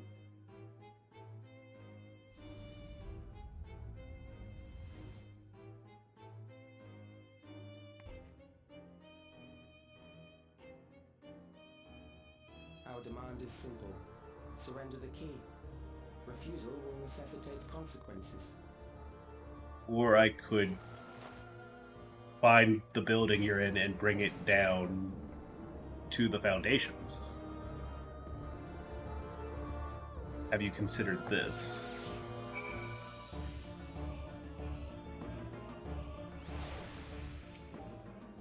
You alright? Forgive me, I was once able to use healing spells, but my long slumber appears to have sapped my magical reserves.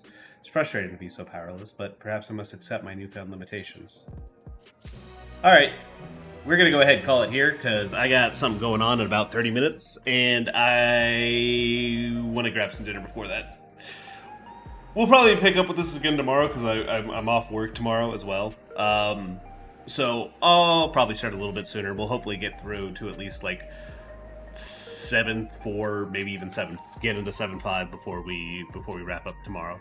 In the meantime, thank you guys for coming and hanging out. We'll go ahead and see y'all later. Is there anyone streaming right now? Bye-bye. Somebody is. I will go ahead and raid Bucci.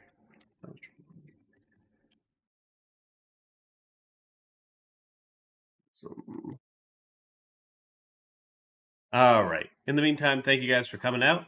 We'll see you tomorrow, and you guys have a great day. Bye-bye now.